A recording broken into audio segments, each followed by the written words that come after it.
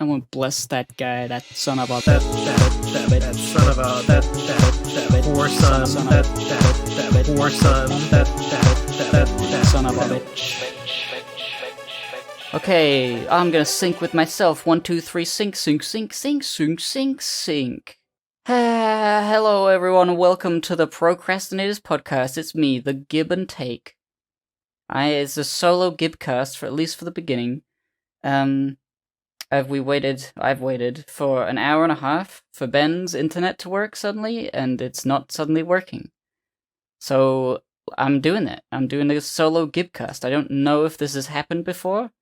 I know I've uploaded like a solo, like a vlogcast or something a long time ago, just talking about what I do.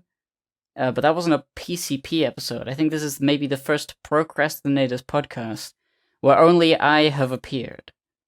So,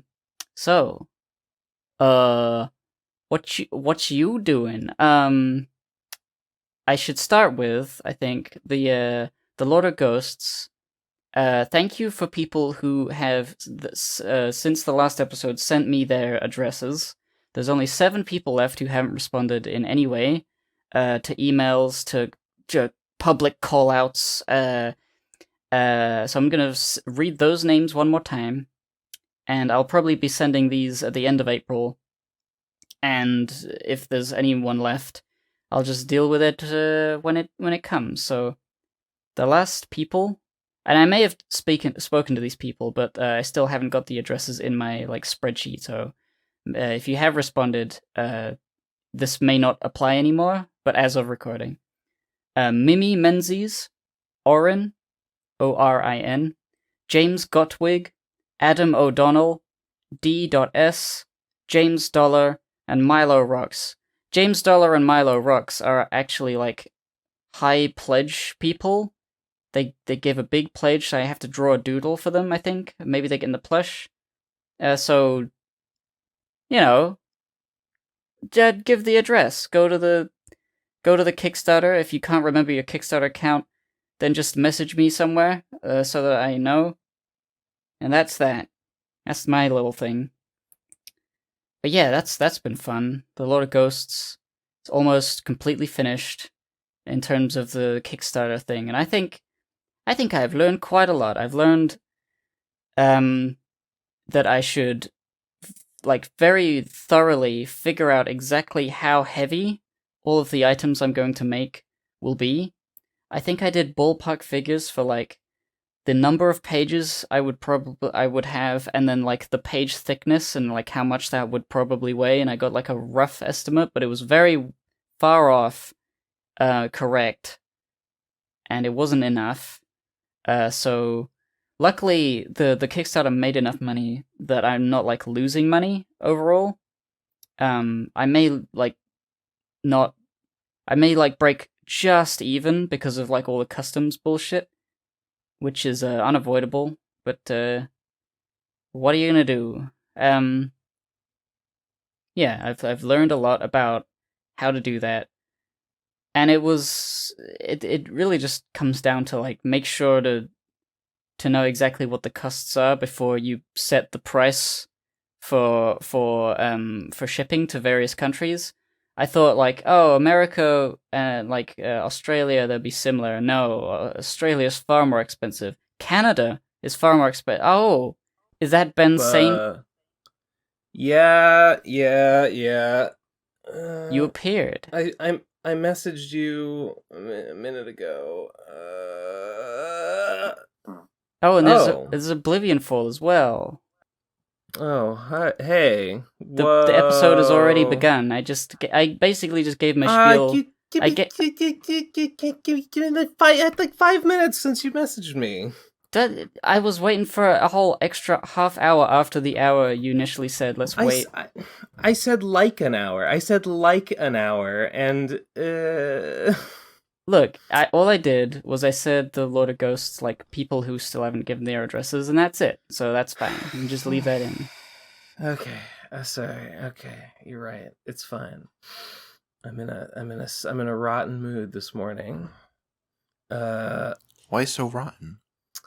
I don't know if I even want to talk about it, to be honest. Sorry. Wow, I'm being a real downer. How are you guys? Well, I'm fine.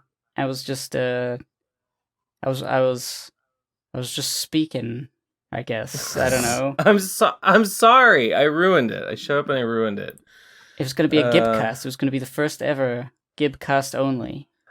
I know. Well, sorry. My internet's down. I don't like that my internet's down. No, but I don't want to. But I don't want to pay for data. I don't want to pay for data on my hotspot, my Wi-Fi hotspot on my phone. Is it It working, sucks. or are you on hotspot right now? No, I'm on the hotspot.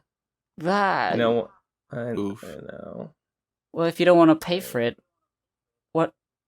why are you paying for it? It's gonna if we go on for a while, it's gonna be a lot.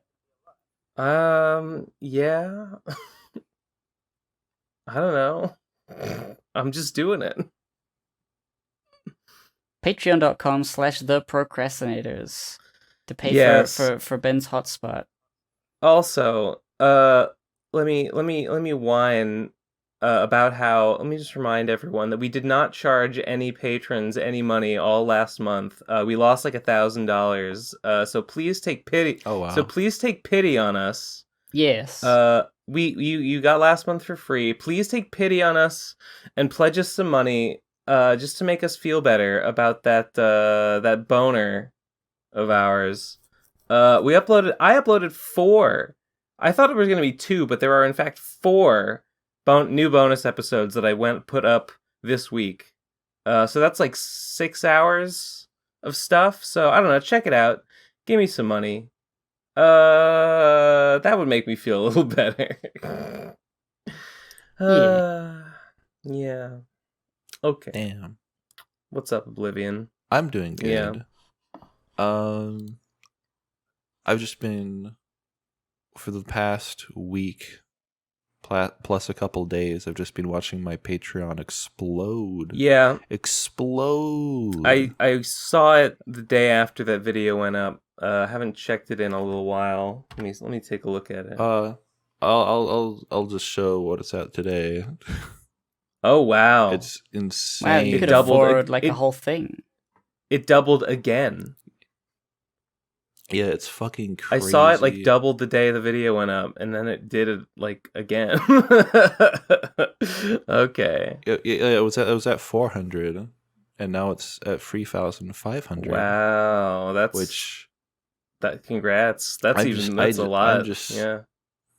I'm just speechless. I'm speechless. I've been making animations on YouTube for up close to 15 years, and this is the first time I can officially say it's me. I've done it. I've made it. I'm an independent boy, not having to rely on doing animation for other people. It's crazy. It's the power of the big booby. I'm very happy. Yeah, I guess. suppose. Damn. Well, not to diminish the fact that it was a very good animation that got all that attention, because it was very good. What can I say? 900. It's a big number. What's your next animation then? What are all these patrons gonna be waiting for? The next project is Come Zone 4. I've been working on the instrumental since the beginning of last year. Writer's block is bad, and also I've had so much other things to focus on that I haven't really been able to properly sit down and, dedicate a lot of time to it until now. But yeah, it's going well. I'm making my own music instead of stealing from Infected Mushroom. That's nice.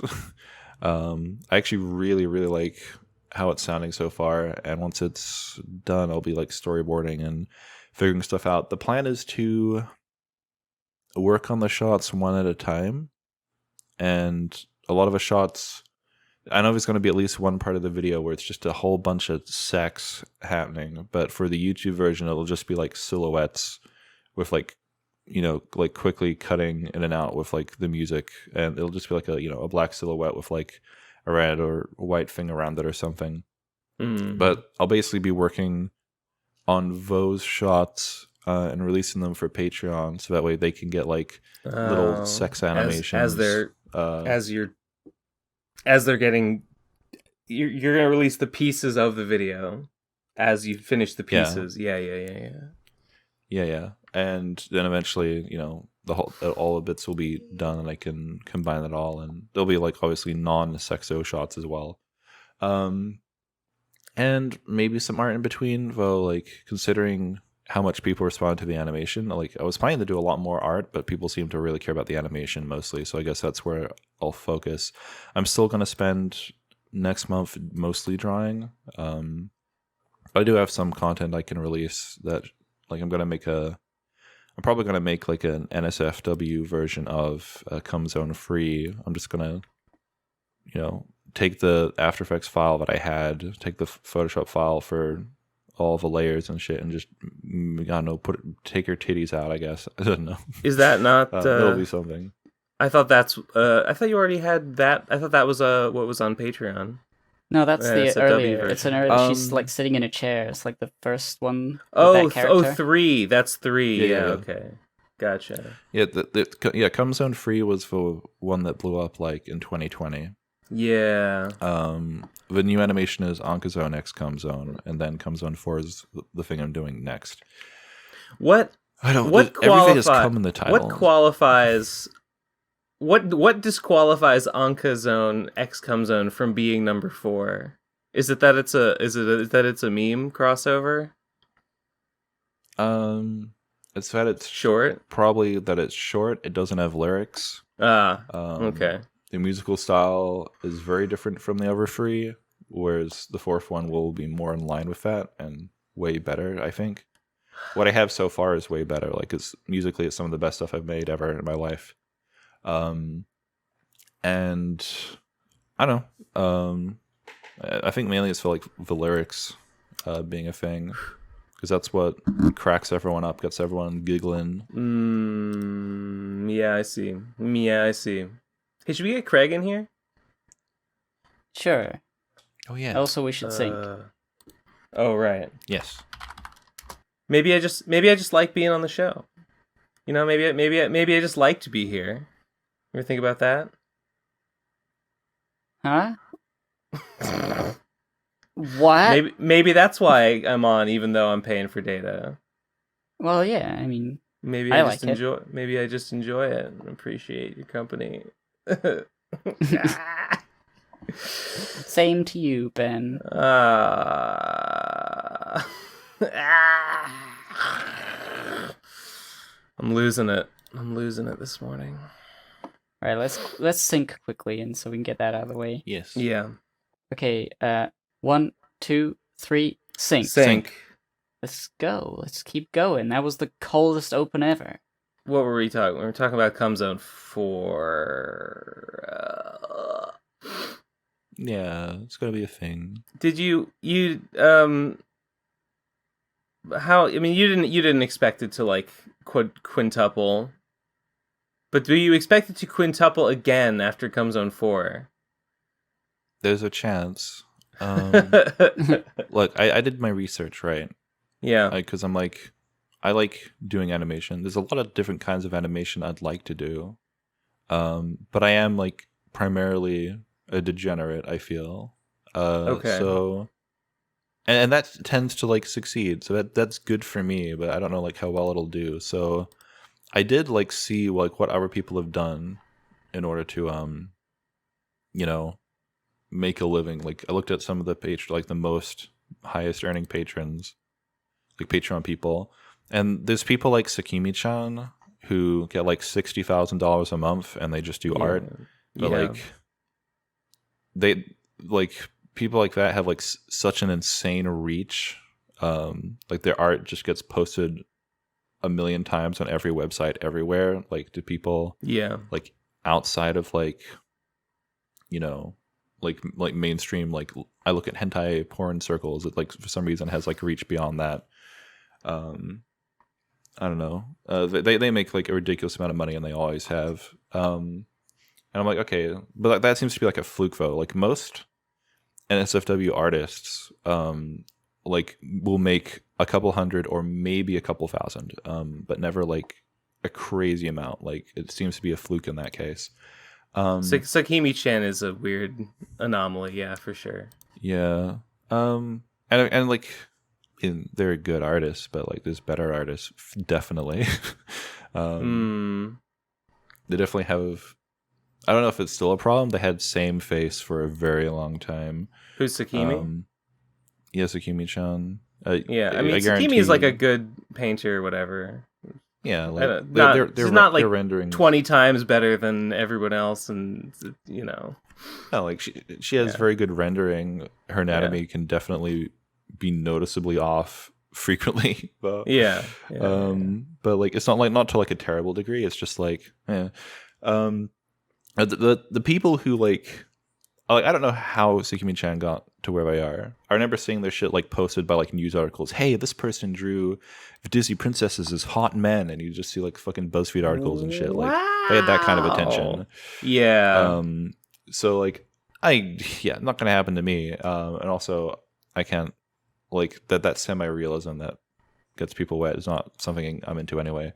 But what I have seen is I've seen animators like fucking go from small number to ridiculously huge number, and that's like the tens of thousands very fast. And it seems to mostly happen with animators. It happens with there has to be exclusive content.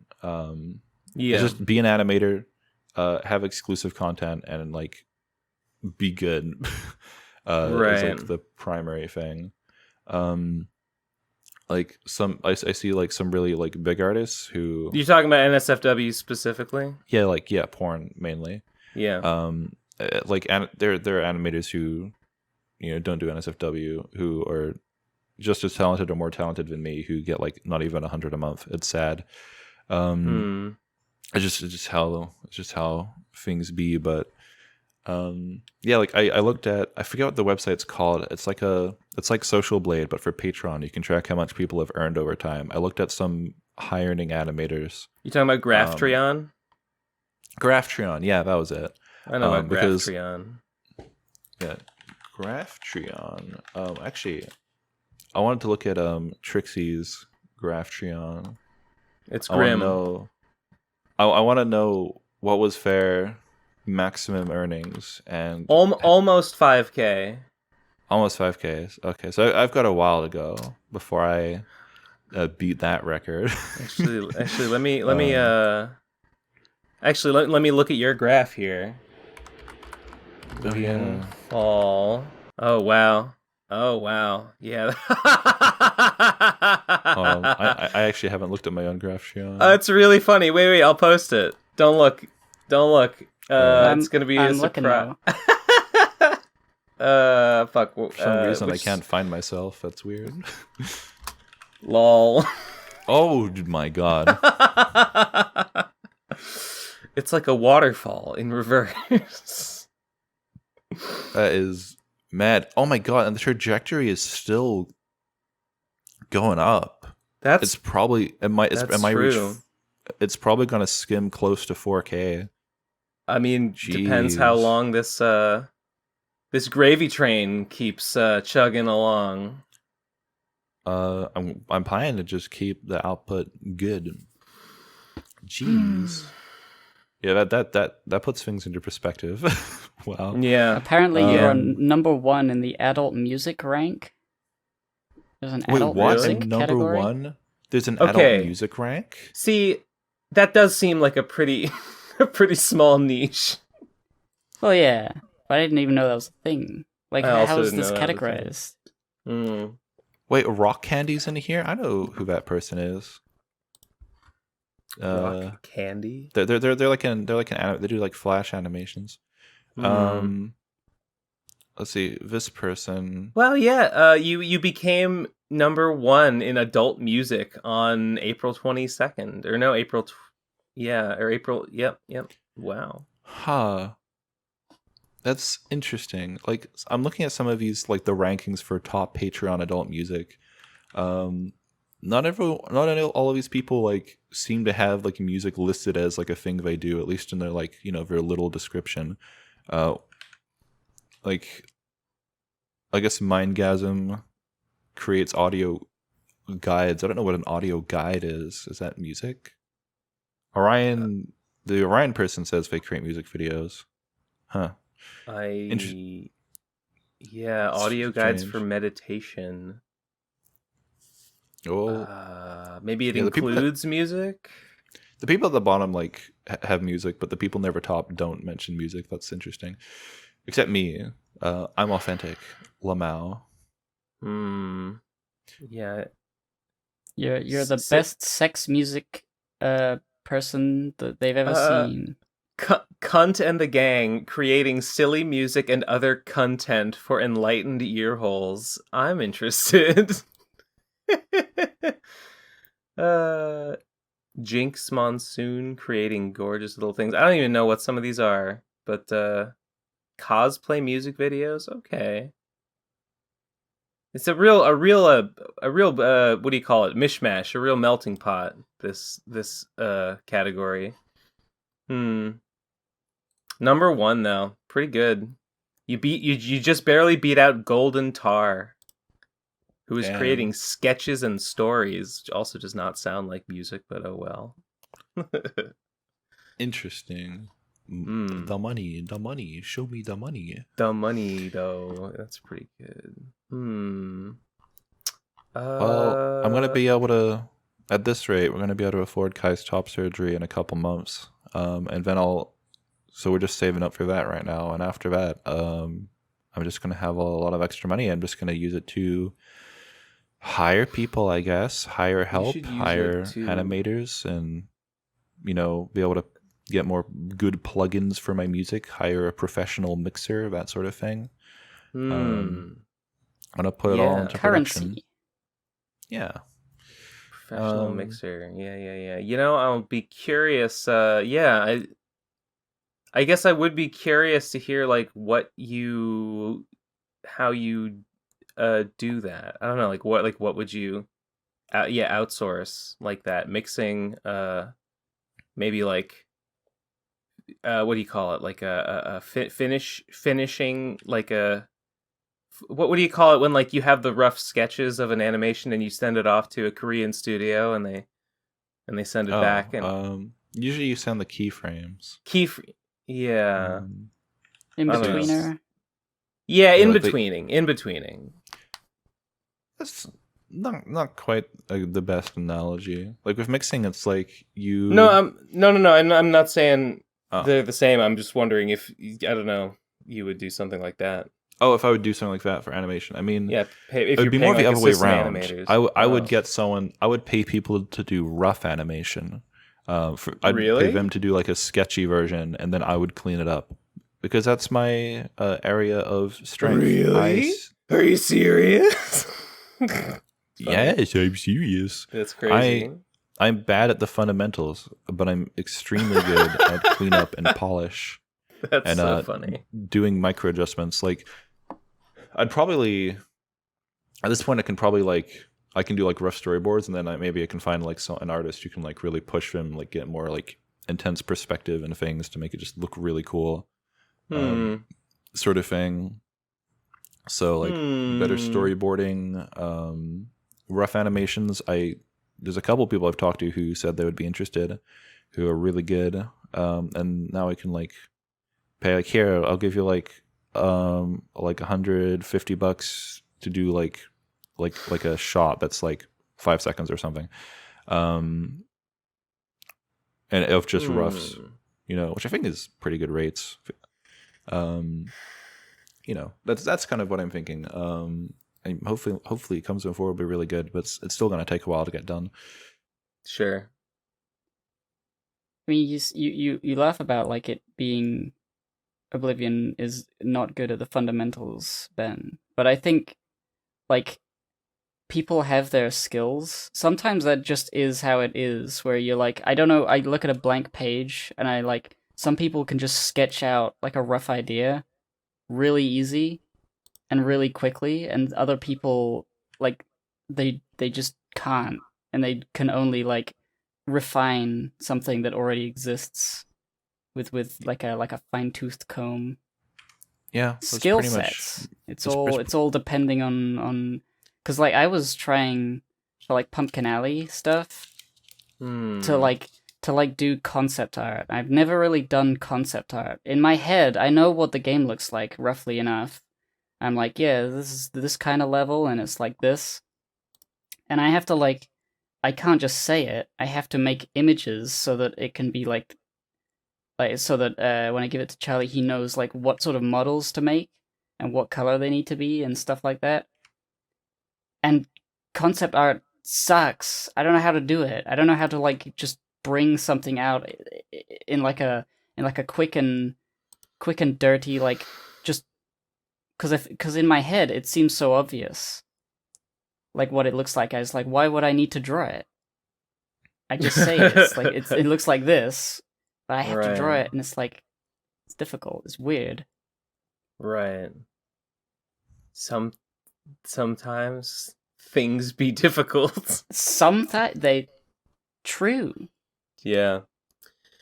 Yeah, like with me, I on occasion when I go to sketch something, it'll just turn out pretty good the first try. Most of the time, it's bad, and I have to fight my sketch. I have to fight my sketch for hours and get a bunch of opinions, and then I can sort of coax it in a direction that's good, and then maybe I'll polish it up, but it'll still have a lot of problems. The more I work on it, the more I just hate it. Yeah, I don't know. I'm definitely not great at drawing still. Like I can get a good drawing eventually, but it takes way too much fighting at the moment compared to other artists I see who in like 5 minutes they'll just have something that looks great. Whip something out. Yeah. I'm like, what the fuck? How did you do that?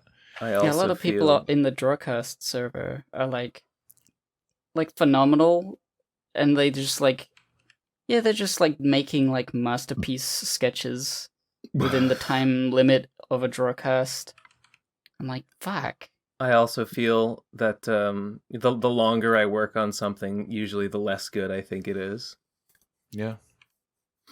It's funny because the reason it takes a long time is because usually it's because like your sketch was not great, and then you're building on like an incomplete or an unpolished foundation, and then you just kind of gotta like the face kind of does it supposed to be here? No, that's not right.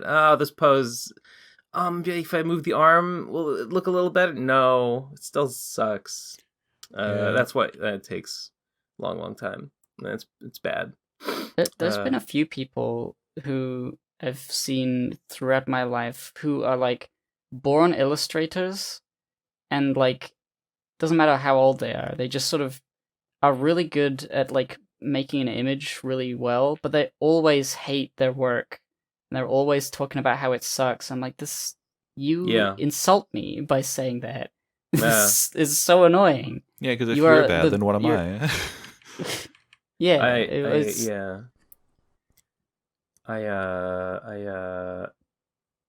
What is it with artists? Some people just can't take a compliment. Some people you'll tell them like, this is a really good drawing, and they'll be like, no, it's bad, it sucks. You have shitty taste if you think my stuff is good, you idiot. Forays is always like that a little bit. Not in the annoying way. Like he'll just let's kill him. He'll just sit down, like just throw some lines down, and like it'll be these really nice like shapes that have like really good like appeal, and look really good. And I'm like, whoa, that's really cool. And he's like, what the fuck are you talking about? This is just some garbage I made. I'm like, but it's good. Yeah, I do that as well sometimes. It's not. I'm not proud of that. I do sometimes like draw, and it's like, yeah, I can see that this has potential. This has some good stuff going. You've done some really nice ones. Yeah, I don't know how to judge my own work, and so when I'm in a bad mood, or if I feel like futile today, it's never gonna work out. Doesn't matter how good I'm actually drawing and how much people are saying, oh wow, Pog. It's like, Just another day of being Gib, being like the not good one. Just another day being Gib. So Yep. tragic. Just a little Gib in a big, wide, terrifying world. Oh my god. Twipi drew that Virginia, and then they sent it as a voicemail on the last episode, and it was great. They didn't tweet it at me, so I could retweet it though. Those Virginia having sex paintings, they were so good. The crutch tip. It wasn't sent as a voicemail. I sent it in voice chat for them. Oh, right. That's right. But the point is, we did show it. Yeah. I censored it so that Eleazar could have something to put on screen. Excellent. I don't know if you saw the censored version. I did. Went back and looked at the episode, that part. Yeah.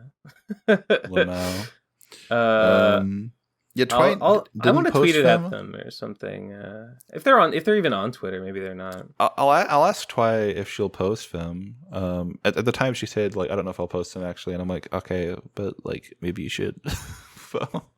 I thought they were worthy. They were good. They're on a family trip. When they get back, I'll bully them into it. I see. Oh, so wait, maybe by the time this episode's out. Did you ever post that video? I think it was you and Four Eyes reacting to the yes. pig. I didn't see that, but I want to find it. Your server. But I'm sorry, I must have missed it. But I'll take a look.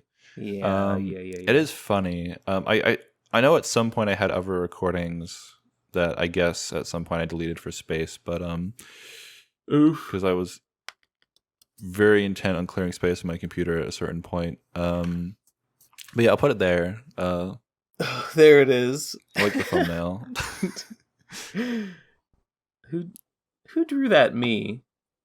That was a comic from a while ago. I forget who drew it. It was a comic. Like the artist was someone you.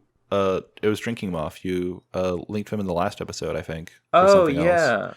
Oh yes. I realized that Drinking Moth has drawn a bunch of things that I remember over the years. Drinking Moth is a very cool PCP fan. I like your stuff. Yeah, I realized as we were talking about I was like, I remember this person did the what do you call it? The League of Nate Fuckers is the one that jumps to mind. It's League of Nate Fuckers one. That's the panel. The thing I used in the YouTube thumbnail was the panel where you were freaking out about the pig is coming, the pig is coming. Yeah. So scary shit, man. I'm not going to go into any detail about this. I'm keeping this a secret. I have decided to stop being fucking stupid. What? Yeah. But that's your whole character. I know, not anymore. I'm turning over. I've decided to stop being stupid and do something that might actually succeed in the free market. And I'm not going to say what that is. Porn. But no, it's not. Damn. Sorry. Good guess. Good, reasonable guess. Nah, not interested. Something even better, if you can believe it. I'm nice. Gib, I talked to you about it. I'm gonna do it. Oh. I'm gonna try to do it kind of soon. I'm just. It needs a little. It needs. I shouldn't dwell on it because I'm not giving details, and this is gonna be really annoying to be so vague. But it's gonna take Yeah. Yeah. What you told me was like. There was a thing that I didn't pry about. I'm wondering, like. Okay, yeah, we can't talk about it because it's secretive. I'll just say it's gonna take setup and it's gonna take some money. I'm gonna have to invest some money in getting it done, and my hope is to be. I'm trying to figure out how to do it for little enough money that I think it will turn a profit. Is the is the difficult thing. I've been making phone calls. They have not led anywhere yet, but I'll keep at it because I would kind of like Just to do random that. phone calls to random residents of Boston. Because I would like to do that when you are in town, when you're visiting. So that's in like a month. So I'm just gonna try and get it set up by then, and we'll see how that works out. But I'm excited to maybe not be such a fucking failure. Maybe, I don't know. That's my goal. That would be wild if that happened. I don't know. The Ben Saint success arc. But we'll see. We'll see. Maybe in a couple weeks I can tell you what I'm talking about, listeners. Let me not dwell on this anymore. Let me not keep us from the important topics at hand this week. I don't know if there are topics at hand. No, I've mostly just been like trying to figure out Pumpkin Alley concept art for the pre-production phase. Yeah, how's that going? And it's I mean, I've had this level that comes after the first level in my head, and I'm like, all right, this is this part, and this is the next part, and this is an enemy, and I'll just draw down a design for an enemy. Oh, this enemy will block you. A fun thing about Pumpkin Alley is like thinking of ways that the enemies and all the things can be like designed around the ability that Pump has, which is burning stuff. Mm-hmm. So yeah. This is like a sandy level. There's sand, so you use your fire breath to turn sand into glass. So you can That's heat cool. up like sandy enemies, turn them into glass, and then smash them. So it's like freezing them with fire. That. Yeah. That's neat. That's very neat. So there's all sorts of like thinking of like a type of enemy that is just unique from all other types of enemies, and you have to deal with it in a certain way. And just making it fit with the location, saying, all right, we'll do this and that. But I think the next thing I need to do is like draw a literal like level plan layout of like the floor. Yeah. And stuff. I don't really know anything about pre-production. I'm just sort of like doing things I assume will be helpful to refer to later. And that's it. It's like I just don't know what I'm doing. It's the stupidest thing ever. Yeah. Making a game doesn't make any sense. You fuck around and then suddenly you're playing something. It's like I don't understand. That is fucked up. It's really fucked up when that happens. That's really messed up. It's bad. It's bad. Yeah. Stop it. Oh my god. Quit it.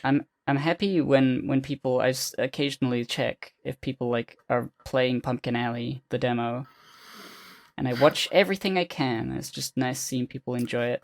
Yeah, I have seen a continual slow trickle of a few more people downloading Phantom's Revenge. You know, a couple people a day, maybe here and there, and that's nice. That's not. What is this? I wonder.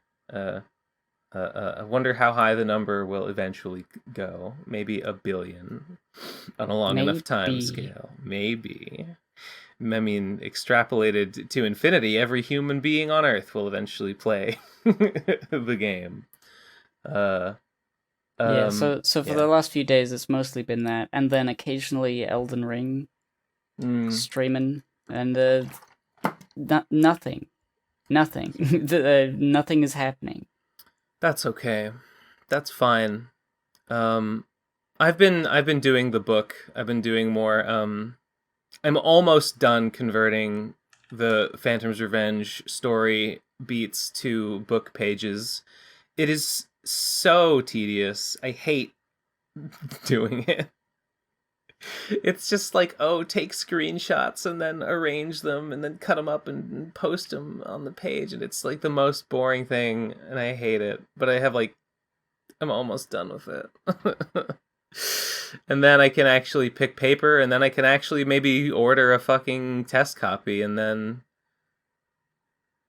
I should really just buckle down and finish that, because once that's done, I really can like start to get that book Kickstarter underway, which is kind of a big deal. This I should probably try and finish that like this week. It shouldn't really take me that long. But that's what I was doing like this weekend, yesterday. I'm getting so close to having 100%ed Hades. I got the epilogue. I got the basically true ending. I'm a bit sad because you get the true ending, and then all of the gods they start saying different things to you because like your relationship to them has changed a little bit. And now I'm like, oh well, now I'll never hear every scrap of voice dialogue in the entire game. Oh, now I'll like it's forever. Like your save file is like. It seems like it. Because what if you start over? What if you delete? Because before, I mean, this is a bit of a spoiler if you care about such things. Before, all the gods think you're trying to. Well, they think. I don't know. Whatever. It's the point is they have a big party. You have a big party, and everyone makes friends and forgives each other, and you're a big happy family, and it's nice. So instead of like befuddlement and confusion that like why have you still not like broken out yet, Zagreus? Now they switch to being like, hey, no hard feelings, man. Hey, love you guys. So it's like, how many more times could I hear them say like, hey man, your dad sucks. Fuck that guy. Here's a gun that shoots lightning. Now they're like, hey, no hard feelings. Have a gun, nephew. That's wild. I'll never know. Yeah. There's so many lines. There's so much dialogue. I mean, in that game. My family never gives me guns. Yeah, they give you like, here. Hey nephew. If you now you shoot tidal waves. Haha. Fuck your dad. Bye. My dad is fucked up. Is that true? I remember if I mentioned it on the PCP that my birth father is a conspiracy crazy man. Oh God. Yeah, a lot of that what going around these days. Like QAnon or these days probably, but like way wilder shit than that if you can believe it. Like flat Earth. I mean, it's possible. Maybe he's secretive about that one. I don't know. When I was growing up, I didn't see my birth father much. I was very little when my stepdad came in, and he was a good guy, very cool guy. My birth father, I would see him very occasionally. You know when he decided to visit or decided to be at his house when we tried to visit him. Wasn't too great, but. I don't know. I was a dumb kid. I liked him a lot when I was really little because he would take us to McDonald's and buy me an ice cream, and my other parents wouldn't do that. What more do you need? And he would rent out a movie and would watch it, and I'm like, whoa, time with him is so good. It's amazing. It's like almost as if he only has to make an effort once a year or less. Yeah. But so I was unaware of the conspiracy shit. Until I think in 2007, we moved into his. Well, we were basically spending a lot of time in his city because my grandmother, the one extended relative who I had any sort of close relationship with, got cancer. Because all my other relatives, I feel pretty like I don't feel like I know them that well. But my Nana, I really liked her. She always used to make me pancakes, and so that was sad.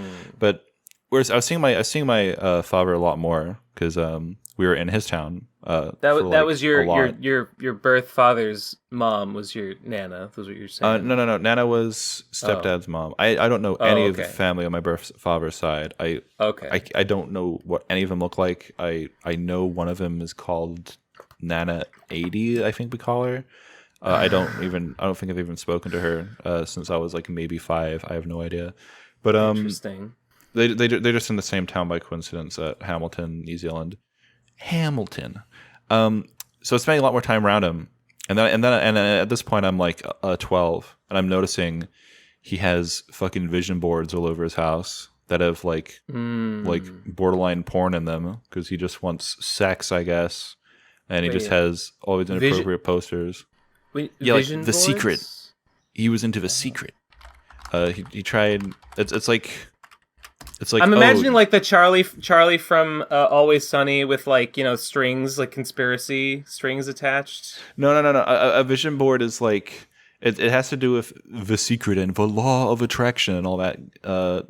Oh, so it's like a collage of stuff that you want in your life. Yes, and if you just stare at it real hard, it'll just fucking happen.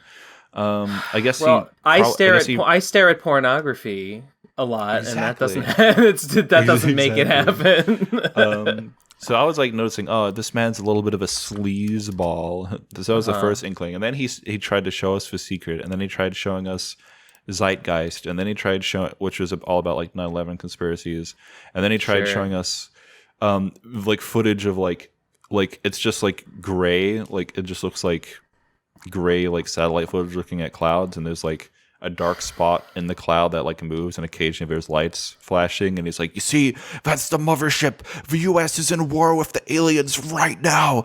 And then showing us audio of a woman who is clearly fucking, she's on some fucking drugs, who's like, yeah, and then Princess Diana, she didn't die in a car crash, those were dummies.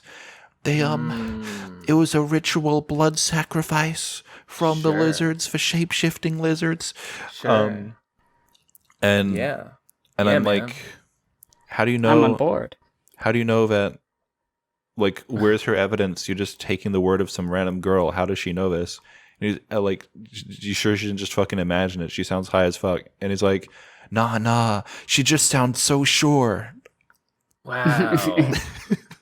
Cool. And then my parents if somebody told me, like, believes it, then it has to be true. That's exactly. True. And then my parents, like I told my parents, like I've been seeing him more. He's been saying a lot of weird shit, and my parents like, oh yeah, dude, like so like after 9/11, we got a phone call from him, saying the Jews were behind this. The Ark of the Covenant was on the plane. You know. Oh my god! Wow. Okay. But then I guess later. So yeah, Ark of the Covenant on the 9/11 planes. That was his original conspiracy for that. Then it was they weren't planes, they were missiles, and the wings were edited in using a Hollywood movie magic. You know, I've never heard either of those before. So, oh my god! So wait, is it that the Ark common. of the Covenant opened and that's what melted the steel beams, like in Indiana Jones? Like it melted the Nazis' faces. Yeah. Yeah, like first it's. The Ark of the Covenant was on the plane. Then there were no planes, there were missiles, despite the fact that thousands of people witnessed it. No, everyone in New York was paid, and every video footage they took, they edited, they did Hollywood movie magic on it and faked it to make the missiles look like planes. Missiles are not the size of planes. I don't think he realizes how small missiles are. They're really not that big. Technology is amazing. You just put a PNG on it. PNG of a big old plane. And then it's the planes are real, but there was a controlled demolition at the base, which is not what the video footage shows. The building collapses from the top down, not from the bottom like into itself. But whatever. It's so bizarre that people like decide, like it's like thinking about it as like a coping mechanism. It's so obvious why they decide that things that could be distressing have to have been like controlled demolitions and not like just the world being chaotic. Yeah. They don't want to they never get conspiratorial about something that isn't a serious problem or like a big chaotic thing. I mean, there are conspiracies. There are conspiracies, but they're not things these people care about. It's always to explain like horrible things happening, tragedies, like, and school shootings, all fake, never happened, that kind of thing. Yeah, yeah. It can't possibly be that the world is just crazy sometimes. It has to have been a secret person involved in it, and if only I beat them up, the world will be safe and nice. Yeah. It's true. He's very into aliens as well. Yeah. The best one though. This is the best one. I actually forgot about this for like 10 years until I remembered. So the year is like maybe 2007 or 2008. We're visiting him. We put on Pirates of the Caribbean Free. He's never seen it. And in Pirates of the Caribbean Free, it opens. You have a bunch of pirates, being executed. They're being taken to the gallows, and they're singing a sea shanty, and like they're just being like executing like 5 at a time, and then the next lot goes up, executed. Next lot goes up, executed. They're just hanging a bunch of them, and my dad's watching this, and he's like, "Oh my god, oh my god, this is what they did to the victims of 9/11." They weren't on the planes. There were no people on those planes. The real victims were flown to Mars, where they were executed just like this. That's like that is like crazier than I would have expected. Like, what? How would you say that? How would you say that? Dude, just every time you watch Pirates of the Caribbean Free, just remember this happened on Mars. They flew the planes there to kill the people. It's like the plot of Adventure Time. Basically, I wonder what would happen. It's exactly like that. I wonder what would happen if we showed him spirit science. He probably believes the moon is fake. Never asked him about that. It really does sound like they're just any he'll just believe anything. Show him anything Sonic that Adventure sounds 2, a little weird, and like the moon explodes, and it's like Eggman's robot, and it's like that's true, probably. It is true.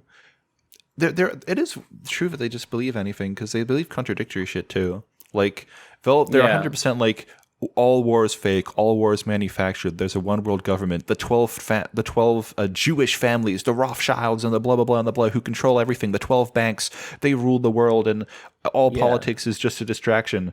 They'll say that, but at the same time, they'll be like, "Yeah, we have to kill Bin Laden. We got to get that motherfucker.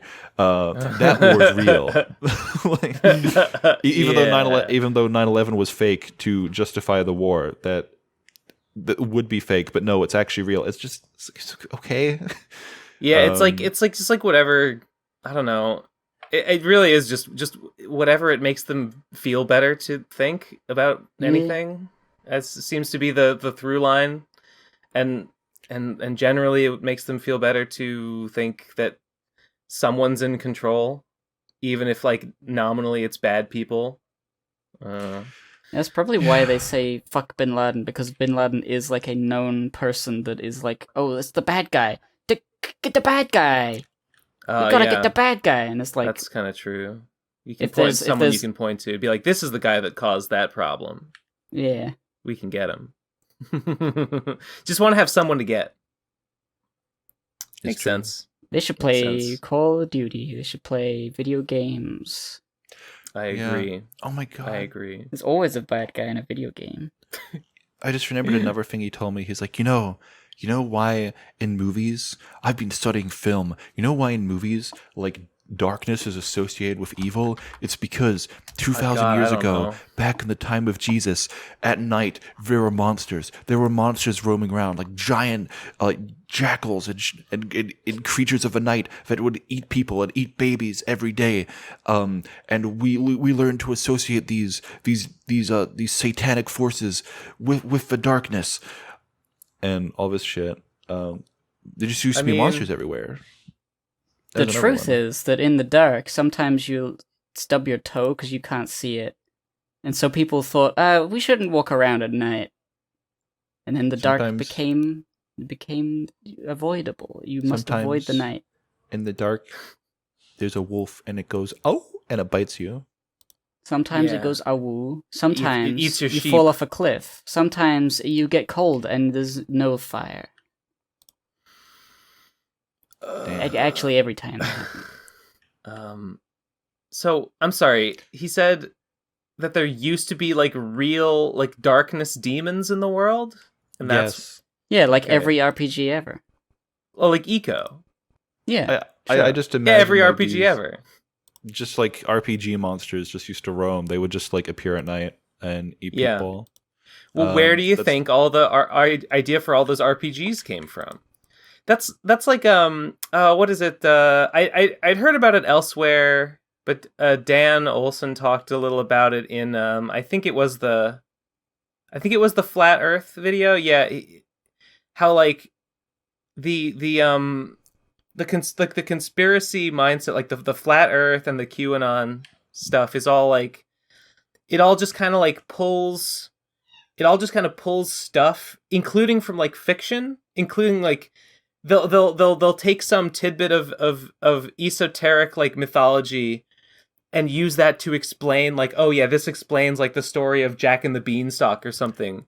Where did Jack and the Beanstalk come from? Oh, well, it's because giants, the Nephilim, and the world tree was the beanstalk and stuff like that. It's literally just a fairy tale, but sometimes they'll use that as evidence for something. They do get obsessed with fiction though, don't they? Like they'll read like fiction books and say, "Though this is real." Like my dad thought the Da Vinci Code was like a documentary. Yeah, I think so. Like he unironically thought that. They're just looking for something to latch onto. That was me as like a kid. That was me like, only I didn't think it was real, but I would think like, I don't know, this. But he did think it is real. I would think, oh, this character is described as wearing like a long red coat with a high collar. I should get a long red coat with a high collar. That's real. That would look cool in real life. Yeah. And it was true. It worked. It's pretty wacky. There's some real wackiness in the world today. These days. You ever think about how like everything, all the stories was written by cowards who couldn't take shit? They go out into the dark.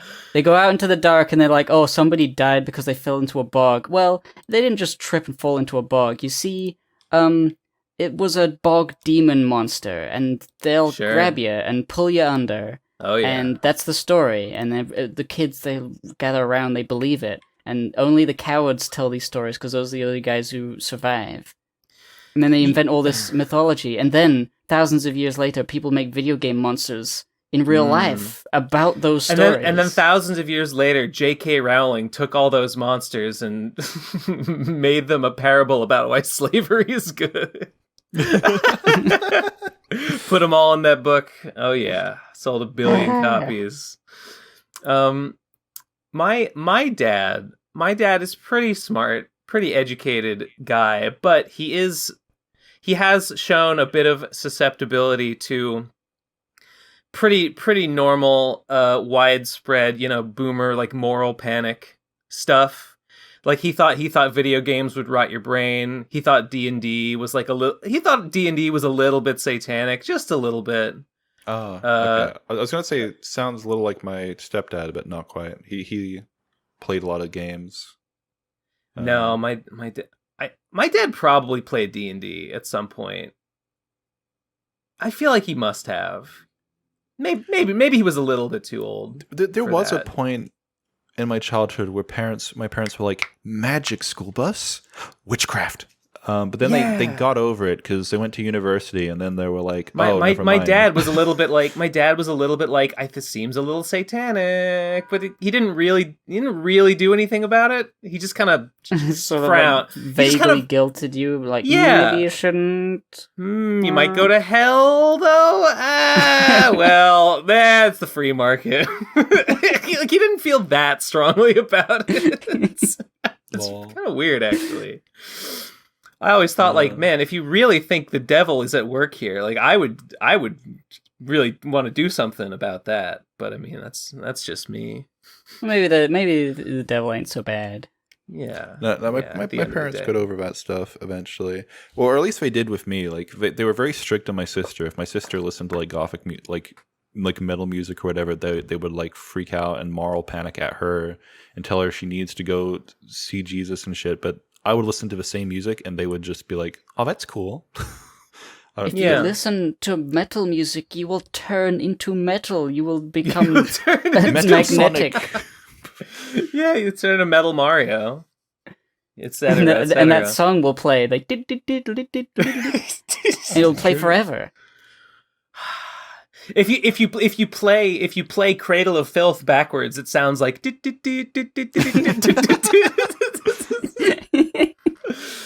that was one of the bands that. Yeah, mine too. My sister at, but not me. I bought a Cradle of Filth album, and my dad. I think I had a Cradle of Filth album, and we were listening to it in my basement with my friends. We were over for D&D, and my dad just made a sarcastical comments like, you guys listening to devil worship music down there? And I was like, no, Dad, it's art, Dad. You don't understand. Shut up. Honey and Sulphur is a banger, though. At least the opening of that song is a banger. I don't even remember what that is. I'll be honest. I was just into that stuff to look cool for my friends. I was a poser. I don't think I was. I liked some music that my friends got me into genuinely. Other stuff I was like, oh, my friends are all goth. I should get into goth stuff too. I didn't pose enough. I was too into like the one band. I mean, I was too like dad rock focused because like, I like Led Zeppelin and the Beatles and like David Bowie and Elton John and all that, and everyone was listening to contemporary bands that were coming out right now with hot new 90s tracks or what 2000s music. And they were like, yeah, look at this, listen to this. What do you like, Gib? They didn't say Gib. No. And I would say, stuff, because they didn't know the Beatles. But I didn't want to be like, you don't know the Beatles? I don't want to be like a freak who likes the Beatles. I was like, the Beatles, that's like bug. That's stupid. What the fuck? That was me. That's a bug. School. That's like a glitch in the system. Why would you name yourself the Beatles? Is it because music has a beat? Are you dumb? Are you trying to be clever? Get out. Took me a long time to realize that the name had an A in it. And that it was a joke. Look at these bowl cut boys. They're not for me, I said. They were not for you. They were for young girls in the 60s, 50s. It's crazy. Whatever. It's crazy listening to live performances from like Elvis or the Beatles back then and understanding, this is where the term fangirl came from. People like just they invented screaming bloody fangirls. Murder. Like they were screamed so fucking loud. It's nothing like today. People fainting. It's like they'd never seen a boy before. Basically, maybe they hadn't. Maybe they weren't allowed. I guess that would have been the thing. You're so is it nothing like today? Do they not? Like the way they scream is like it sounds like they're being murdered. It's like blood curdling. Like whereas today it's just like people cheering, like and they cheer a lot, but like some of the clips I've seen, it's like it's like shrieking. That's very funny. They're shrieking as loud as possible. They're shrieking, they're like fainting, they're crying and shitting and coming, all of that at the same time. Unironically, all in the front row. Time. Like you can't hear like the music over it, like almost. That's why they started doing studio albums more, is because they literally couldn't do live performances because they couldn't hear themselves. It was just like a big like screaming thing. It's like, okay, I don't like this. I liked the music. I want to do music, and then they stopped. They stopped appearing live forever. Until they appeared dead. As one day we all must. I do remember like a couple times would say, "What's your favorite band?" I say, "Oh, Led Zeppelin." "Oh, the Beatles," and they would say, "Oh, cool," because they knew what that was. But they didn't care, and I didn't follow up with anything because I didn't know what to say. And that was it. I should have posed more. I should have been like, yeah, I'm into whatever you're into, What are you into? I'm into As I Lay Dying, and they're like, As I Lay Crying, more like, haha, and then they beat me up. Yeah, I would have to. And then I will literally be laying there dying because of being beaten to a pulp. You don't like Cannibal Corpse? You don't like amazing songs such as I Come Blood? Get out. Cannibal corpse? I'm gonna cannibalize your corpse. Kills you, eats you. No. Very Vor. Yeah, hard. That's hard vor too. It's hard Like vor. with blood. Like Hard with blood and with blood my and bones and penis. stuff. I don't like murder. I disavow murder and cannibalism. You're brave. You're so brave. Thank you. More people should do it. Why has I'm the nostalgia critic. why has the nostalgia critic have to. Why has the nostalgia critic not formally disavowed murder and Nazism? Why has he not released a statement? Why has he not formally condemned the Russian invasion of Ukraine? Yeah, he can review Smiling Friends, but he can't review Putin's actions. You took the Every words right out of my reviewer mouth. has to review every political every newspaper. Live react to it's like the news of the day. Wait a minute, nostalgia chick. What are you doing talking about the current day climate of Russia that led to the invasion of Ukraine? I already reviewed this war. But there's been developments. But the forces have overtaken Mariupol, the Azov battalion. Well, I guess we'll have to collab about it. Hello, I'm the nostalgia critic live in Moscow. Linkara, what are you doing here? What are you doing in my war What zone? am I doing here? What am I doing in this active minefield? What am I doing in the Azov battalion? Can I be in this war? They do like the what was it like that first Channel Awesome like reviewer huge collab. What was it called? Kikassia, where they got everyone, flew them out. They should do that, but they should fly everyone out to Ukraine to fight in the war, to kick and like film it.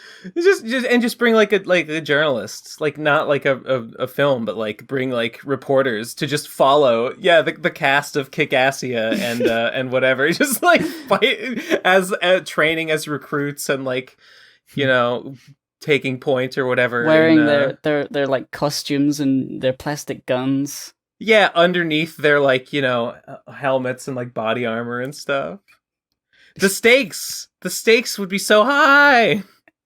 Oh yeah. Did you see that Andrew Callaghan, formerly known as All Gas No Brakes, just fucking went to Ukraine? I don't know who that is. I'm not sure which guy. I've heard that name, All Gas No Brakes, before. It was a guy who would just show up to random events, usually like events like Flat Earth conferences and like, or just like, just any place where he would expect he would find crazy people, and he would just walk up to randoms in the street, point a microphone at them, and just let them say whatever the fuck. And wait, is that the guy from Channel 5? Oh yeah, Channel 5 of Andrew Callaghan. Yeah, that's I have seen him. He made a video in Kharkiv. No, not Kharkiv. In Ukraine. Where was he? He was in Ukraine somewhere. Yeah, it was like an air siren went off, and they went to hide. And there was a cat. The family was bringing their cat, and it was good. Yeah, this guy's cool. He's met some fucking weird people. He just goes where stuff happens and just interviews random people, and it's interesting. Yeah, proper journalism. That's real. It is. It's very gonzo raw. journalism. What does gonzo even mean? I think if you go and you join the war and you report on it, I think I would call that gonzo journalism. I don't know if he joined the war. He just kind of showed up and just with a microphone. Yeah, I don't think he's killing anyone. I think he is just on the scene. Oh, well then I'm not sure. Not sure if that counts then. Damn. War is bad. It is. Nah, I like it. More war, please. Can we invade? Can we invade another country? I may not agree, but I respect your opinion. Maybe it's Respect my good to onion. some people. I War think we might should be good for some invade people. Wales and finally like kill that dragon, slay that dragon. Somebody's got to do it. Yeah. St. George was like the patron saint of England, and he is like the guy who slayed a dragon, but Wales is right there and the dragon is alive. I think we gotta solve this problem, we gotta end this. All of the people in Elden Ring are Welsh. So that's what I'm basically doing. By playing Elden Ring, I'm killing the Welsh. You're redistributing the Welsh. like cutting them up into pieces and distributing them You're like around. redistributing their arms and legs all around. It's true. They got some great accents in Elden Ring. Nice. Wouldn't know. I've not really seen any of the games still. I think they're screenshots. largely all Welsh accents, and a few like British ones. Not sure. There was that fucking voicemail. This was a long time ago. I only remember it because I used it in the pig fucker thing. The pig fucker, the interrupting deaf pig. There we go. There's a guy who's like, I really want a Welsh-speaking family. Oh, and I don't even know what.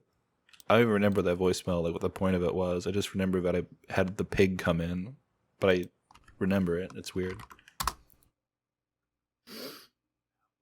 Wasn't there that one guy in, I think, the original Dark Souls? There's like a guy who uses like a Welsh or Scottish greeting. I Shemai, that guy. Yes, the I Shemai guy, who I never even found in my.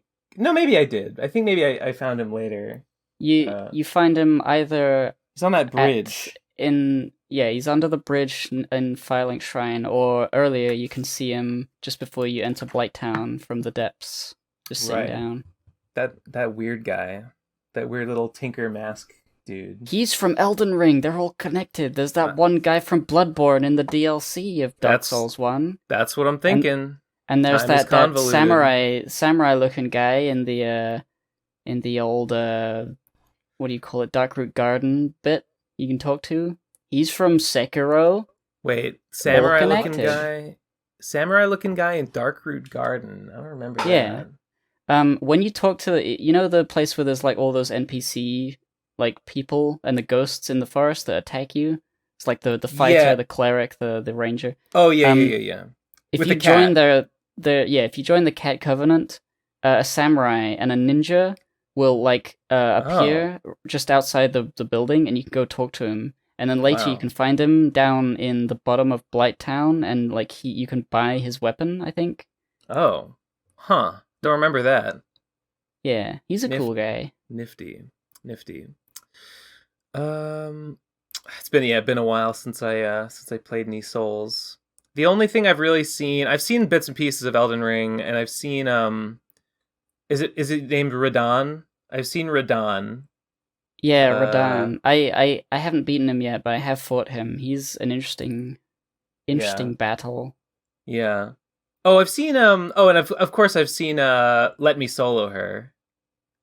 Oh yeah, I've heard of that. I haven't seen. I haven't looked at like the boss because I don't know what boss it is. It's probably like one of the hardest ones. I know what that boss. I've seen art of that boss. I have not actually seen the that fight. Boss looks like the fucking Digimon. Yeah, it looks like Angelwoman. Angel Woman. Yeah. Yeah, she does. Melania got the Valkyrie helmet. Yeah, she looks great. It looks awesome. Yeah, I'm.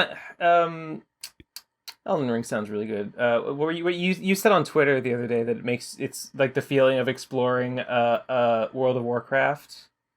Yeah, that was like, oh, that sounds cool. That's a good way. That's an appealing way. It really does feel like, because like, I mean, like old school World of Warcraft specifically, because like in newer versions of World of Warcraft, the quests are very railroady and like take you on a very specific path, and there are lots of cutscenes and like you feel like you're going through a theme park or a tour, and it doesn't feel like a big world that you're exploring. But older World of Warcraft quests, they're just sort of like, hey, go here and do this. And so for a lot of the gameplay of early World of Warcraft, you're just sort of walking around, and killing things and moving and killing things and looking around and killing things and being like, oh, look at that building, look at that castle, look at this. It feels very similar in Elden Ring, because that's basically what you're doing. You kill things because they would kill you otherwise, and you got a horse and you're just going. I watched I think it was kind of an older video. I watched the Never Knows Best video about Final Fantasy. Which one's the online one? Is it 14? 14, yeah. Yeah. And then I think I watched an older video of his about MMOs in general. And I think it was older. And he pointed something out that I hadn't really thought about, but it's like old, like if you were playing MMOs now, like people know how to play them. Like there are guides you can read that will just explain to you like the optimal way to level up your character. Like if you were playing like when World of Warcraft came out, like nobody knew that and no guides existed and everyone was just figuring it out and fucking around. And that sounds so much more fun than like, oh, look up a guide that like tells you like the optimum spell rotation. I mean, yeah, that's definitely what happened with World of Warcraft Classic when they brought that out. Because you got like thousands upon thousands of super veteran players who couldn't wait to get back to reliving their early days in World of Warcraft. But you can never really do it again. Yeah, the player base has changed so much that even if all of the content is the same, the way the game is played is completely different. Yeah. And like everybody min-maxed everything. Like the old game used to be unbalanced, and so everybody was choosing the correct like class and like spec thing to do the maximum damage. And if you didn't want to play as that, you would just die because the game was just not balanced for every class back in the day. Mm-hmm. So it would just suck if you didn't want to play like the optimal thing, and everybody was playing the optimal thing because they wanted to get all of the stuff as fast as possible because they knew how. And it's just like a lot of people didn't like it, but I didn't mind because I never was good at World of Warcraft in terms of like high level raiding or PvP. I just liked the place. So I was just walking around, and I played for like a couple months with my brother. We had 2 Taurens, and we would just like, I was a shaman, and he was a warrior, and we would just like do little quests in little places and be like, oh, we're backing each other up. It sounds really fun. I played a few months in the summer of Wrath of the Lich King, and I leveled up my character and I explored the world and I fucked around. I didn't play it that optimally. I was just fucking around. That's the fun way to do it. Yeah, I was just getting like, I would get a staff and I would be like, oh, this staff looks really cool. It's not as good as that other staff, but like I just really like how this one looks. I'm gonna keep it. And then I got to the end and I got max level and I was like, oh, time to raid. And then I did a couple raids. I was like, oh, this isn't fun at all. I'm done. Game over. Bye. Yeah. It's really weird how the raids, like, they step up the skill floor requirements so high. Yeah. From just playing the game solo or with a small group or just like casually going through it, and then suddenly all of a sudden I'm getting yelled at for playing wrong. Yeah, all of a sudden it's like the game hasn't really like set you up to do a raid. No. By the time you're able to do them, and it's like it's so. I always remember like raiding being like a surefire way to feel like shit. And to know that you need to do a lot of work before you're even close to being ready. And I'm like, you know what? I don't want to do a lot of work. I'm not going to do the raids. And I never did. Yeah. There was like, when I played League of Legends, I played Warwick. And I kind of figured out how to play Warwick. I was like, yeah, all right. I'm sort of getting it. And then my friends who I was playing with were like, yeah, good. Okay, now you have to do that with like every character because like you need to know how all your enemies are gonna play too. So you have to know every character. You don't have to do that with every character. That's ridiculous. I mean, they didn't. You know, the point is they were saying like I realized that like there was too much work to be done to be good at the game. And you just to have fun. Like if you want to like be like real good, that's not fun.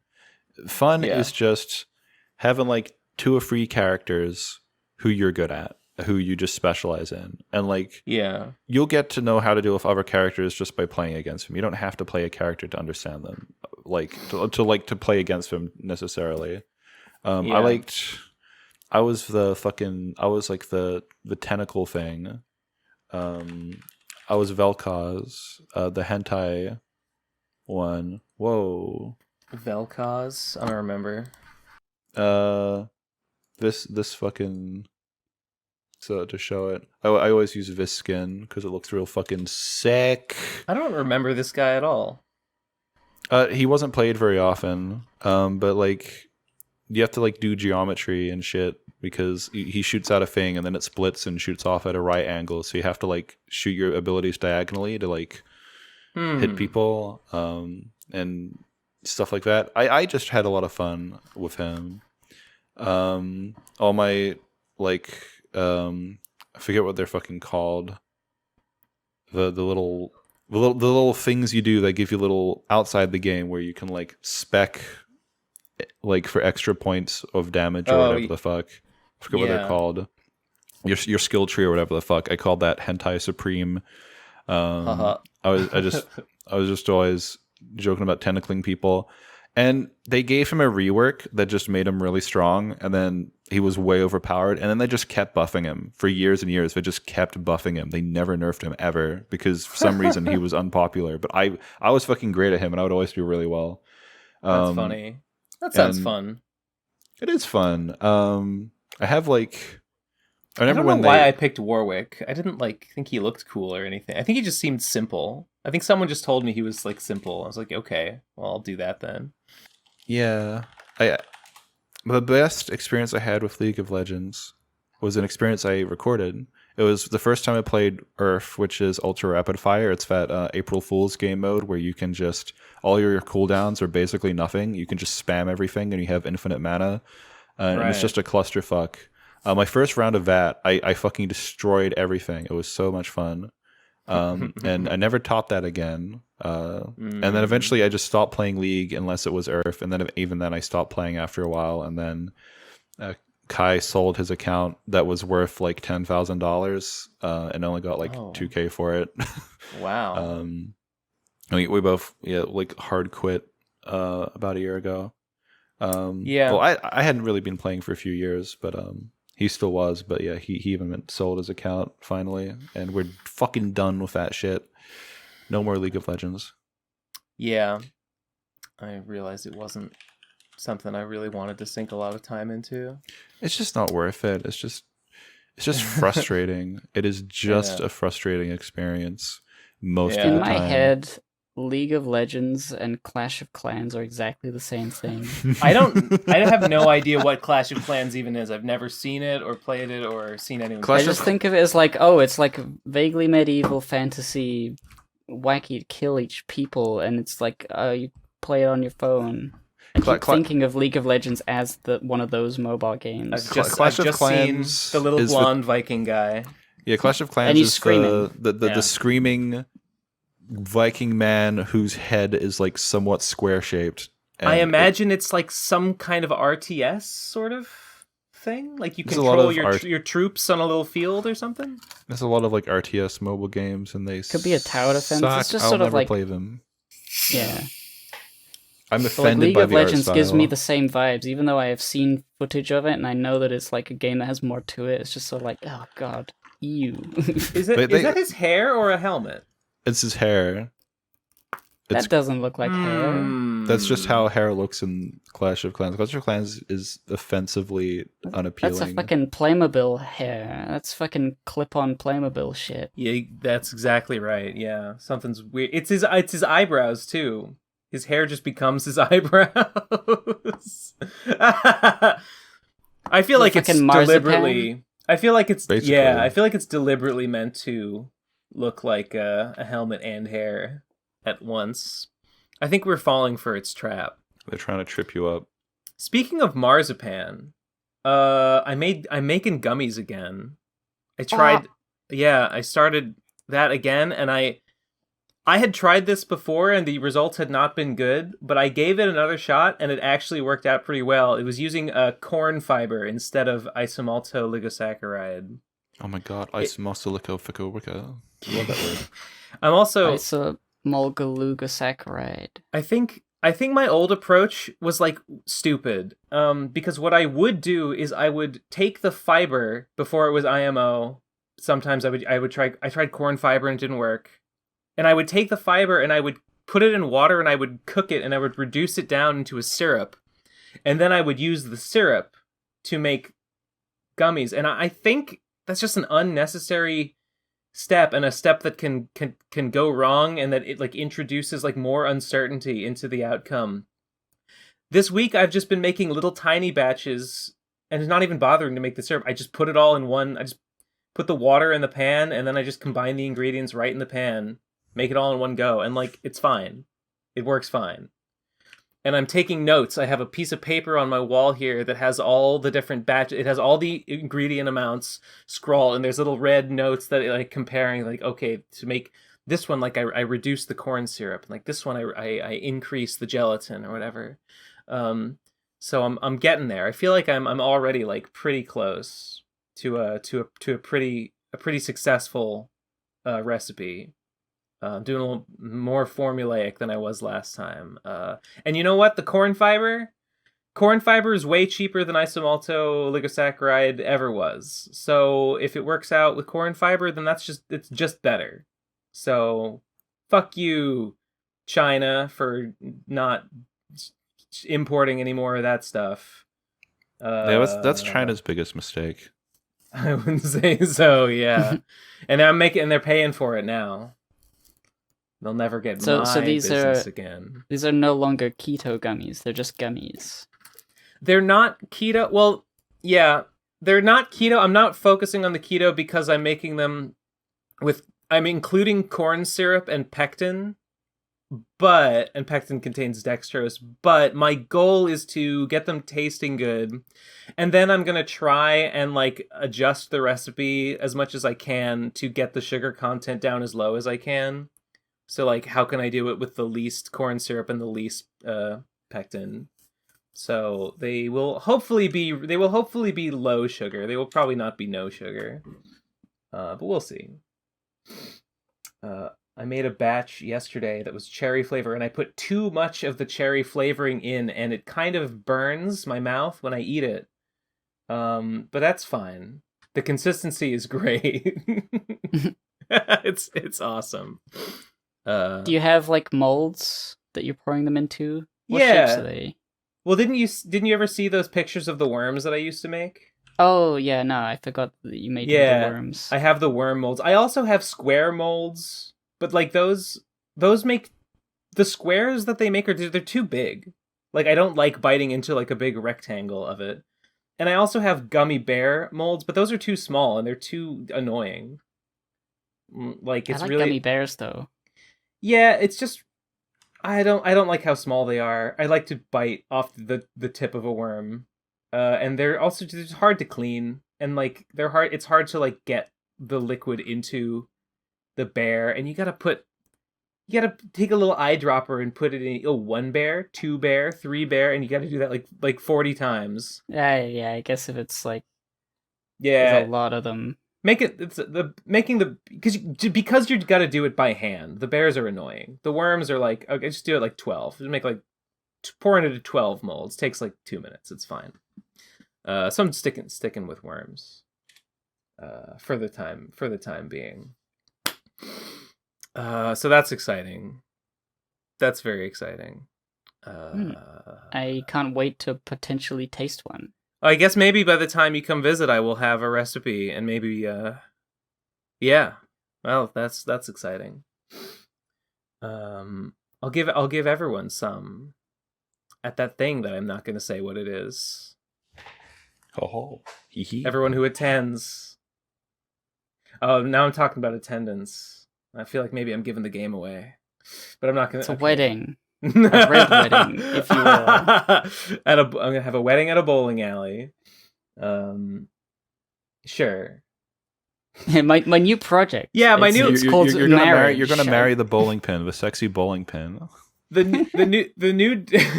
new direction for my career. I've decided to stop fucking up. I've decided to actually do what the consumer wants.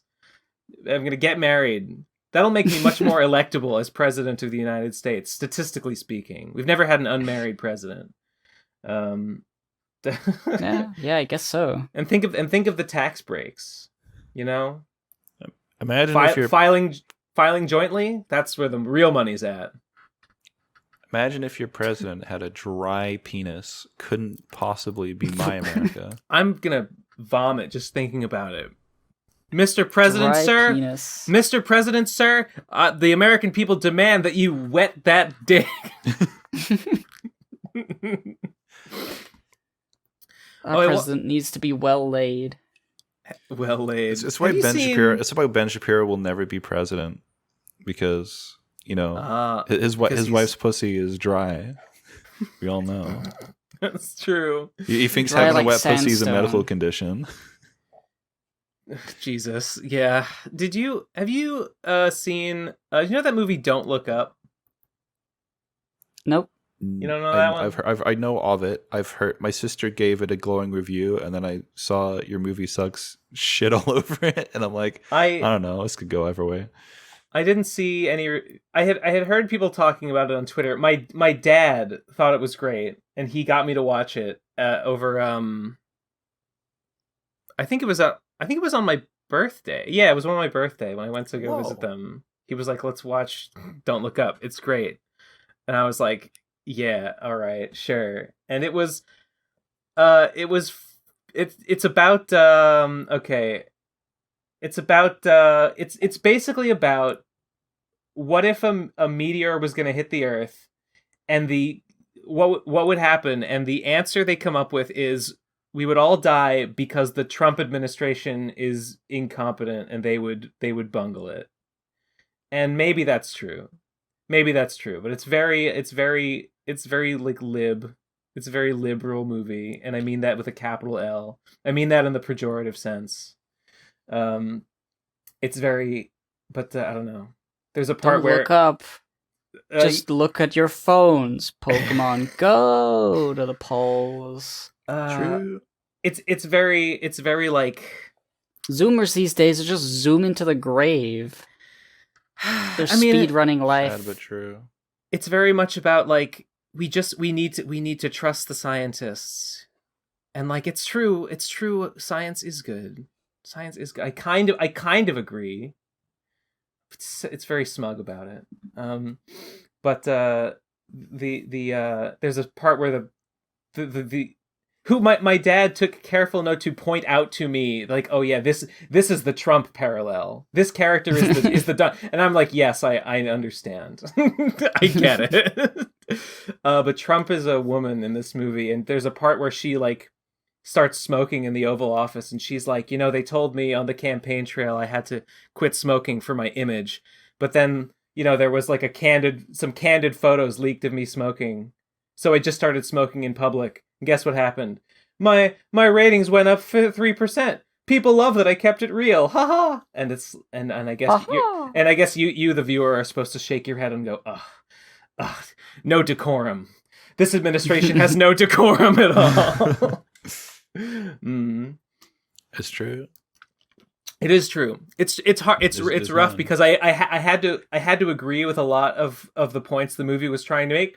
I had to be like, yeah, that's true, but it did have the attitude of like, if only, like a haughty, a bit haughty, and a bit like darn, if only we didn't have this clown in the White House, then we'd trust the science, and then we'd all be coming up. We'd all be pushing up daisies. No, that's not what I meant. coming up Millhouse. It's all very much like, it's just because one singular bad actor is the president. That's why we have all these problems. We need to unelect Trump. That was like half. I mean, it's also about like, capitalism bad, fucking rich inventor weirdo Elon Musk Bezos guy is also a problem. It was fine. It was fine, but yeah, I saw Oh, the movie got like the glowing reviews, but then everyone I saw on Twitter was like bitching about it. And then I my saw- dad's like, Does Ben, you have to watch this movie. I'm like, oh god. I saw- does Okay. the title mean like don't look up, as in like don't look up the science, like don't look it up on your on your devices. it means don't look up at the sky because there's a meteor that's gonna hit us. But like double meaning, like don't look it up, like don't bother, because you don't do that. You don't look up the science these days. I think it's America. just I don't know. I think you're reading more into it than is actually. I think it just means don't look Yeah. at the sky. I saw, like, my sister talked to me about the movie at length in a call, and gave it. She gave it a really good sell, and I'm like, but in the back of my mind, I'm like, me and my sister have very different like taste in movies these days, so I don't know. And I saw your movie Sucks talk about it, and he was like yeah, like, don't necessarily disagree with the message or anything. It's just the way it's very heavy-handed, like very heavy-handed. Yeah, And sure. he For showed sure. off some of the editing in the movie, like the way they like show like, wow, haha, internet, haha, memes, I'm out, and like just shoving like shit in your face. It's very boomer-esque. Oh like, yeah, This is how boomers see the internet, like, kind of thing. yeah. It was. There's a whole part. It's like, oh, the lady goes on a talk show and like freaks out about the meteor, and it goes viral, and people make memes about her. And yeah, it's very much like And They, it's like, just like, draw a fucking mustache on her or whatever. I don't know. it's like, well, this is what memes are like, right, kids? yeah. I'm cool. It was a boomer's idea of like, oh, something went viral and became a meme on the internet. That's for sure. I overlooked that. I just was like, yeah, I get it. Yeah, I get it. I get what it's trying. I get what it's trying to convey to me.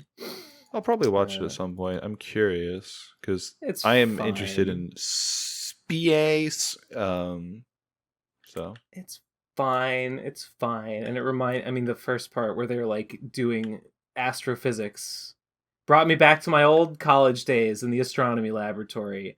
Cool. Those were the, and I thought, damn, I should have stayed in academia and got my master's degree. I should have fucking made something of myself. Now I just watch 60 Symbols and DeepSkyVideos and sigh and think this could have been me. I don't even know what that is. Oh, it's YouTube channels. Have you seen those? Like, there's a lot of YouTube channels that do this. Numberphile does this. Like a lot.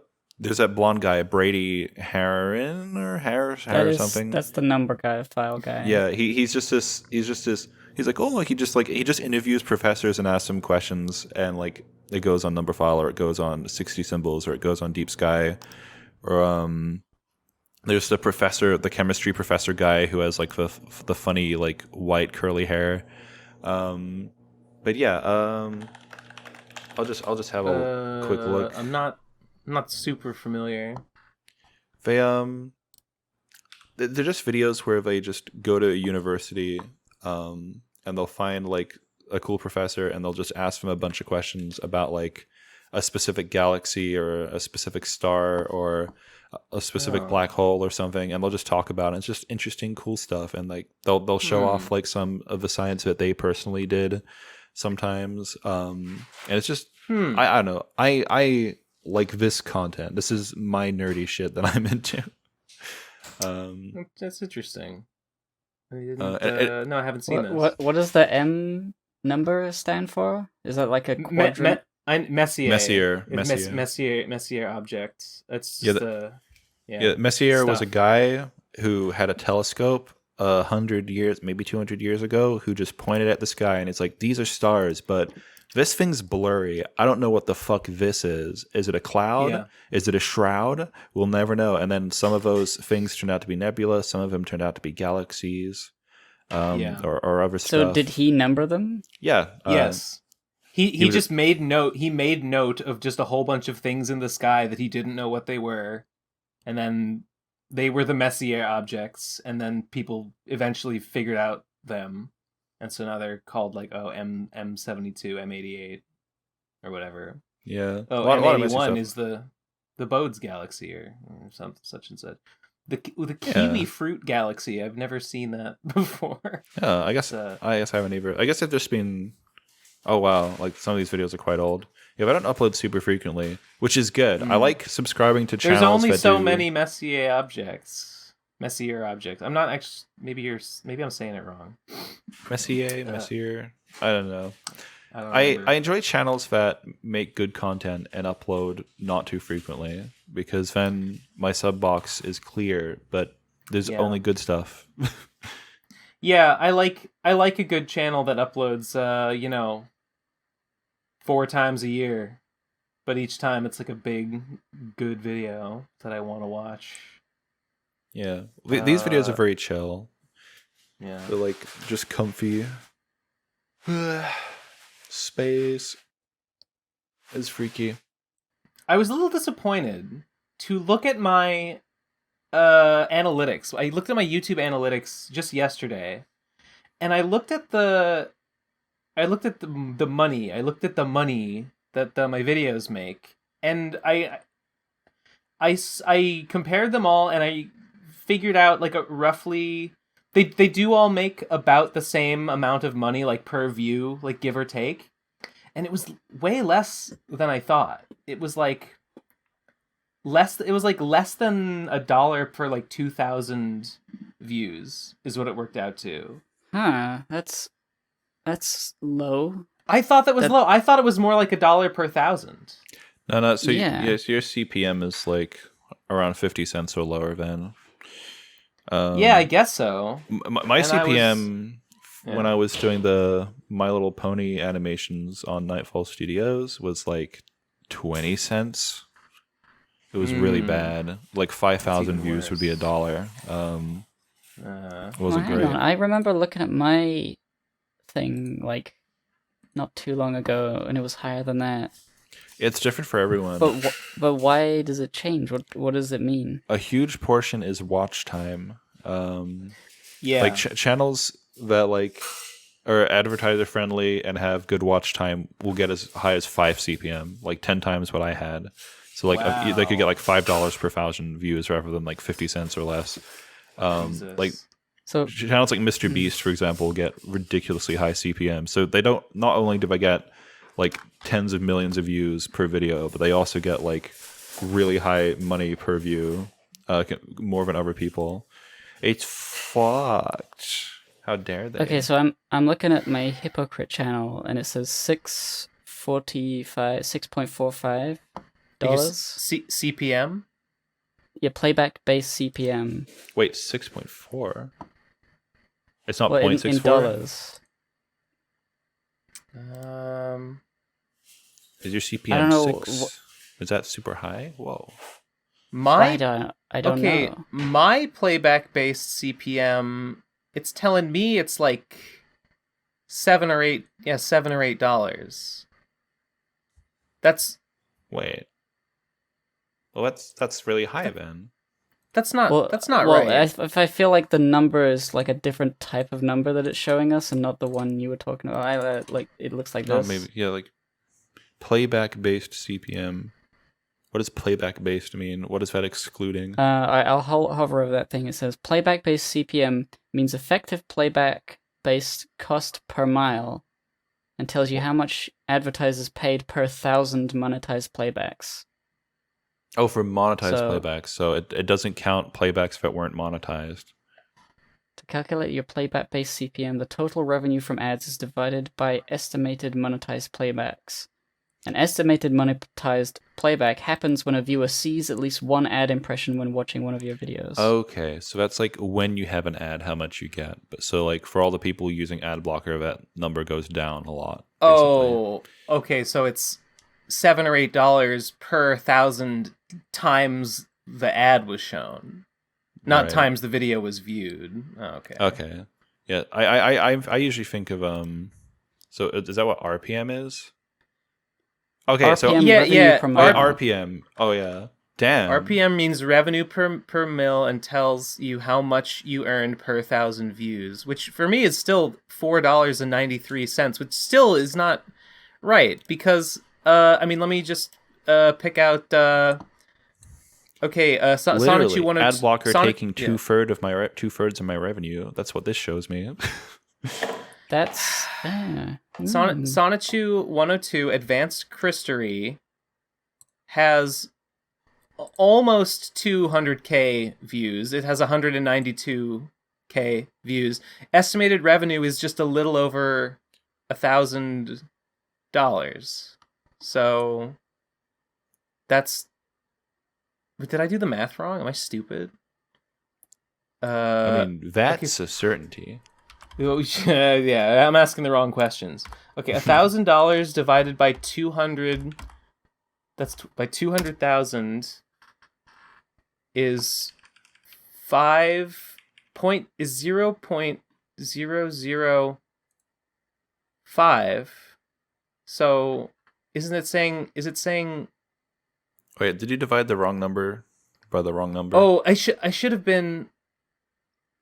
Oh, because it's cost per mil, revenue per mil. So it should have been just divided by 200. No, it says it says mile. It says mile, not million. Yeah, but it means 1,000. 1,000. Yeah. Okay, so instead of dividing by 200,000, I should divide by 200, which gives me $5. What? Am I wrong? Do I make $5 per 1,000 views? Am I a genius of revenue? I mean, it's a long video, so the watch time is probably good. Huh. Right? Yeah. I'm looking at my Gibbon Gaming channel where I've been like posting streams. Playback-based CPM is huge. I guess because it's like a really long video. Yeah, I know watch time is wow, okay, I guess I miscalculated. And actually for 200,000 views, I made $1,000, so that's actually for every 200 views. No, for every 100 views, I make half of I make five. Yeah, okay, I guess it's $5 per million. Cool. It's still not enough. I want more. Thanks. I was actually looking at my Twitch revenue recently, and apparently I had made like $70 from just bit donations, just people throwing bits. I mean, and that's enough to pay for Elden Ring. So I think that's a good. That's money well spent. That's time well spent streaming that. Yeah, I don't really. It seems like people be streaming these days. That is true. What I mean is just that it feels like I see lots of people that are streamers and are making money at it. Like that number has gone up. And it makes me wonder if maybe I should have streamed more. Maybe I should have not quit streaming so much. Sure. I mean, why not? Why not just go back and do some? Why not do some right now? I don't know. It sounds hard, and I feel like I've got stuff to do. I mean, I also have stuff to do, but yeah. I dedicate like time to it. But I think, did I talk about like trying to schedule things last time? I think I did. Like trying to schedule working on Pumpkin Alley, Elden Ring streams, and like Clarissa Gunsmoke stuff. Did I talk about that? I think you did. I remember a big talk about Clarissa Gunsmoke on the last episode. Yeah, and like I've cordoned off my weekdays, and I'm like, okay, I'm gonna spend this day this amount of hours, and this with this many breaks doing like work, either Clarissa or Pumpkin Alley, and then one day a week I can stream Elden Ring for like as long as I feel like. I did the other day for like almost 8 hours. Whoa! I feel like 8 hours is too long because I got very irritable near the end when I lost, and I said the game sucked. And then I got really angry again, and but yeah, it's possible to do streams regularly and still make progress on other things. It's just I'm sure. Like I'm not sure it not is. letting your week get away from you. If you keep track of like the time you're spending on any given thing, and just like saying, okay, this is the day I try this and that, so that every week you're getting a little bit of all of your projects done. Yeah, I just it always feels like it eats up my whole day whenever I stream. I guess there's probably ways I could mitigate that if I had discipline. I mean, I was just streaming for a while, like whenever I felt like, oh, I have a few hours in a row, I'll just stream now. Sometimes it was early in the morning, sometimes it was late. And it's not a smart idea if I want like viewers, because people are awake at certain times, and it's better if I stream at certain time. I just couldn't be bothered to figure that out, so I just turned it on. I streamed for a bit, and people who showed up had a fun time, and I stopped. And it's like it's not the way to build a streaming empire. Probably not. I max out at like 9 viewers, and it's like not a big thing, but you know, it's fun. So, and it's basically the same as if I was not streaming, because I'm just playing the game and occasionally speaking. I'm saying funny jokes, and it's fun hanging out with the chat. It's like it's not like a tedious work sort of thing. Maybe I should have streamed more of the time I was playing Noida or playing Hades. Maybe I should stream some Hades sometime.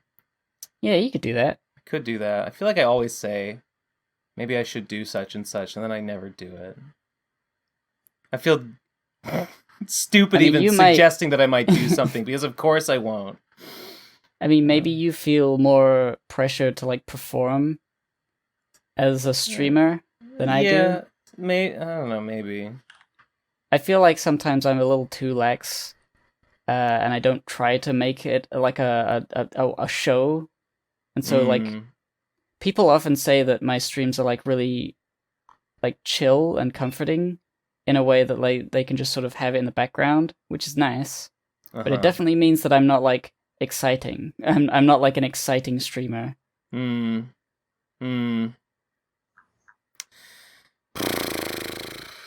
I don't know how what are we gonna do? I haven't streamed enough to figure out what I'm like generally. Yeah, I think I saw your one where you played our games. I think that's the only live stream of yours that I've caught. I've barely live streamed in my life, so that makes sense. Okay, I see.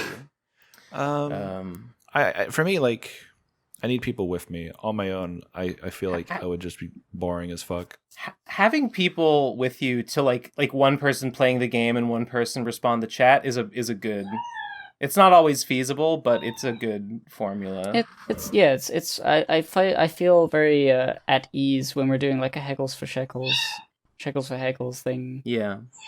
Where it's just sort of like we're just hanging out in the Minecraft server. And sort of I'm kind of mining, but I'm not on screen, so I don't have to worry about my screen being like entertaining. And I just talk. Make jokes. For sure. Yeah, it is a good time. I just getting myself in the I have a big it's real work for me to like psych myself up and like get myself in the attitude of like I'm going to stream, I'm going to do something. Even though it's like stupid and like what I'm actually doing is something that is not difficult at all. Yeah, I don't know. I feel like I have had that before. I think I just sort of I get over it, or have gotten over it, because it doesn't really happen anymore, by just like getting it live before I really think about it. It's like, okay, I'm live. Well, I'm doing it now. And then I just do it. That's right. It's the same way, like, sending emails. Like, if I look at the email and it's like, this isn't good, they're gonna think I'm an idiot. I won't send it. But if I just send it before it's ready, then it was ready the whole time, and it's not a problem. True. I know what you mean. And yet I don't. It's jumping into like a Dark Souls boss before you've considered whether it was a good idea to do that. It's the do it, the fucking do it thing. Right. Bad idea or not, the no brain, head empty sort of approach, because it's a good way to get started on something. I like the approach. I do it often, as much as I can, because I often overthink things to ridiculous degrees. It's a very paralyzing mindset where I'm like, well, I'm not ready yet, so... But then if I just fucking do something without thinking, knowing that it is probably a bad idea, just head empty do it, it works out, because I was underestimating myself usually. Yeah. I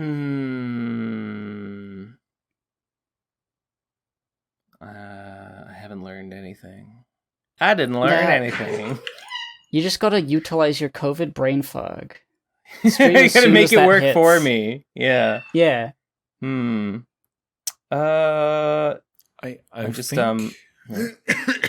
Whoa, excuse me. The cat has been screaming. It's probably been picked up on the audio. Discord won't be picking it up, but it'll be in the recording probably. I think good. It's her food time. I'm going to feed the cat and be right back. Wow. Okay. Excellent. Hold on. I'm messaging a guy about the Dojin, and I think he seems too expensive. Oh, right. Yeah, you had that list of potential other people. I found three dudes. I think they're dudes on Tapas, and I thought maybe one of these guys could do the rest, because I think it's been waiting a while for Kaiju. I think that's probably not going to happen.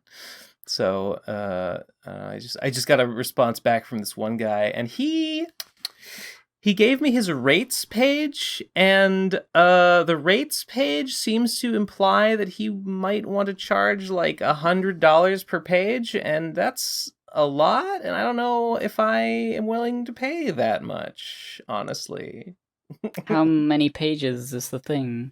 There are 13 pages and a cover to be drawn. I think it's something like that. That's more than the other guys wanted, so I mean, I feel like $100 a page. I mean, if it's really good. Like I glanced at the people you posted. I didn't really look too close. Yeah, $100 for a whole page. It's not insane. No, but... I don't think it's like a terrible option, but I don't know what budget we have. All the other guys that I asked said they would. Who do we ask? We asked Mishi and Kaiju and Ed, and they all said that their rates were significantly below that. So I don't know what makes this guy think he's so fucking special. That's mean. But I don't know. It's just it just doesn't seem like a very cost-effective option. None of these guys were a perfect match. I was disappointed at. I just can't. I can't find anyone who draws quite in this particular way. I guess that's normal. I guess no two are alike. Yeah, but it's like it's sort of a popular-ish. I look manga at it, yeah, sort of thing. Like I feel like lots of people would want to draw like that. It doesn't look too unusual. Like it doesn't look like something that I've never seen before, and yet I cannot find anyone who matches it. And I don't know what's going on with that. Well, give me a few years. I'll go to anime school and I'll figure out how to draw like that. I just You know, I got half of it drawn by that guy. Curse him. And now it's like, well, I can't just throw these out and not use them and just like pay someone else to do it from scratch. Like I can't bring myself to do that. Can I see like what the art looks like a little bit? Yeah, I wonder sure. if I'll know anyone. Sure. Yes, please, Oblivion Fall. Heck, I'll post it. You have the connections. You're the art like spider. I can't think of what the art like. You got all of the lines connecting all the people. Wow. I did not ask Merriweather. I forgot to do that. Instead I went on Tapas and just tried to like look through like recent posts to like see. Oh well, that's gonna be harder. I know, but I wanted to. Here, these are what the existing pages look like. Whoa. Yeah. It's so kawaii. It's pretty kawaii. Damn. I like it. Like it's pretty good. Neverpaint. No, this was not drawn by Neverpaint. This was written by Neverpaint. Oh, okay. I see. I was going to say that. Everything's already style. written. Yeah. And it's just the drawing. Yeah, it was Neverpaint, Ouroborista, and Chip Wiseman. Were the three. They wrote the scripts for these. Chip is a Wiseman. It's true. Yeah. So this is what I'm looking for, and it's proved surprisingly hard to find someone that draws quite like it. I found one furry comic artist who was a little bit similar, but they had like a kind of big Patreon, and I was like, this person is not gonna. Yeah. This person is going to charge too much. This person's going to cost. This is going to be expensive. Because they're like an etchy artist, and I'm sure they charge out the wazoo for that shit. I know one artist who sort of has a manga-ish style. It's not the same as Visfo. Yeah. They also draw boobs. Well, they link to a Tapastic page, but the link's broken. So, oh, bummer. I don't know what's up with that. At this point, I'm not gonna find a perfect match. So I don't know. I'll just try to do the best I can. Find something. Find somebody. Oh, man, whatever. Yeah, this artist is like the closest I got out of the people I follow, and yeah, I don't know how well it would work. I mean, they're not like I don't get the impression they're making mega monies, but I don't see a Patreon. Okay. They have 30,000 followers, which isn't a crazy amount. It's a lot though, and this is good. This is like it could fit very well into what we already have. Yeah, I mean, it's not exactly the same, but it's not much further off than the ones that I had picked out on Tapas, so I might actually ask this person. Are they on Twitter? Possibly. Yeah, I link their Twitter as well. They have a lot more art on Twitter, I think. The question is, can you convince them to draw something other than massive tits? Yeah, these are not what we're looking for this particular project. I don't know. I mean, we all have to make sacrifices. The boobs. But they just get bigger in the second half, inexplicably. Yeah. Yeah, I'm not sure. Turn the page and they're completely different. I'm not sure if they'd be interested in what I'm asking them to do here. Also, yeah, their Tapas link. Oh, it cuts off into a ... and the link is just broken. That blows. You should Would it not work to Google their name or search in Tapas? It probably would. Oh, I mean, found whatever. It. I found the link. I used Google. I assume what's W. I'm assuming it said what's up, and the character's called Marina, and from that I was able to find it. Yeah. Well, they should fix their link. What's the fuck up? They should fix their link for real. What are they thinking? I think I have a feeling that this person probably has more lucrative things to be doing, but maybe I'll ask. But maybe I'll ask. I Just don't in case. see a Patreon. Maybe money if you just wave it at them. Couldn't hurt. Yeah, it couldn't hurt to ask. Yeah, this is pretty. I would say this is close enough that it's worth asking. This other guy, Mo. I don't know if I want to pay $100 a page. That's just yeah. Okay. Well, that's one thing I was. That's yet another struggle I've been having this week. Added to the pile. All right. I don't know. Just like in Pokemon, when you struggle, you hurt yourself. Exactly. I think I'm out. I'm out of things to say. Damn, voice fail time. Voice perhaps. fail time. If you're ready. Well, I guess I don't really have anything to say. I just wanted to mention Clarissa Gunsmoke because I just like her. Dude, she's so cute. I gotta draw her with big old titties one day. Oh my god. Wait. Please do. And a big fucking hat. I don't think she has... Big fucking hat. Does she have... She doesn't have big old titties, does she? No. She's moderately sized. That's what I thought. That's what I thought. We'll explain it. She shoots her gun too hard and it makes her boobs just get bigger, like inexplicably. Sure. That makes sense. Why not? She just gets so shocked her tits go boinga. That makes sense to me. There's an argument in Big Booby Mommy Milkers over something like that. I posted an image where that happened. I just found a breast expansion comic where someone fired a gun and their boobs just became huge instantly. Yeah, I didn't understand the context of like how it worked. It seemed like they were so surprised at the loud sound that their boobs got expanded. Yeah, sure. Whatever. Just startle. If your woman's too small, just startle her. That's all it takes. Okay. I'm gonna as put far a bunch as I know, that's a true. bunch of ghosts up in your house, Gib.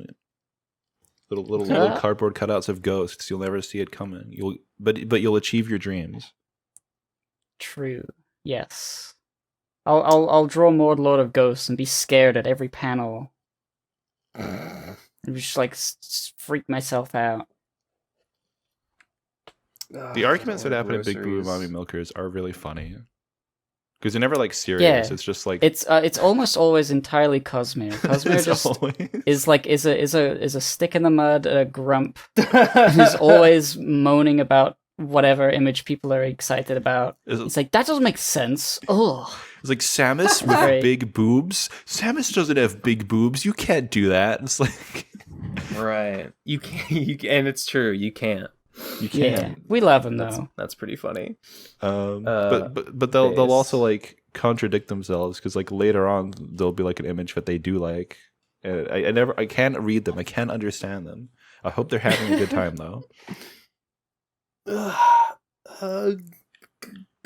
You know what? Yeah, glad they're having a good time. Glad everybody's having fun. Keeping it funny. We're just being funny. Do you want to do the first voicemail? Sure.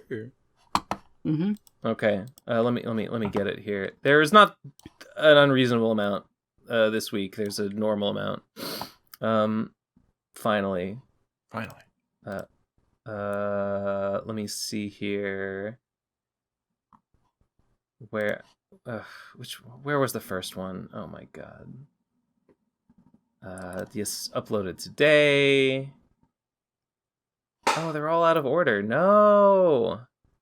You know, no. I found myself saying "oh my god" with like that accent once, and I'm like, oh shit, this is too much. I'm losing all my Britishisms. I'm losing my accent, like entirely. I should not ever say God. Is that an American thing? Well, it's just like to say God, but with an A instead of an O. Oh, I guess I just don't even think about it. Oh my god. Oh my god. Oh my god. Egads. Egad, it's Professor Egad. it's like I just felt Luigi. so I felt so dirty hearing an American come out of my mouth. American. You'd rather have an American come in your mouth. Oh, you know what I'm shit. saying? Ah! Only if she's got Okay. only if she's got big balls, and it has to be a woman. Okay. True.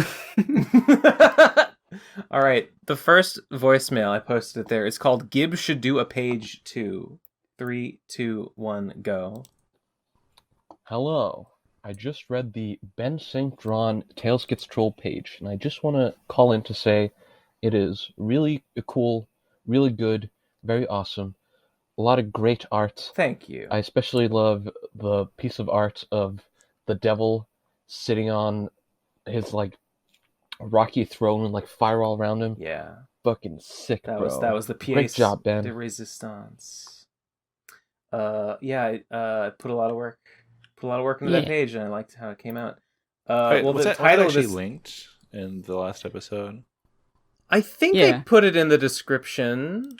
I assumed it was. I thought it was. I mean, maybe Oh, it God. It was on was. Twitter. You tweeted about it. That's Wait, for sure. now I'm gonna hold on. Maybe you did. I didn't finish listening to that episode yet. I got like most of the way through. I think I put it in the show notes. Hold on. In any event, Now I gotta. in any event, check. I don't know whether I would be good for drawing Tails Gets Trolled, mostly because I'm not caught up. I had and to catch up. Yeah. I have to catch up, Oh yeah, it's the first link. and I feel like, I mean, I wouldn't say no, but I feel like I don't know. I think Me being friends with Ben is not necessarily a way in to that.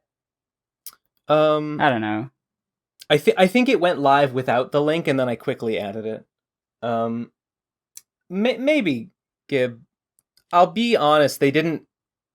I knew going in that they weren't going to pay me that much. Like, frankly, they didn't pay me enough to compensate for the amount of work that I put into that page. But caveat is that I didn't really expect them to. Like, Oh yeah, it's not a money thing. I knew what it I would was be getting cool to into. do it, I guess. Yeah. I guess I don't really put myself out there for these sorts of things too often. Well, if you, I would feel weird to be like, oh, what if I draw like underwhelmingly? well, if you wanted to, you could ask Cece, and Suppose I could. but that's up to you. Actually, on that subject, funny drama happened in the Tales Gets Trolled server. Oh yeah, I saw a tweet from CC on the Tales Gets Trolled thing. I don't know what it was about. Somebody had left. It's yeah, okay. So Laserbot is the guy, but also Embergram. Embergram is Laserbot's older brother, and they basically wrote the story together. And their younger brother Shomo is also involved. But so they have an outline. They have an outline that the two of them came up with. And Embergram's job has been to go through the outline and actually write out like the individual scripts for each page. Like I was given Craig, like I was given a script that was written by Embergram and told like make this into a page, please. And so Embergram had, I don't know, he got upset about something. I guess someone was criticizing his, like the way that he lays, fuck off, Craig. I guess the way that he lays his scripts out, because he does like format them very weirdly. I was able to figure it out. But he got mad at someone, maybe Laserbot, like criticizing the way that he lays out his scripts. He wanted to be able to kick people from the server for talking back to him or whatever. CC would not give him permission to do that. And so Embergram like quit in a huff. He's like, I'm out. I'm leaving the project. And which is a bummer.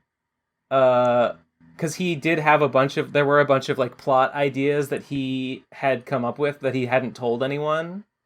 So, oh no. Yeah, so it might affect the story a bit, which is sad. He might, You know, They're Laserbot brothers, left. though. They are brothers. Laserbot left before, and then he came back. So I mean, maybe Embergram can be convinced to come back. But I think for now, Laserbot and maybe Shomo are doing the scripts. Now I'm not really sure what they're gonna do, but someone's gotta have to do that. But so yeah, there was this whole stupid like Fallout thing. I think Embergram left, and then Laserbot left. But I think Laserbot, he's not really gone. He just left the server like in solidarity or something. I don't know. Those guys are pretty funny. Well, definitely cool reading this page as I'm scrolling down towards for Satan. The embers are rising up, and it feels almost animated as I read it. Thank you very much. Yeah, I thought it was an animation for a second. I'm like, whoa, the embers are going up, and I know that's just me scrolling. Crazy. Oh, I see. Yeah. You kind of descend. You kind of descend down into the darkness, and as you scroll down, more embers kind of start. Yeah, that's cool. Wafting upwards. Good shit. shit. Thank you. I liked drawing it. I had fun with it.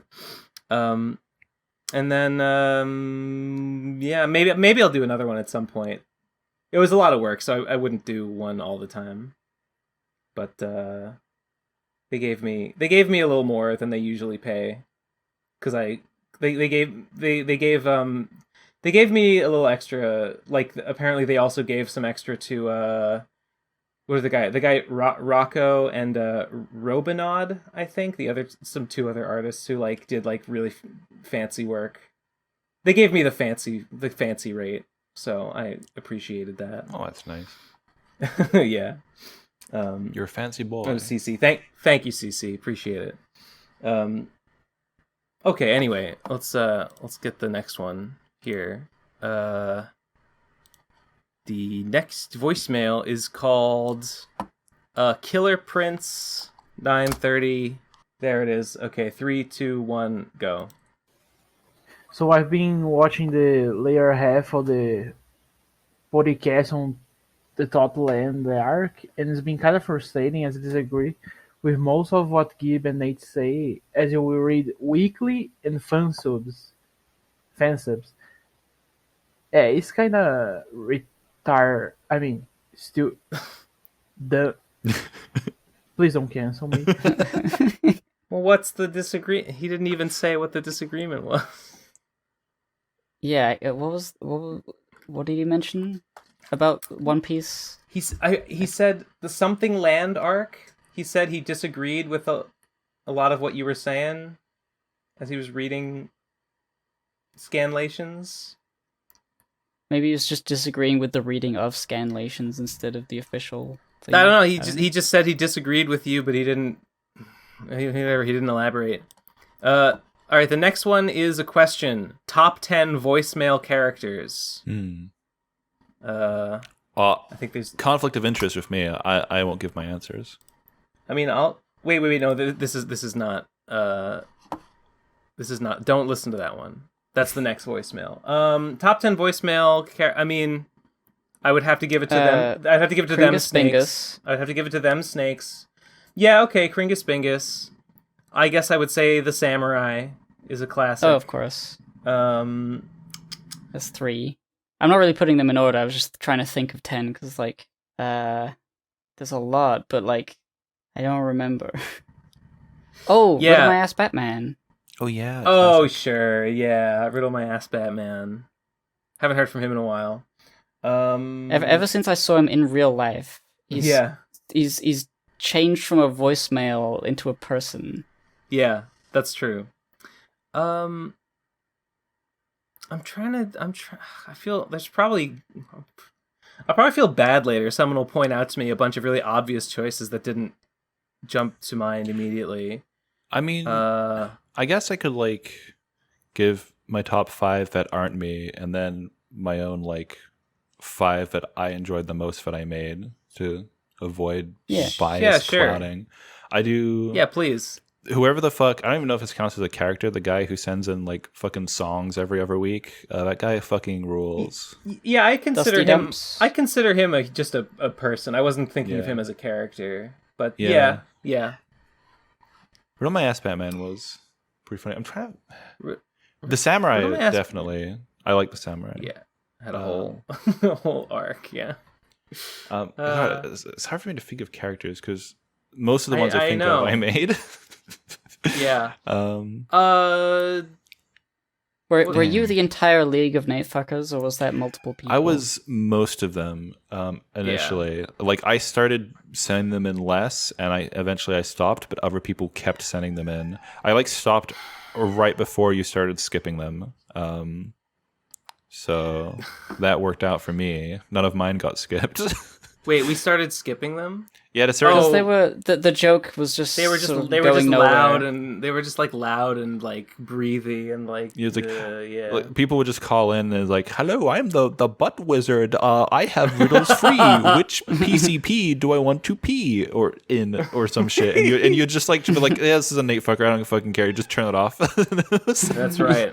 That's right. That's right. It's like me and Foray like created like a formula that was too easy to emulate, and everyone was just no one was innovating. That's right. You gotta iterate, right? Yeah. Progress. It's about progress. I guess. I'm glad you mentioned Van Snakes. If he were alive, he would be very grateful. Fuck, I misgendered him. Shit. Again. Them Snakes is Them. my top number one for sure. There's no question. Oh god. I'm gonna put the voice filter on for that. Audience will hear it. All right, well, guess what? If I didn't name you, then your character sucks, and I don't even remember it. So fuck you. My favorite characters I've done, aside, I guess, like I like Vim Snakes, obviously. I like Clusterpun Kitchen. Does it count if it's like a character I made that I had someone else voice? Like I wrote a script and directed them. I don't know. Well, Sure. it still counts as a thing you can choose. Lost Tapes Archive is my favorite thing in general I've done because I just like how surreal it is, and like Those were so weird. I was so like confused, and they felt so mysterious. 'Cause I Yeah. had no idea who was doing it, and they were so like sporadic. It would just be suddenly a new tape. And I they were guess so I guess that well-produced, is it's a, like, I guess what that the is a fuck character. is that? I guess that is a character. Yeah. yeah. I mean, like the tape keeper is the character, so like he was played by yeah. Four Eyes, but like I scripted in him sort of. How did you Um, do all of them? Like all of the PCP members? I didn't get to. I wanted to, but like my work was fucking me up after a while of pencilmation, and then people started Capitalism leaving. really ruins yeah. everything. And then people started leaving the podcast. So I had one planned for you, Gib. I had one for Jesse. Yeah, I was waiting for mine. Yeah, I had a few different ideas for you. I don't know. It was, maybe I would have maybe I would have gone with the Anne Moonanians thing that I ended up doing as a Nate fucker. Maybe it would have been something like that. Mainly Moonanians. Animunanians? I fucking love that video so much. What was I? What was it? Moonanians are the main Mainly aliens. Moonanians are the main aliens. We're fighting some Yeah. ghosts. It's great. That was fun. I love the classic Gib content. Rare characters, ones that I don't think I've mentioned. Double Satan. That almost became like a series. I have the vaguest recollection. Okay, of so that. it's like, hello, I am double Satan. He just says every word twice. And then he says "fuck you, Ben," because every voicemail character hates Ben. That's just the meta, I guess. Yeah, sure. And why I was not? gonna continue it to where he like interviews Triple Satan and then Infinity Jesus and like Triple Joker would like be in the background, and like just a bunch of like characters or like 1.5 That's like Buddha a or pretty something. Good, it's a pretty good bit. That would have been pretty good. Yeah, I had a bunch of Okay. ideas. I do recall, but I think you just made like one Double Satan email. There and was I only like, there was okay. only ever one. I'm gonna do Just an anomaly. yeah. So like there's gonna be the Vamp Snakes compilation, the Lost Tapes compilation, Clusterpun Kitchen compilation. Then there'll be a general Nayfucker compilation, which I'm gonna include other people's as well, or at least the ones I think are good, but mostly, or maybe I'll do all of mine and then like other people's or something. I don't know. And then maybe a miscellaneous. There was one I wanted to do more of as well, which was the audio demon. I think I did one of those in 2019, back when I was editing the podcast. It's the goal for that one is that I would like put a voice effect on a random PCP member. So I cursed Ben Saint with Phalanger, and your voice was like woo woo woo woo woo woo for like a minute after the voicemail ended. I see. Did I not listen back to that one, so I never heard that? Possibly. It was. Oh no! It was in 2019. I'm sure I could find it. I mean, if I do a compilation, with the compilation, I'm debating: do I just have the raw audio, or do I have like from the PCP everyone's reactions? Maybe I'll do both. I don't know. That's more work. Yeah. Maybe for that one I'll do it, since like that, like everyone's reaction was part of the voicemail. Like that was like the point. But yeah, I was gonna do a bunch, like I'd call in someone gets incomprehensible reverb, where I put reverb on their voice and then I delete the dry track, so you just hear like faint echoing and shit. You can't understand them. I was gonna do like a bunch, but then I was close to when I stopped editing, so I'm like, well, if I'm not the editor, this bit doesn't really work. You can't do it anymore. Yeah. I mean, like I could maybe hope that the person editing does a good job, but like they probably wouldn't do it the way I think would be funniest, because I'm very picky. Right. True. Yeah, it's tough. It's a tough one. It's a tough bit I guess to get right. The best, if I had to pick, requires one a true the touch of a true artiste. I think to make if I narrowing it all down, if I had to pick the one voicemail out of all the things I've done that I think on its own is the best, it's really tough. But I think the Smeagol Nate Fucker voicemail. Really? It's just so. Yeah, I mean, It's just so uncomfortable, and the impression that Forays did was too fucking good. It was very that's the word. I can't really remember like the specific. I remember just being the Nate Fuckers generally viscerally being uncomfortable. No, I remember the Smeagol one as being like viscerally unsettling. He describes in great detail what he's gonna do. Yeah. It just sounds like it's straight out of the fucking movie. Because I put like ambience and like I found like soundtrack from the film to like work with it and everything. Oh god. Could you could you edit like clips of the film so that it looks like he's saying it? Oh god. Maybe. Jeez. Like maybe it could as like a standalone thing. For any figure compilation, I'm probably gonna like commission, or unless I draw it myself, like an artist to show like Nate like running away from like this like army of like unspeakable creatures. And he's just running like with fear in his eyes. Or in his sunglasses. I love it. I love that. That was some fucked up shit. Once the compilation's out, I'm gonna force Nate to do a video where he listens to it. You should force Nate to do that. Absolutely. He needs to be whipped into shape. And he needs to be held accountable. Okay. Yeah, I'm sorry. I can't even think of 10. I can't think of 10. Maybe between us, even with 10. my own, I can't think of 10. I can think of like maybe 5 or 6. Turns out that there's not that many good voicemailers. Oh no, voicemails were bad all along. Or maybe just not memorable enough. Yeah. Like individual voicemails can be good, but a character is not as frequent. Ones that I can like pick out and remember and name them and be like, oh yeah, that guy. I remember that specific character. Oh, Tommy J. I love that character. Tommy J, baby. Oh, that guy who wouldn't stop voicemailing and I went in the voice jail. Everyone in the voice jail is my favorite character. Next voicemail is called sorry. Did we skip this one? No, yeah, sorry. Yeah, play the one before. It's called Garlic Diss. 3, 2, 1, go. Yo, why not just change your name to Sewer Chats? The fucking song rules, man, except for all the verses. Thanks, man. I agree. Tom got all the non-rap parts, and everyone's like, "Ooh, wow, Tom can actually sing." I could have sung. They made me rap. They forced me to rap. It's not fair. Yours was like the '90s rap sort of section. It was funny. Mine sucked. I knew it sucked. It was fine. It's okay. I didn't write it. And if I did, I would have made it bad on purpose, so it would still be okay. I don't remember the lyrics, but my heart tells me it was, "Hello, Brad, you are bad." Or probably. Wait. Oh, okay. I saw a comment on Kiwi Farms the other day that actually made me really laugh. Oh. The guy he was mocking my verse. He said that I sucked, and like, yeah, true. But he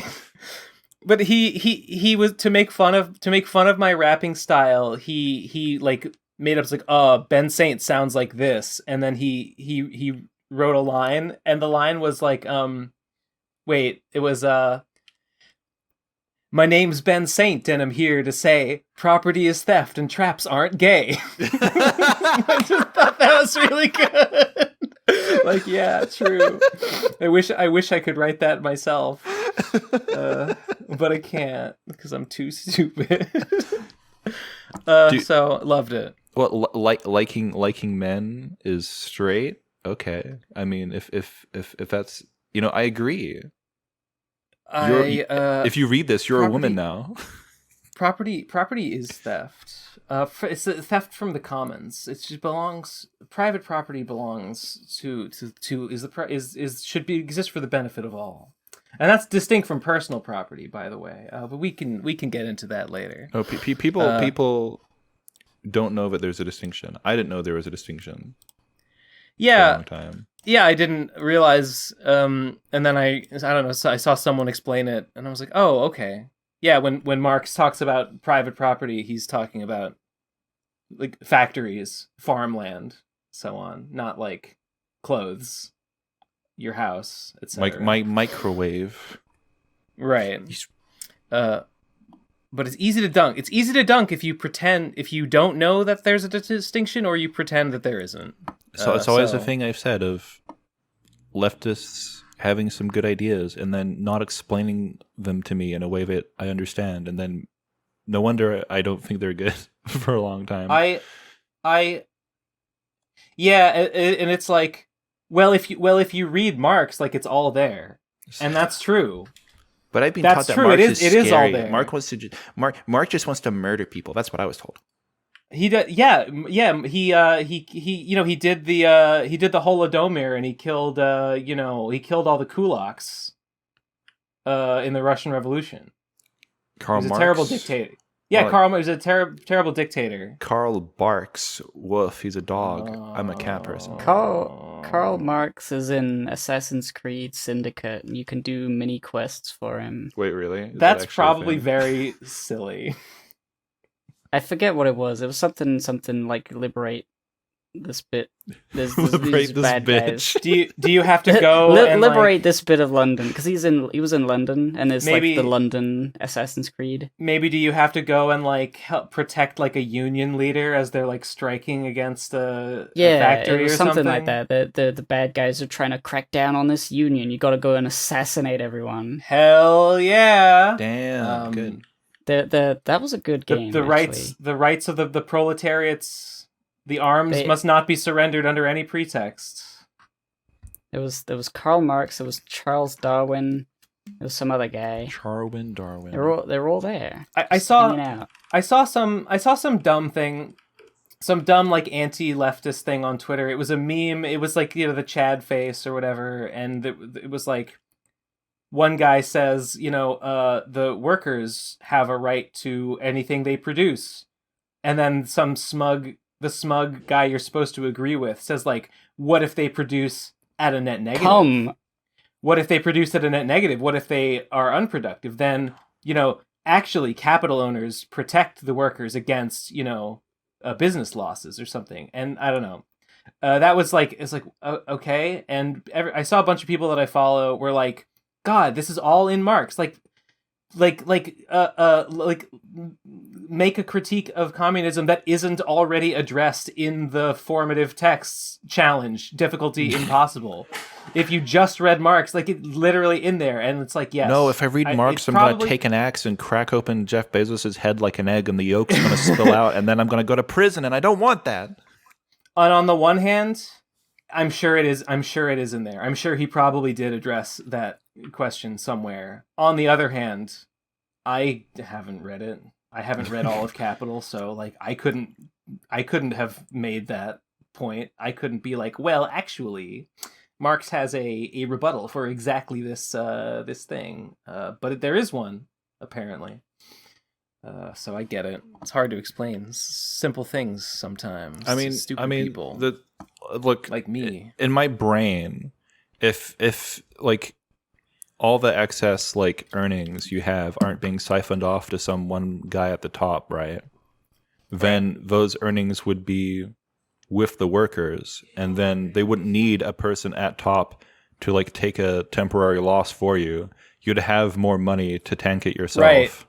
Right. They would have it in the first place. Yeah, you would just already have like the means because you'd be earning more. So it just seems like that would automatically correct for itself. It's not like magically, like the person being having a CEO doesn't mean like more money magically appears. Like I don't think so. Yeah, I'm pretty sure that's not how it works. Someone's got the money and they're tanking the loss. So it's just like, well, who? So it's like, oh well, but this way, yeah, it's kind of like saying, oh, but you see, the workers don't have the money.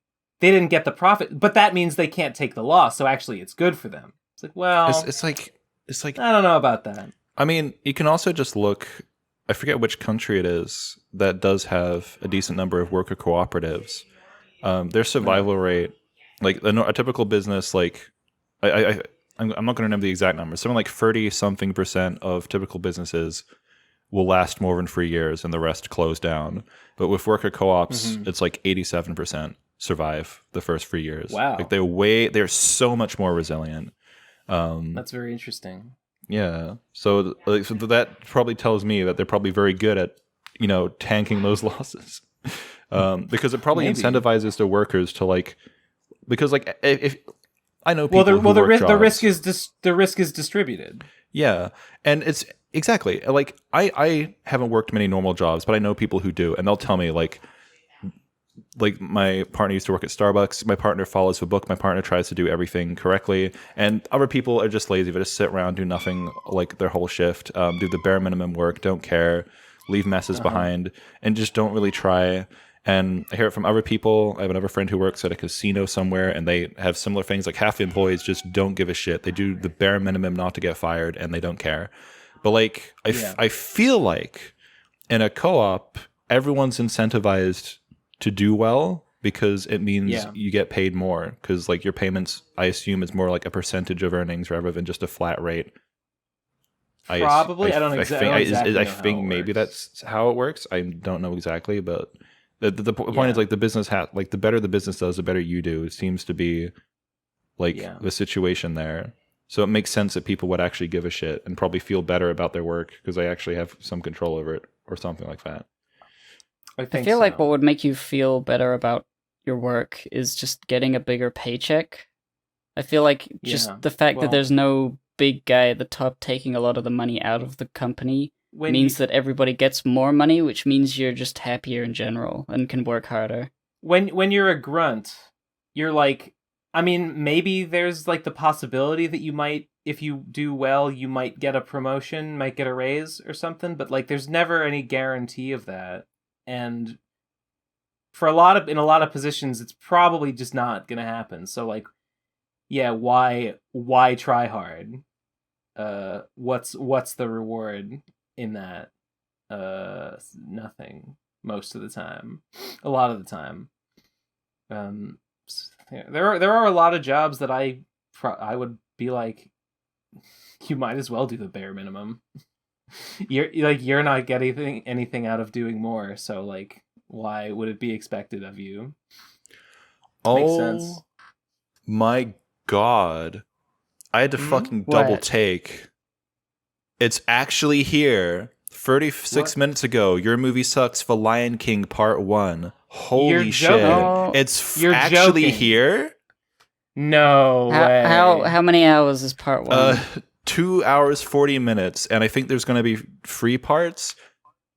Lamau. Maybe there'll be 2. Oh my god. That's great. I can't wait to watch it. I've been seeing the live stream clips for this for like For years. for literally over 2 years, maybe coming close to 3 years. Same. Like, and the stuff I've seen so far, like, 'cause I have not watched 2019 Lion King, but holy fuck, some of the shit that movie just fucks up, like basic competence, like people's microphones clipping and like bad like auto tune on the singing.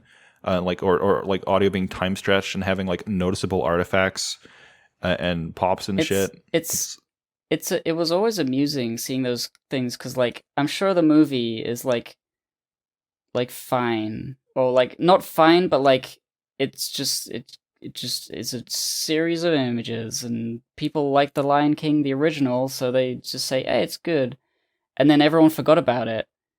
And Adam going through and finding endless like supplies of like things that are wrong with it, the more he dug, it was like nobody would have ever like it's I mean, I obviously haven't seen this video yet.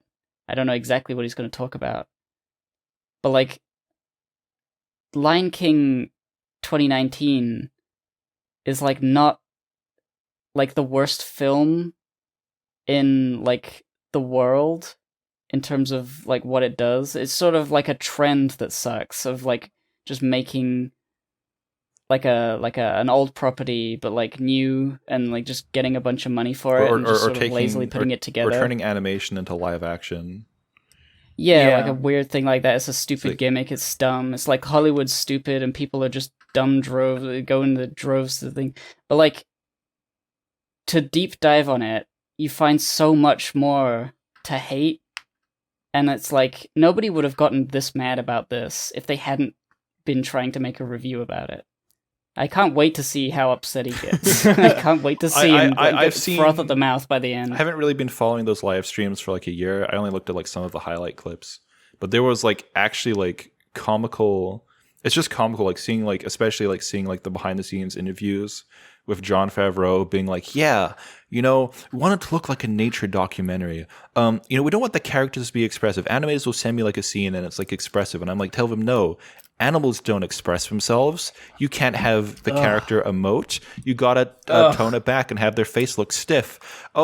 This person sent me a character and they made the sunset look beautiful and they spent all this time putting these nice clouds in the sky and it was really aesthetic. But in real life, the sky's boring. You can't do that. Oh my god. Things like that. It's like... It's so funny. In real life, the sky can be nice sometimes. It's like, no, nothing can be idealized. Like pure realism is what we need. Like no idealism at all. Nothing. None of that. It's just like in video games. We want everything brown. Brown shooters, like shit. Please. Brown like poo. I guess that trend is not quite so strong these days, but for a while it was. Our friend of the show, Sai, commented on this video 10 minutes ago. Sai's watching the Lion King review by YMS. Damn. Are you? I will have to watch. I won't be able to watch this today. I'll probably watch it tomorrow. I really want to watch it with my husband, but he's been so busy with the new Final Fantasy 14 patch. I don't know if I can get him. Like 2 hours, 2 hours and 40 minutes. I was thinking of like, movie night, but like, that's a long movie, 2 hours and 40 minutes. Dude, the fucking Kimba review, like reminder about the Kimba video. That's a good video. I like the Kimba video was like a section of this video. Yeah. It was it would have been insane. This guy these videos, he just keeps making videos. What the fuck is wrong with him? The Kimba review is incredible though. It is one of the best YouTube videos I've seen. Still. Yeah, it's really nice. I learned a lot from it. The how would you describe it? Like the exhaustive thoroughness of debunking Yeah.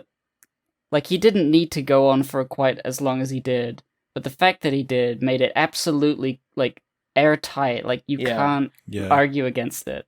I came away from it feeling like I had a thorough understanding of the subject and that I had learned some things that I did not know before. And I mean, what more can you ask for? Like, this man single-handedly flipped the entire narrative, and it worked. Yeah. And everyone was like, oh yeah, we were all wrong about this topic.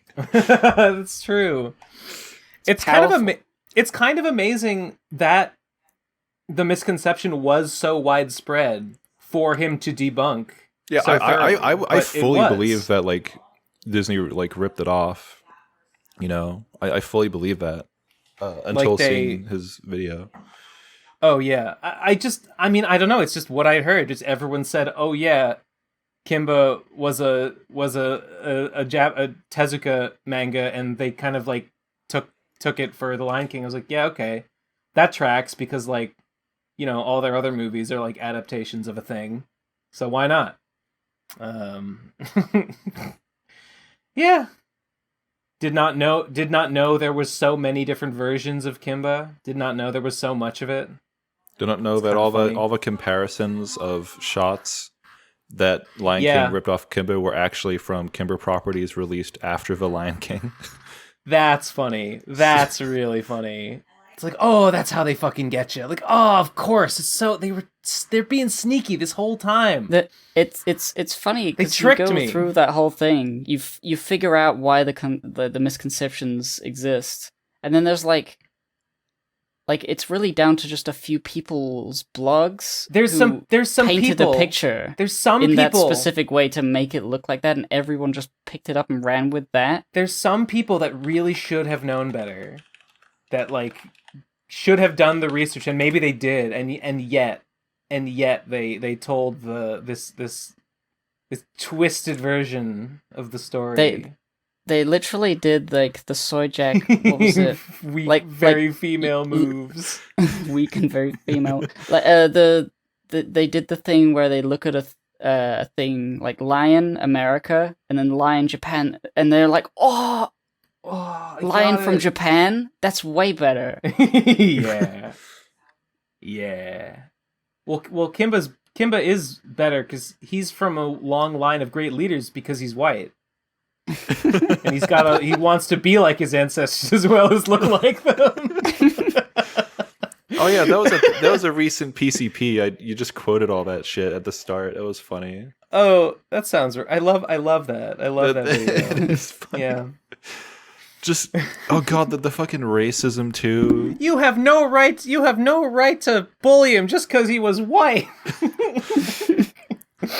I just can't believe when they bring up like the African tribes and the dubbers literally just go. It's like, no. Because like I remember like South Park doing shit like that, and that's obviously like blackface. Trying to take the piss. But this is like unironic. This is just them doing it unironically. This is how Africans speak. They yeah. Oh, it's so sometimes they don't always do it. Like that one with the tribesmen with the grenades was not right. Like that, but like a lot of the other ones are. That was such a bizarre one. Yeah.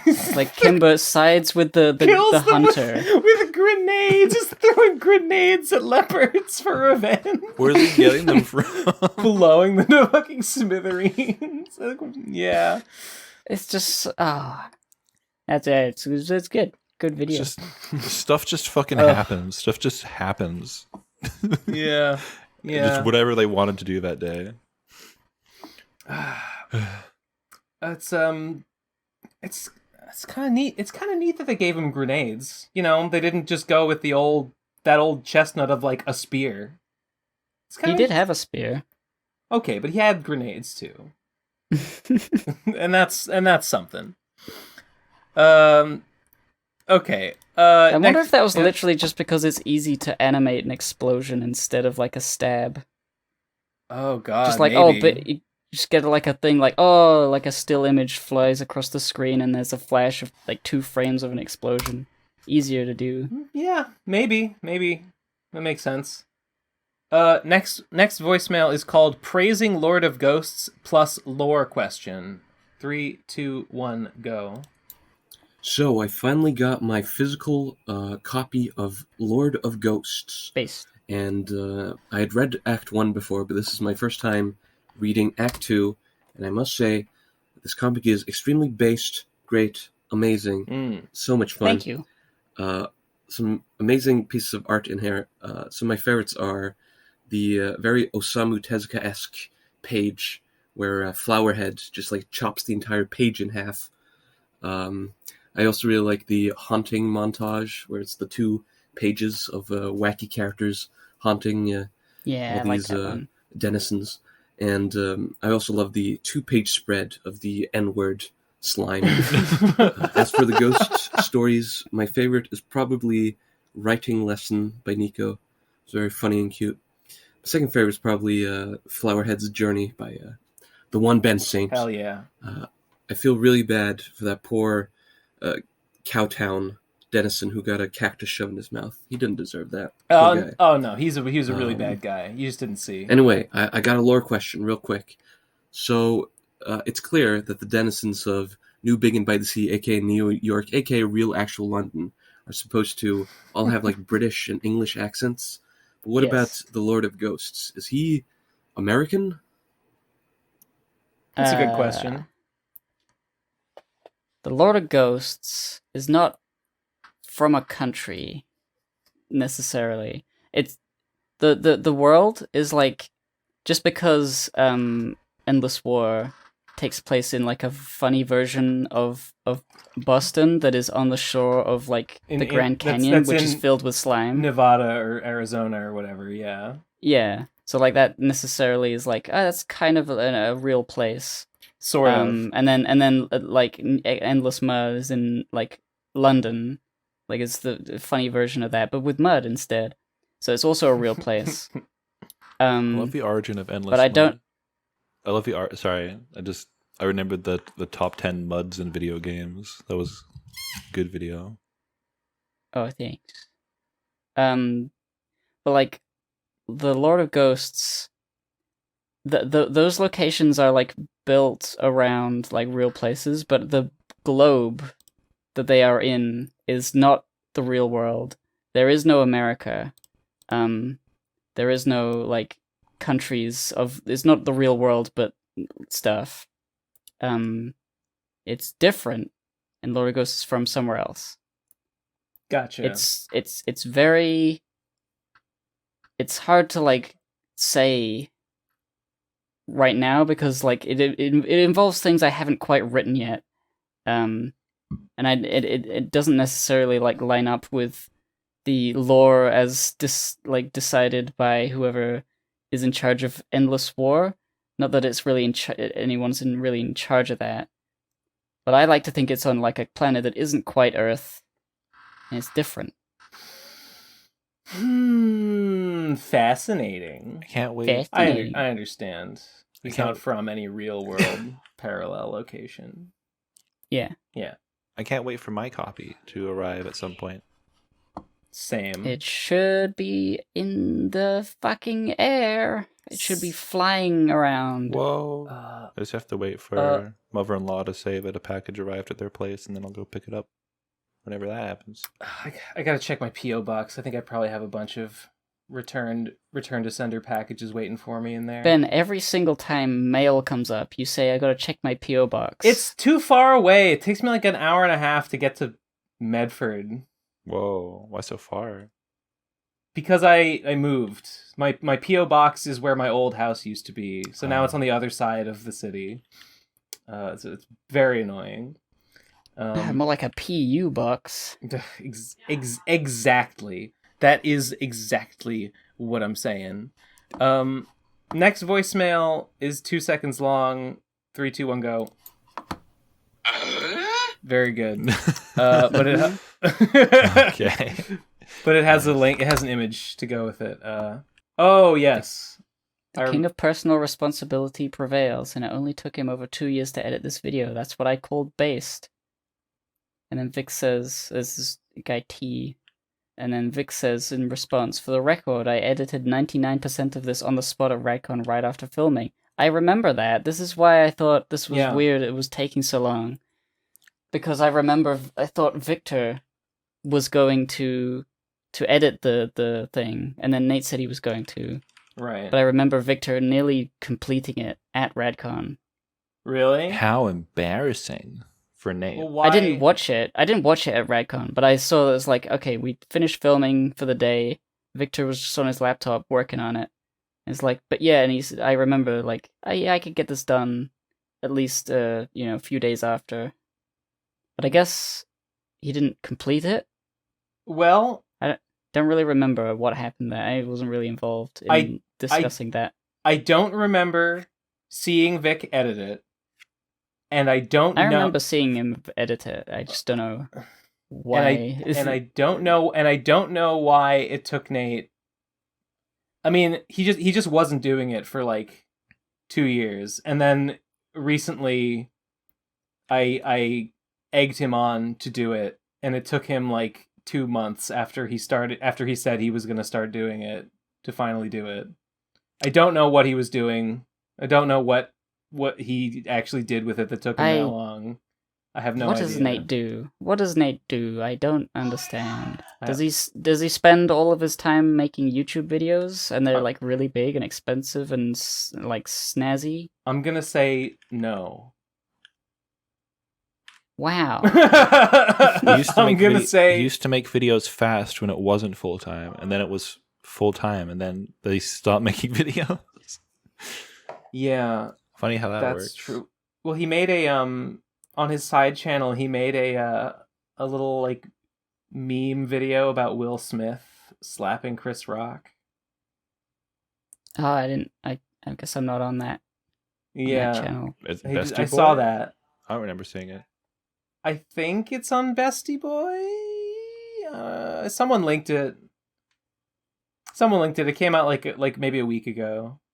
To little fanfare. Timely. Yeah. And I guess he's like, I wonder, was he? It was actually like right after, or maybe right before the Brad Garlinghouse diss track video came out. I was like, were you doing that instead? Is this what you were working on? Yeah, it's Bestie Boy, it looks like. I haven't seen this. Okay. I'm subscribed. I don't know why it didn't show up for me. Yeah. I don't know. I don't know why it took Nate this long to do that video. Who knows? Is he streaming all the time? I just don't know what he's doing. I don't think he streams all the time. Does he stream like once a week or something? I'm not actually sure. I don't know, man. I believe Vic when he says that he edited 99% of it. I don't know what. I don't have a comparison to be like, oh, what did Nate do to that footage to make it the final? What did that last 1% entail? I just don't know. I just don't know. Maybe leaving the PCP is the problem, because like, when you're on the PCP, you talk about what you've been up to, you talk about what you've been working on. I guess if he's not is he just not talking about it because he's not doing anything? I don't understand. If he came on, if he had to talk about what he did every week, maybe he'd feel more motivation to do things. It's not a crazy idea. That's not the craziest thing I've ever heard. Someone said, actually, someone left a comment on the last episode that said, I'm gonna paraphrase it, but it was something along the lines of, like, Nate left the podcast and Nate thinks it's been the topicless podcast for years. But actually, every episode is the like motivation, like career discussion episode, and that's actually exactly what Nate needed. And I think it's kind of similar to what you're saying now, like maybe. Yeah, like less conspiratorial, but similar vein, yeah. Well, just the idea that like, you know, what if you talked about what you were working on? Might be good. I have been animating nipples this entire time. That's what I've been working on because the NSFW version of my Yeah. animation is pretty much done. It'll be out by the time this episode airs on my Patreon if people want to see the You're Onkazone. talking about Crazy. Yeah, Onkazone of- X comes on of- with titties out. Oh, that's not out already? Oh, You're still working on it. Yeah, the version with the booba being all on full display isn't quite done. Oh. Because there's a lot of animations that need to be touched up. Like some of them are already done. One I had to work on, which I'll send you guys because Dab. you're cool. But there's like other shots that I'm still working on. I've been working on one today. It's the shot of her butt swinging back and forth, and you can see her boobs from behind. Because they're just that I big. just gotta say, in general, that's an angle I like. I really like that. Yeah. From behind, but you can see the boobs around. That's just a good angle. It's a on good a angle. lady. Yeah. There you go. Both of it sending your way. Oh my god, no. This is gonna get me in jail.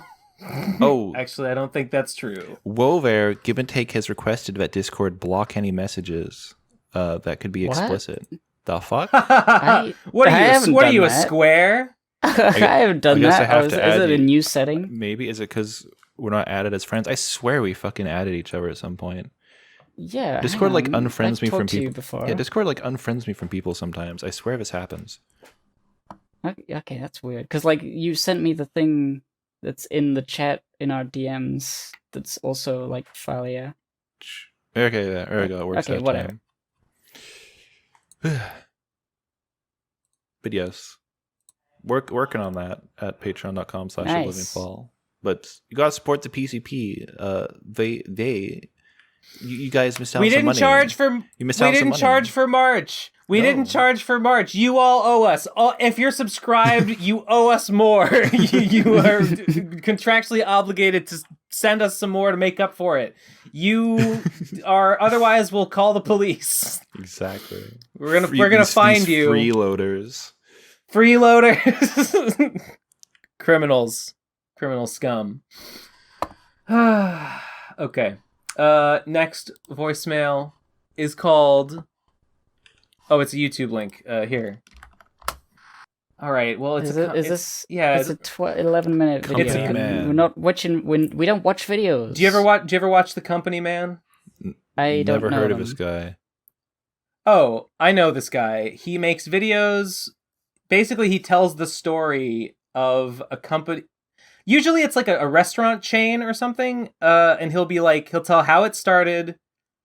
Usually, it'll be a company that has sort of like fallen out of favor and like you don't see them anymore. And he'll tell like how it started, how it got popular, and then like why it ended up like, you know, eventually failing or being reduced in scope or whatever. So that's kind of interesting. Actually, I was talking to Munchie about it one time, just in private, and he said that he watched the channel, but he got kind of fed up with it because basically every like restaurant or every like store or whatever has the same origin story, which is like two rich guys got friends with each other and decided we should make a store, and then they did. And it's true. But I don't know. This Anyone was can on Twitter, do it. and We're all gonna make it though. We're all gonna. we are right. All you need is two rich guys. That's the beauty of capitalism. Everyone's gonna be a millionaire. Everyone's gonna create a chain like that, and then we'll all win. All you have to do is just work hard at creating a restaurant chain that then, you know, opens up, you know, 30 locations nationwide. What if you had like a ramen like restaurant called the old bowl and chain? I'd rather have The a old bowl and ramen chain. Coke, if you know what I mean. Ooh, Wait, the bowl and... Oh, I get it. The bowl and I- chain. Yeah. that's clever. I don't know what the gimmick is. I guess It's an idiom. It's like marriage, but there's a bowl involved, and it's got ramen in it. It's next to a bowling alley, and your plate is connected to a bowling ball by a chain. If you don't finish your meal, someone's gonna throw that bowling ball, and your plate's gonna go zoop out the window. Yes. A bowling themed restaurant where they bowl you like your drink in a bowling ball, and you have to suck it out of the holes. There's a little cork in there. Sounds Fucking good to wine me. in a bowling ball. So I don't know. I know this Twitter thing is probably about that stupid Elon Musk is going to buy it for $420 or whatever. Haha. I'm really unsettled by the whole. We need to create real free speech. I'm like, what is this about? Yeah. Is this about you're just gonna unban Donald Trump? You're gonna allow vaccine misinfo? What's your angle? What's your angle? He's going to crack down on the woke mind virus. It is a virus. If you're trans, die, and it shoots you with a gun. Yeah. Probably that's it. Probably. That's Unfortunately, it. maybe actually that. He'll unban Donald Trump, and he will ban like the trans flag emoji, and that's the only things that will change. Right, because that's stifling my free speech. We need more free speech. Trans people existing can't speak. I think I don't know. Elon Musk is an idiot. He probably doesn't even know what he's going to do. I don't think they're going to let him buy it. I mean, it would be terrible. It'd be terrible for the like world. a stupid idea. I feel like I'm almost positive that Twitter would just break and disintegrate if they actually sold it to Elon Musk. Yeah, I don't think it would be good for it. Yeah, I think it would probably go south. Not necessarily because like enough people hate Elon Musk that there'd be a boycott of it, but just sort of, I don't know. I can only see bad things happening. I think he would do stupid things with it. Like they already do stupid changes to the platform all the time that everyone hates. I think that would only accelerate. I didn't know that it had like fallen. Like I don't know if its stock price is down or whatever, and that's why this guy made a video about it. I know that Netflix is cratering really hard, and that's pretty funny. It's because people aren't chilling anymore. They're all riled up. That's true. No one's chilling. I remember hearing like back in 2016, and I don't think it's changed, but like Twitter operates at a loss. That's what I remember hearing, and that's probably been like that for a very long time. I thought it was YouTube that was operating. YouTube too. Yeah, I heard like Twitter was also like in that boat, just not as bad. I don't know how. Then why do they do it? I could be incorrect. I mean, I'm gonna double check.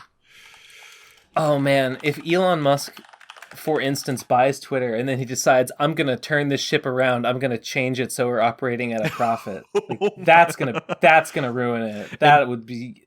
Oh my god! Imagine what he would do if that was his goal.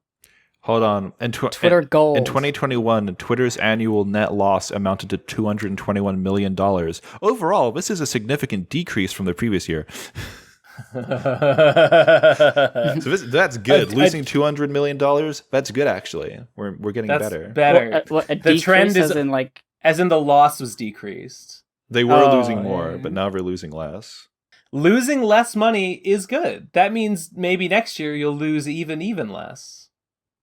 And good for them, honestly. what if he changes the Twitter tweet bird into an eagle icon? No, he can't touch the bird. That's all I have left. Oh my gosh, I'm trying to disable this website from. Oh my god, this is a fucking nightmare. This website that I'm trying to like look at the Twitter graph is like, if you want to look at this page, we have to get your consent to look at our cookies, and of course, it just gets worse as it goes. So I'm not clicking allow all, so I'm going to click cookie consent manager, and then I still haven't disabled them. I have to like click on the sub menus, and that doesn't work. I have to click on see more details, and then when I do that, which is like one out of like 5 menus I have to go through, I can't even disable them. I have to like then click on another drop down list, and I have to. Oh my god, scrolling. This is like 7 pages deep. This is cookie. Wait, I still tyranny. I still can't disable it. This is cookie clicker. Okay, so I want you to compare these two images, and now I'm putting one in. The little scroll bar on the right side. Look how much it shrunk, just for me clicking on one of the cookie details. I have to scroll through like 10 pages, and at the bottom, there's no button that says disable this cookie. How do I disable it? I'm so confused. It just says allow all, or that's it. There's nothing else. Oh god. See, sometimes there's this thing, and it's like they do like a tricksy thing. A little tricky little. Ooh, you think you're clicking on no, but it's actually no to the yes to the. It's a reverse, and we gotcha. We make the button look good to click, and now we have all your cookie data. And I sometimes take the 5 minutes it takes to just say no, save. It's like, yeah, like... But sometimes it's just it's just dreadful, and it just ruins the internet sucks right now because of these. You don't want us tracking you? Well, complete our fucking 10-minute, 100-page survey, and you have to, play spot the difference to find the little tiny button that says, don't track me, please, and then you can do it. It's because they know no one's going to do it, but, oh, we got around the legal loophole. It's just fuck off, man. Piece of shit. I love piece legal. Of shit. I love legal loopholes. I hope John Oliver just fucking leaks all of Congress's data that he bought. Did he do that? Yeah, John Oliver did something based. Actually, he did a segment, a pretty long segment, talking about data and how easily they can track you, and how it doesn't matter how anonymized the data is. They have your location, they have your workplace, where you go, where your phone is, at all times, what things you look at, and they only need a fraction of the information to narrow it down to one person, but they have 10 times the amount of information that need to narrow it down reliably 90% of the time. So basically, they can find you easy. You can't fucking avoid it. And he talked about a whole bunch of notable cases where people had been tracked down. Times a news studio went and bought some data from, because you can just buy it for $20. You can buy someone's data. If you want to, serial killers or stalkers or rapists or whatever the fuck can just buy the data of the people they want to victimize and then figure out where they live and their whole schedule and everything. You could just fucking do it. You just chuck money at it. It's fucked up. Some news crew went to someone's house and were just like, "You're pregnant, right?" And the woman was like, "Yeah, how do you know?" And they just fucking figured that out because the computer, based on their browsing habits, was able to compute that shit. So that was the segment. And then John Oliver was like, okay, so you can get a lot of really personal information. You can also find out what websites people look at and to some extent their internet history and other shit. So he basically figured out everyone in Congress bought all of their data, all of it. He has dirt on every single one of them. And he's like, if you don't want me to release this, you better make it illegal for me to release it, because right now there's nothing legally stopping me. Wow. He's blackmailing them. Nifty. Pretty cool. It's kind of neat. But it's legal because he's allowed to. It's very funny. They haven't made it illegal to do that. Huh. This is when did that happen? I'll link the segment. It's pretty cool. John Oliver, little bass today. Nifty. It's a little bit bass. Sounds a little bit bass. It's 25 minutes, but most of the cool shit is closer to the end, I think. And,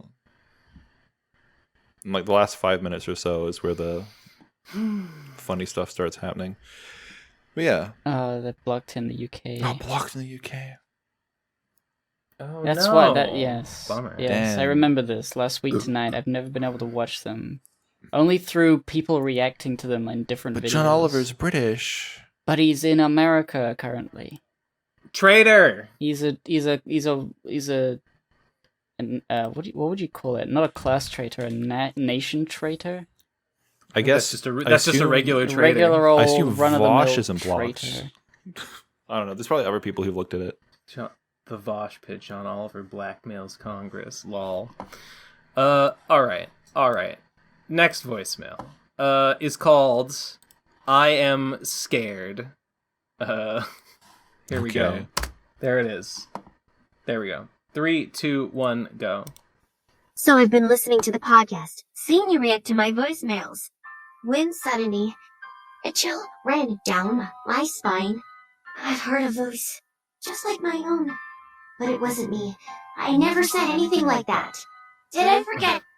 Is someone copying me? How am I going insane? Is there an imposter among us? Imposter. That's clever. Among us. Like they're posting. There's 2 Twilight. I'm seeing double. I'm seeing double. 4 which Twilights. Which one do I shoot? Yeah, which Twilight Sparkle do I shoot? Sometimes there's just an imposter among us, and you just gotta. That's just life. You understand. You know about life, Twilight. You're a smart cookie. What if You've My Little seen a Pony Sussy played Baka Among or Us? two. What would they do? I'm sure there's a thing out there about that. I guarantee there's probably a Pinky Rose video where she's like, Fluttershy plays Among Us, and she used my fucking vectors for it. Fluttershy would be really scared the whole time, but then the twist at the end would be that she was the imposter. She was so fucking sus. It's so obvious. Let's see, there's Fluttershy plays Roblox, Fluttershy plays Minecraft. You know, do you do you That's remember a billion view video right there. the fucking mysterious mare duel is basically Among Us because they all like wear a secret disguise. That's right. It is, and they're all pretty sus against Rainbow Dash, just trying to live her life. Rainbow Dash plays Minecraft 20% cooler. Let's play. Oh yeah, 5 years ago. It's really been that long since I talked to this person. Of course it has. I've been out of the fucking My Little Pony community for years. This was Pinky Rose. She was a voice person. I think you've mentioned. I her once or vaguely twice, recall seeing a YouTube channel of a person doing a Fluttershy voice and playing games, and then recently they had like a VTuber Fluttershy. Oh, boo! Kill him! Gotta kill him. They must be punished. This person hasn't uploaded in 4 years, apart from like 2 song covers they did maybe more someone recently. else. So maybe it wasn't this person. Fluttershy. Yeah, it's probably someone else. Plays or something. All right. Oh, next unless we made like another channel for it. Oh, Vannamelon. Vannamelon. Yeah, that's the one. I also have worked with Vannamelon in the past. Who? It's I wasn't like a subscriber. I just had seen that person before, and I was like, haha, that's funny. You're doing a voice of a pony, and you're playing Let's Plays. Well, whatever. Was someone who auditioned for our anthropology fic reading in like 2013. And she did a pretty good job. And after that, I mean, she was working a bunch of other things, but like we worked with her in 2014. And then after that, she went off and somehow got 1 million subscribers. Good for her. Yeah, very nice. What did she do? Hold on. I'll check. Seems like a lot of gaming content while playing as characters. Oh yeah, she's got Isabelle. a video. Yeah, Isabelle Google's Anka. Oh, she's an animator. Yeah, I think she like. Well, she does. Or maybe she gets people to animate. I mean, some of these are like VTuber puppets. Her most popular video is an animation. I'm clicking on a random video. Puppets? Yeah, like I clicked on this random one. This is like a VTuber puppet in like the top left corner. It's not there the whole time. And it's just like her. It's basically just her doing like reaction content where she just like reacts to like a bunch of little things, and like has a character she plays while doing it. I guess is the content. The second most popular has Pinkie Pie streamer video picture in picture, but it's not animated. It's just like still frames of her making faces and stuff. So I think I see. It's a T-Bap ripoff, is what it is. It's exactly. PNGs moving. That's copyrighted. All Okay, next voicemail is a YouTube link. Here it is. Ready? Okay, it's a Yeek Studio. Yeek Studio. I have feel like nothing to say about this one. Whatever. I simply have nothing. Why do people just send Yig videos I without saying anything? Like, I say feel something like we about made it. Pretty clear last time that we don't have anything to say about if you just send a Yig Studio video. Or any video, really. Like, We're going to spend 28 basically, minutes watching this. Obviously. I did have something to say about the company, man. Yeah. I don't know. Okay, anyway. Next voicemail is... Oh, God. It's a Vokaroo. Oh, boy. There. Yeah, here we go. I have it ready. Okay, 3, 2, 1, go. Music. Hello everyone, this is the old man. You might have heard me on YouTube channel Limit Breakers. Yes. You see, it came to my attention that my granddaughter, Twilight Sparkle, is sending you voicemails. I am truly sorry for how bad they are. She is young and immature, and I am apologizing on her behalf. Don't worry, I will make sure she will not send any more voicemails. Instead, she will play Dark Souls 3 and make a miracle build video. Grandpa, what are you doing?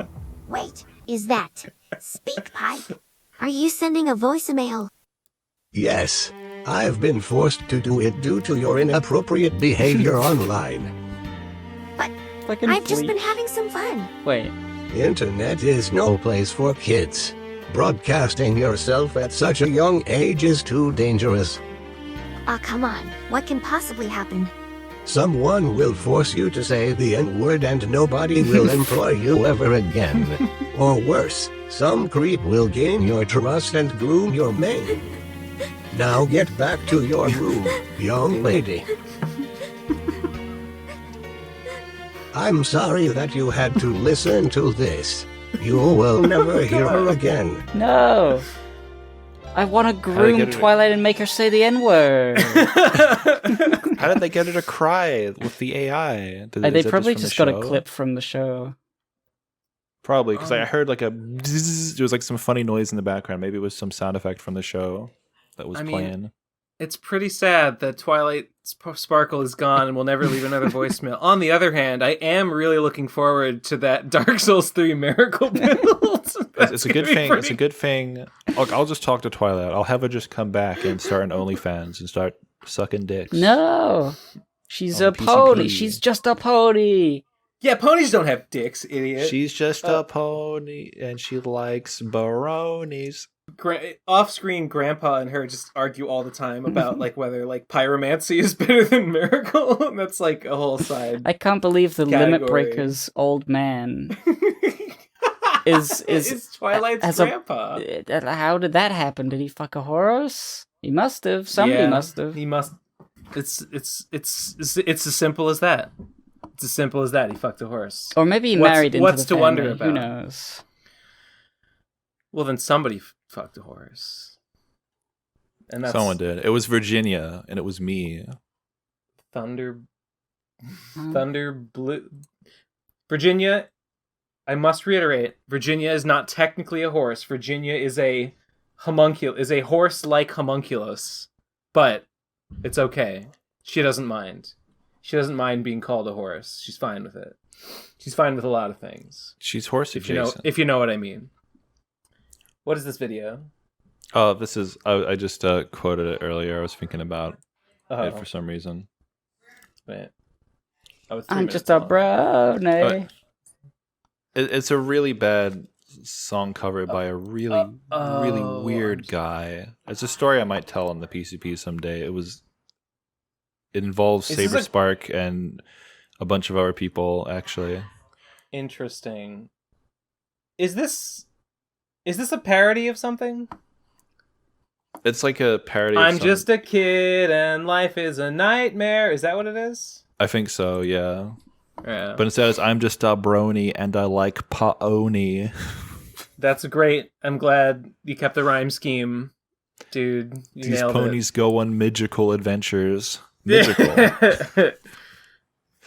The next true. voicemail just says, Ben, your page is really good. You should do a comic. Ha ha ha ha ha ha ha ha. Slime and Wow. Punishment Kickstarter coming soon-ish. Next one is called The Deep Symbolism of the Egg. There. Posting it. Okay. 3, 2, 1, go. You see, the graveyard in the Procrastinators podcast symbolizes death and decay. The fact that everything comes to an end eventually. Just like this podcast. The egg in the Workaholics podcast is a symbol of rebirth, a new beginning, hope. I see. By inviting Twilight Sparkle, their podcast grew in size. This is what eggs mean. Subscribe to Wattie video for more lore. Wow. I get it. The opposite of a graveyard is an egg. Dude. Makes More like an egg sense, yard. I guess. What if you stuck a tiny little straw into an egg Oh, don't. and just suck the yolk out and just drank the yolk out of the No. yolk and Oh. you didn't break the membrane, you just kind of drained the yolk, so all that's left is just a thin little empty yolk membrane inside of Well, the white. if you did that, then I would think you're an insane person, and I wouldn't talk to you. The yolk tastes good. You gotta put your toast in it. You gotta Not through a fucking slop it up. straw. Slurp it through a straw. I need it pure. I don't want to dilute that yolk with disgusting toast. I just want the straight. I want the straight dope. I want to have Man. eggs on toast. I've never done it. Never done What it. do you mean you've never had eggs on toast? I just never had it. I've never Oh. really had eggs. Okay. Growing up, I hated eggs when I was a kid, and I only started to like them as an adult, and even then, only sometimes. Get a frying pan, throw an egg at it. Just I eat for- eggs all. Get a I eat eggs toast. all the time. I eat egg wraps. Actually, I'm all out of tortillas. I gotta buy more tortillas. I have egg, toast, bacon for breakfast every other day. It's very nice. Eggs make me feel eggs make me feel a little sick on their own. Like I have to have them. Yeah, they're good squished in into a things. bread. Sounds like it would be good. Maybe we should get some bread so I can make toast. I've That's never just had whispering. never had toast before. Whoa. Wait, really? No, I was just doing a thing. Oh, okay. Yeah. It's like, what? What is this Spaghetti- riot you talk of? Spaghetti on toast is good. You're What? you're Is that a New you're Zealand less thing? than human. Is that a New We have Zealand thing? I've heard of people eating spaghetti sandwiches. I've never really done it. I know people do it. I've never heard of spaghetti on toast. Do you mean like All right, so- like spaghetti with a sauce mixed in? Yeah, like tin spaghetti, you know. Oh, Not like in tomato SpaghettiOs. sauce. But SpaghettiOs are gross. They taste like water. I came to America, heard so much talk about SpaghettiOs. They're disgusting. They're terrible. they're not that good, no. No, but there is some good tin spaghetti. It's good with some cheese mixed in actually. And yeah, I've never had canned spaghetti. Actually, I just make it cook pasta in a pot. Yeah, Wattie's was the good brand in New Zealand at least.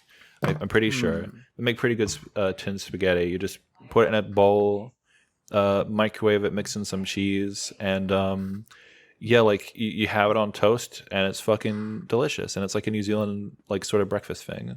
That's I so think messed up. Other places do Things beans on really are toast, upside down but I and don't like backwards beans. down there. I guess it's not too spaghetti different pizza is from. also a thing. I guess it's not too weird, different from beans on toast in tomato sauce. It's just the spaghetti is a carbohydrate. You're eating it on top of another carbohydrate. That's too I think many. beans on toast. I think beans on toast is something that Americans think is weird, but I've had it and I think it's all right. I kind of like it. Yeah, it's The just sort issue of for like me is a that I just protein don't and like tomato beans. flavor with a bread. Yeah. We Yeah, also it's make fine. spaghetti pizzas are also very common. It's a homemade thing you do in New Zealand. Do you just put spaghetti on everything? Like tin spaghetti, you just make a pizza. You make some dough. Put spaghetti as the base, and you can add other toppings and stuff to it. And you just I you just Right, fucking wait a eat it. minute. I guess I get that because it's tomatoes. They're both tomato sauce based. Mac and guess. cheese pizza is a thing in America. I mean, how much of a stretch is it? Well, I've never had that. So I have a thought. It's not that much. It's not that much of a thing. I have a thought. New Zealand is close to like Asia, and for some reason, sorta Asian thing. Like I've heard of like Asian McDonald's having spaghetti. Could it be that's like a that's like a thing? That's what Trixie said about. No, well, she said it about the Philippines. There was that Philippines restaurant that had spaghetti. Right. That chain. Oceania. And I think I think you're right. I think maybe I've seen pictures of spaghetti at like Asian. I think you're right. So like maybe that is just that quadrant of the world has spaghetti as a topping, or like as a more of a thing you. I don't know. Because they got noodles, maybe. I don't think New Zealand's like close to Asia though. New Zealand's pretty like just far away from everything. I mean, it's pretty far away from everything. But like, would you describe Australia as being close to Asia?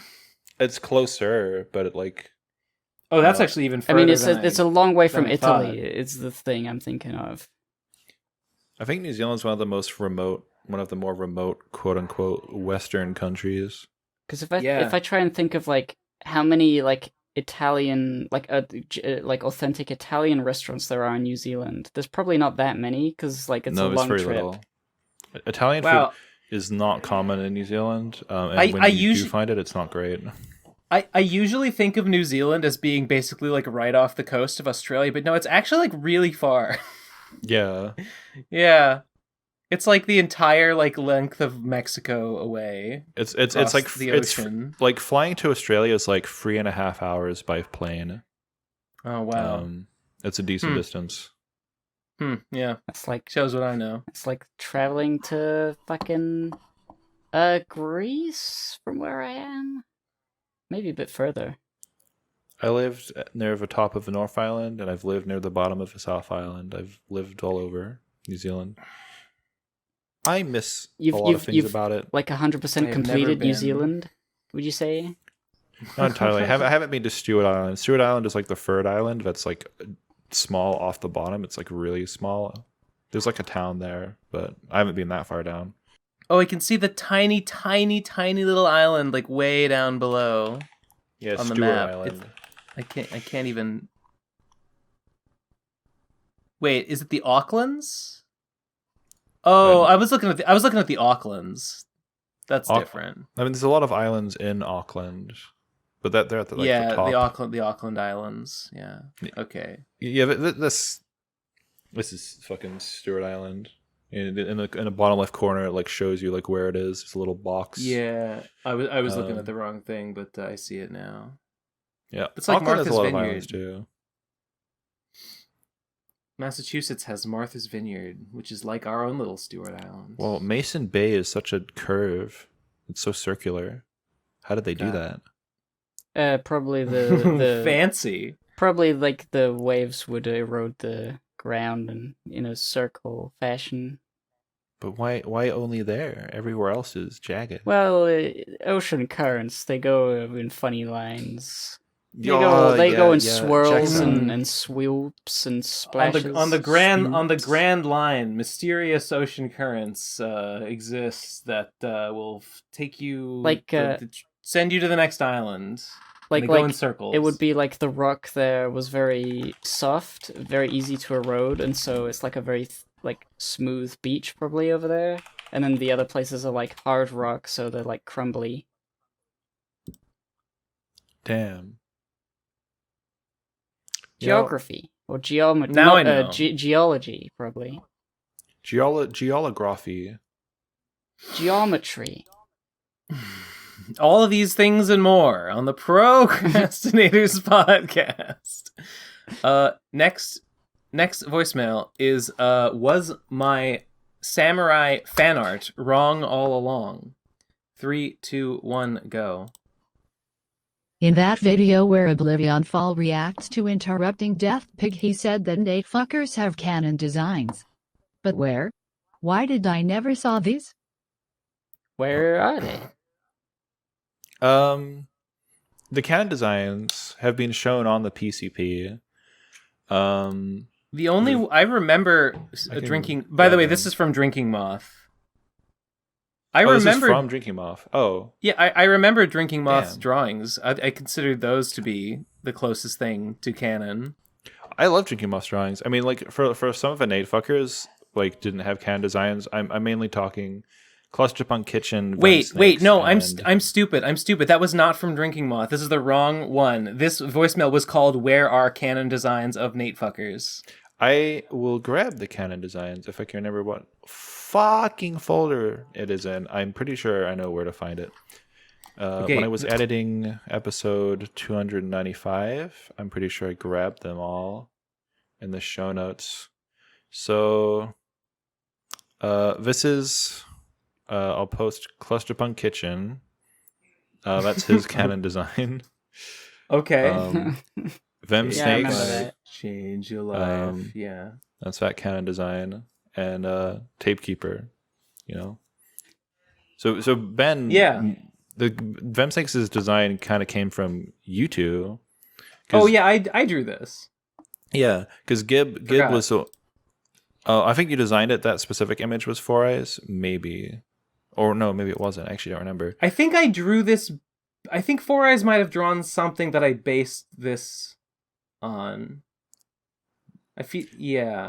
Or I think you drew something for the episode where Vem Snakes appeared, and then Four Eyes drew fan art, and this is the fan art, maybe. But yeah, so like Vem Snakes was originally Vem Snakes was originally green. Version. Maybe it is. Vem Snakes was like when Vem Snakes first appeared on the podcast. I remember like Devu was even there. When we showed the patreon.com/femsnakes, which does exist. It had a picture of a green snake, and then Gib was like, "Oh, I like to think of it as like the Pump Anali Run Away from Snakes, where they're red and black." And I liked that idea, so I took that. Oh, and then, so that's why. Did I say that back then? Yeah, you suggested it. Yeah, you did. And then Ben drew the snakes like wearing like in a shirt and a beanie, looking like Ben, and that was great. And I'm like, yeah, this is canon now. Yeah. So those are those canon designs. I had forgotten, but yeah, I remember that the Tape Keeper is this guy from Lesbian Horse RPG. And I don't. That's not his. Obviously, that's not his canon. His name in that game. Javis. Javis. Yeah. Yeah. There he is, the man himself. I mean, and if I wanted to be a little shit, I could like keep the same design and like maybe change the color scheme, but I am too lazy. It looks fine. Yeah, fuck it. It's all good. Who gives a shit? Yeah, so those are the canon. Those are the canon designs for Vove's Free. As for Large Nose Man, Thousand Lung Man, I never made canon designs. As far as I'm concerned, all the fan art I've seen is equally valid. I've seen a few different interpretations, and they're all fun. So the next one is actually Was My Samurai fan art. Wait, what is this? That's the first ever appearance of them snakes? That's the first ever appearance of them snakes. Whoa. Was that in Bale Jape? Yeah. Back when Punk didn't even have fingers. Oh shit. Oh, I don't. I should reread Bale Jape. It's been a while. Then there was all these snakes from that fucking webcomic. Sorry, that Choose Your Own Adventure thing that Four Eyes did. That were also based on Bale Jape. Right. I haven't actually read this. I've seen this panel before. The next voicemail was my samurai fan art wrong all along from Drinking Moth. So let's give that a listen. 3, 2, 1, go. Hi, Drinking Moth here. So I guess I got confused. Wasn't Samurai Sama reincarnated as Mage's baby girl? And Mage lives in Lithuania? That was the idea behind the image. Oh, no. That's good. No, it's May's baby. May. May and Ethan Ralph's baby, Roseanne or whatever, Rosanna Ralph, Yeah. May, aka Pantsu Party, aka used to be in a relationship with Trixie / Digi. AKA the real Digibro, because the title was transferred officially at one point and never reclaimed. So May is walking around out there right now just being the real Digibro, and nobody knows. Yeah. Even she doesn't know. Mage G is different, but that art you so drew funny. is extremely fucking cute and good and great from But last episode. I get love it. But now I understand why she's Lithuanian. And that's just extremely funny. I guess there's two. Oh. You can't. It's canon. Everything's canon. Shoot me with it, please. Next voicemail is called did I post it? Ben versus VTuber. 3, 2, 1, go. You know, Ben, you're free to express your opinions and shit. You don't have to explain yourself to anyone either, but when you go out of your way to target people with your ire and then not explain yourself, you come off like a real inconsiderate asshole. Then you go on to badmouth people for being unthoughtful, like what's-his-face, Peyton Manning or whatever. Peyton Manning? Like, what kind of hypocrisy is that? Who the fuck are you to tell people what they should and shouldn't be liking or doing? And you're fine to hate it, but when you bring that to their attention unprovoked, you're just starting a fight. You're just making the world a worse place. Shut up, pussy. Fight me. I do kind of agree with it, though, in just the sense that it's totally meaningless, that it is become a thing, and it's entirely because you decided to poke the bear, I guess. There was the one Twitter thing. If somebody makes a bad post that you don't like, the reasonable reaction is to reply and say, "I don't like this." No, that part is fine, but it's the atting them with the episode where we talk about it. That was because she did the screenshot pity thing. So I feel like she was the aggressor. I mean, I guess I made the replies for. Look, who cares? Whatever. Making the world a worse place. Get the fuck out of here. This is the biggest fucking non-issue that's ever happened. I don't like this post, and then they're like I agree. Ben comes across as a fucking villain all the time. It's what he does. It's what you're good at. But all this shit is so inconsequential at the end of the day, because it's like, cool, I don't like a post by a VTuber, and then the VTuber in character is like, "Ooh, what are you doing?" And it's like, I don't have to answer to you. And you imagine saying that I'm making that I made the world a worse place. That part is whatever. Yeah. I can understand thinking it's a bad look or whatever, but sure. Whatever. Ben's no stranger to that. That's not new. Who cares? Do you think that I didn't know that by telling this ooh I am a little baby on Twitter, fuck yourself? Do you think I didn't know that I kind of look like the asshole? Sure. Of course.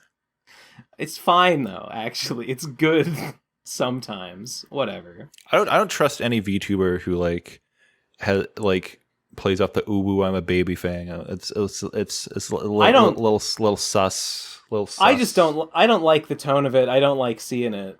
She can do what she wants. Yeah. I can't stop her, and I wouldn't stop her if I could. Whatever. But I don't have to like it. Sure. I just feel I would not have tried to instigate anything further because it's not important. Yeah. Well, and indeed, it's I don't know. Because she was making posts about it, she was using it for attention. So why not? Why not make a post about it and at her with it? She doesn't mind. She likes it. It was good for her. She's welcome. I literally did her a favor. And idiots like this are like, "Oh, Ben, you're such a demon."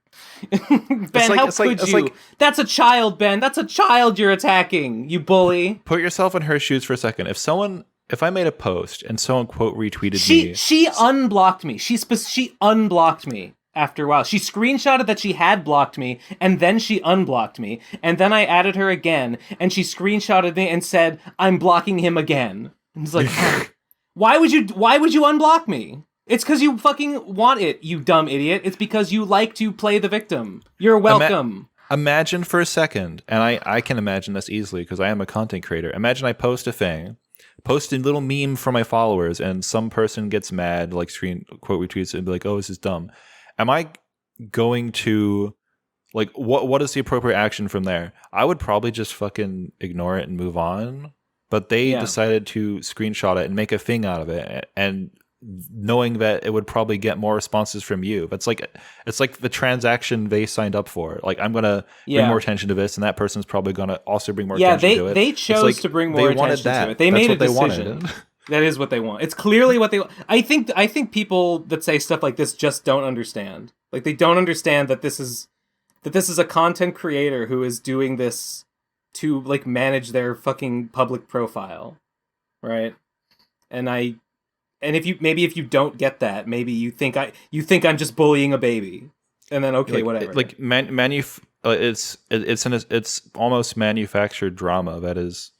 It's like it feels like a transaction of, like, all right, we're gonna have this little beef and get some attention for ourselves. That's how it seems to me, and like, cool, whatever. Like, I know with you, you're just fucking having fun. You always seem like you're having fun when you do this shit. So sometimes you're always crowing like, ooh, we talked about this on this PCP, hoo, and I'm like, oh, yes. No. Yes. Funny. Ben's at it again. I did that to be like, I did that just to see what kind of reaction it would get, and it got the same one again. Like, Ben is mean. This Ben Saint character. I tried to be reasonable, but you're just too evil. Just too evil and vicious. It is amusing thinking about the because, like, it really does seem like some people aren't aware. It's like it's not actually a little baby, you know. They're not responding as if this is like two adults like making decisions about how to handle an interaction. They're responding as though I kicked over a little kid's sandcastle and he's crying and I'm laughing at him. Yeah. Like, I wouldn't do that. I don't like conflict on my page. I like to keep my page conflict free. That's for me. That's for me. I totally understand why a person wouldn't do this. Yeah. You can handle it. You're a big boy, and whether they admit it or not, they're a big girl. It's fine. That's right. That's right. My headphones broke, so I was gone for a bit there. I'm using my earbuds now. Glad you're back. We're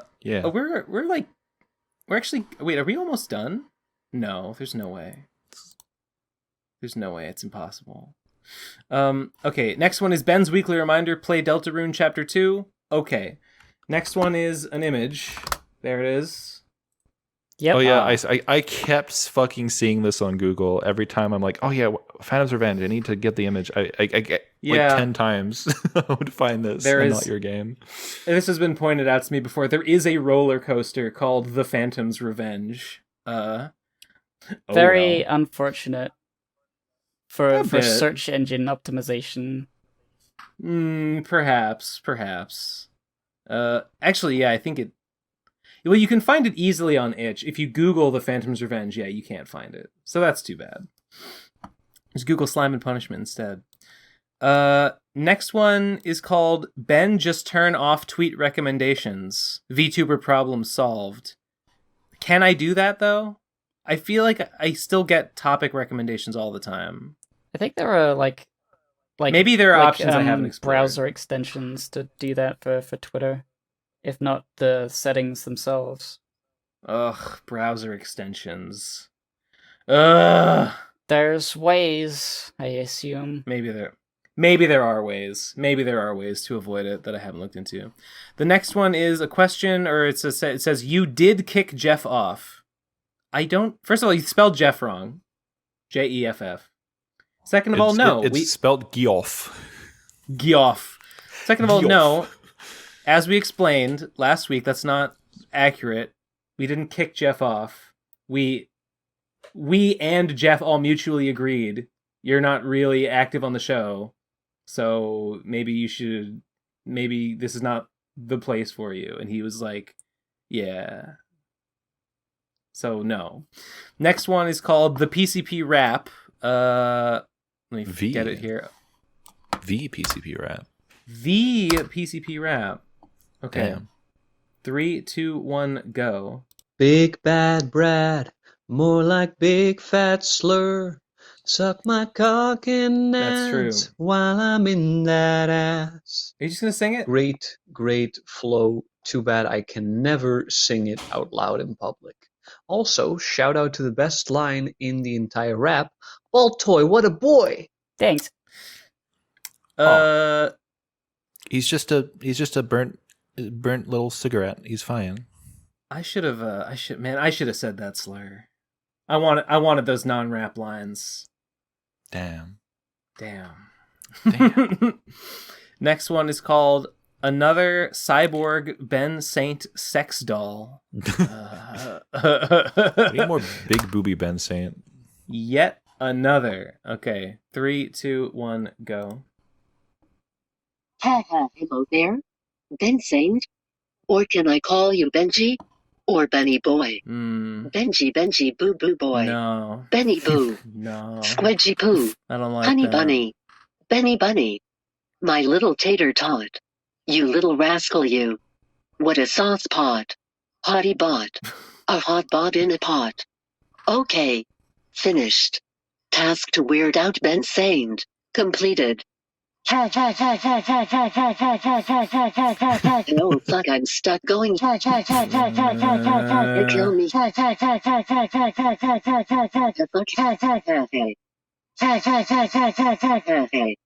Ooh, bitch. That laughter. Half of those nicknames are from fucking VeggieTales, by the way. What? Oh yeah, the chocolate Easter bunny, fiery furnace, whatever the fuck. Yes.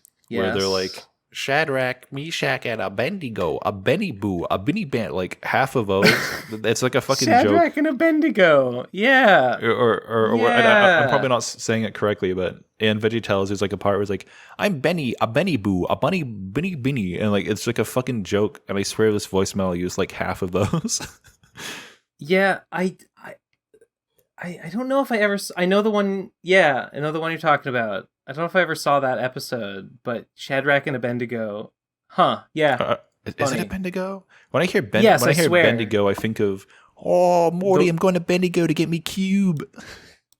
yeah. Shadrach and Abednego sounds right to my ear. Some people did something one time. Oh, it is crazy. Oh, it's Abednego. Oh. Abednego? Abednego. Oh, You can't say that. Yeah, I mean, there's no R. Abednego. Shadrach, Mashach, and Abednego. Figures from the biblical book of Daniel. They're thrown into the furnace, and then the angel protects them. Got it. Because you need a big furnace to make chocolate. I do. I need a bigger kitchen. I need a bigger kitchen to make my worms, and now I can make these tiny little micro batches, and like that's fine. But what a waste of time. I'll never forgive VeggieTales for like changing that episode, because there's the bunny song where they sing about, "Ooh, I'm a villain. I'm not gonna go to church. I'm not gonna go to school. I just want to eat fucking bunnies all day. What the fuck?" Yeah. And they were like, excellent. You're not going to church? You better change those lyrics. And then it's like, okay, I won't eat tofu is the new lyric. It sucks. Wait. Like in the episode, they tell him to change the song? No. Like the episode got re-released with the lyrics changed because parents complained. Instead of I won't go to school, it's I won't eat tofu? Yeah, it sucks. But he's a villain. He's a villain. And now it's about eating healthy instead of like Like the original like theme was like cancel culture gone too far. It's just a weaker theme because the original theme is like being like too obsessed with material things where it distracts you from Jesus, and now it's about just eat healthy. Like that's a weaker message for what I think they would want. I don't know. Yeah. I did not know that, but that's odd. That's really weird. Like, why would they have a problem with? Why would it be a problem if the villain says he's not going to go to church? I don't understand. I don't know. Villains can't be understand bad the motivation because then it's encouraging us to be bad. You see, but he gets punished. I think in the end, maybe somehow, or he has to change her heart or something. You see at the end, it's like, oh, I changed my ways because it was bad. Okay. Oh, okay. Next voicemail. There's two with the same name for some reason. The next one is called Ethan Ralph Lore Might Be a Little Loud. 3, 2, 1, go. It's volume warning. Here we go. It's quiet so far. Dinosaur. Sister. Rosalind Ralph. Look. Dinosaur. I want to ride the dinosaur and crush a bin saint. If my name isn't Ethan Ralph Jr., named after my father, Ethan Ralph Sr. Yep. Okay. There's this very quiet noise in the background. Oh. I can't. Hey man, look at that. The babies are likes the dinosaur movie. Hopefully this will keep them fucking quiet for like fucking 10 minutes. Goddamn. Ethan Ralph is so gentle. They do seem like dinosaurs. And so says I May, that's the wife of Ethan Ralph. What is? Yeah. This is a true American family. Yep. Hell yeah! Woo! USA. Okay, there's a shorter one with the same title. I assume it's the sequel. 3, 2, 1, go. Where's my cell phone? Oh, I think the baby's been playing with Ethan. I can't tell what they're saying. Oh yeah, I see him with it. Their accent's too thick. Look, no, Father, what are you doing? Oh. Did the baby just... The fuck is recording?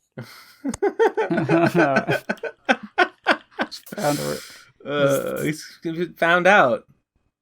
Twilight Sparkle is no longer allowed to voicemail. She's got to make a miracle build in the Dark Souls 3. Roseanne, the Samurai Ralph, is no longer. He's been taken away from the phone. This is a tragic turn of events. What'll we do without all these voicemails in the future? I don't know. End the episode quicker. Next one, no. Next one is called Ben, do you play Yu-Gi-Oh? Answer, no. I don't even think there's a voicemail with this one. Wait, no. That's not the right. This one is called Forklift Man, the one I just posted. Okay. 3, 2, 1, go. Oh, I'm currently a man in a forklift. It's about 50 feet in the air. I'm going to use the clairvoyance that this position gives me to talk down to you specifically. Ben saying, I do not understand the position you have of not deeming somebody worthy of explaining your position and assuming them to just clairvoyantly assume your position and what is correct and wrong about their shit. You just explain yourself like you did in the podcast. It makes a lot more sense. I already agreed with you, but I agree with you more and better after I listened to you explain the fucking VTuber thing. Please, on twitter.com / it's also ugly or at it's also ugly or whatever the fuck. Explain yourself instead of just like posting funny haha dunks to get funny Twitter points. I don't want to talk to that person. I don't care if they understand. I don't want to talk to them. There's also like you can't convey tone in a tweet. It's going That's to be also misread. true. Like trying to explain yourself on Twitter is the biggest mistake you can ever make. When What, if you genuinely want people to understand you, that's not how you get people to understand you. They're going to twist something you've said. I agree. It sounds, just the thought of trying to like explain what I mean in a tweet thread on Twitter just makes me like sick. Like I just am not willing to do it. It's a nightmare. I mean, I agree with that. That's why I wouldn't like say anything. I wouldn't make the point if I wasn't ready to explain it. I'm willing to make the point. I'm just not willing to explain it. I guess the consequence is people like this. Yeah. I once was asked for voice acting hot takes. Someone said, "Post your voice acting hot takes," and I'm like, "Well, I think the quality of dubbing of any kind, regardless of whether it's anime or not, just tends to be worse quality performance compared to the original." And there's also like, you know, I just prefer to watch things in their original form because it's going to be closer to the original vision of the people making it, and that's just better, especially cultural where certain things get localized and it just takes away from the original intent. And at the same time, and it goes both ways, because people who, you know, I think it's cringe when people watch My Little Pony in Japanese because they want it to be like an anime. Like, that's also cringe. Like, watch English things in English, watch Japanese things in Japanese. I made that tweet. I got screenshotted by a fucking person who I won't name, but she had like a decent following, calling me ableist, saying that I was attacking dyslexic people who can't read subtitles, when I never mentioned anything about subtitles at all. I just talked about the quality of the voice acting, and she, like, this horrible person like is ableist and all this shit, and she made this huge thread, and a bunch of her followers came after me, and I'm like, I never said, even in the screenshot, I didn't say anything like that. What the fuck? So like, that can happen, and that was when I kind of realized I'm just never going to post an opinion on Twitter ever again, no matter how innocuous. It's just not worth it, because I had to spend like 2 whole days dealing with that shit. And somehow a bunch of my friends got convinced by it. I had to like explain to them, that's not what I said. Please actually read my tweets. And then they will eventually, like, after fighting with them over huge threads, they were eventually like, "Oh, I see. I guess you never said that." I'm like, "Yeah, you fucking idiot." It's so weird that, like, oops. It's like, what sort of people would hear on the grapevine that, oh, Oblivion Fall is ableist now, and just immediately agree with that and just like, assume it's like, true. Oh, damn. Instead of Bummer. like checking. I hate that. It's like, that's sucks. I hate that for Oblivion Fall. My husband fucking hates dubbing of all kinds. He's dyslexic too. he can fucking read it fine. Yeah. Like, I don't know. Yeah. Like, even if that was something I said, I don't even think it's accurate. I think dyslexia. So I've been told dyslexia is mostly an issue with like paragraphs more than single lines. Is the idea that because you said you prefer subs to dubs, that it's like, oh subs. well dyslexic people need dubs, so you are attacking us. Yeah, it's like, and I immediately my response was, you do you. I'm just saying what I prefer. And what I think sounds better, but like, it's up to you what you do. And like, they were like, "Oh, so you're saying people can't watch them? You're saying we should stop them? You're saying we should boycott them?" It's like, I didn't say that. And when I tell them I didn't say that, oh, so now you're backpedaling? It's like, I never said it in the fucking first place. Like, this isn't backpedaling. What the fuck? That's real so gaslighting. horrible. I was okay. I mentioned last week. Some people that were my friends that decided they didn't like me, and then decided to go and spread lies, not even about me so much, about other people, I guess out of spite or in retaliation or something.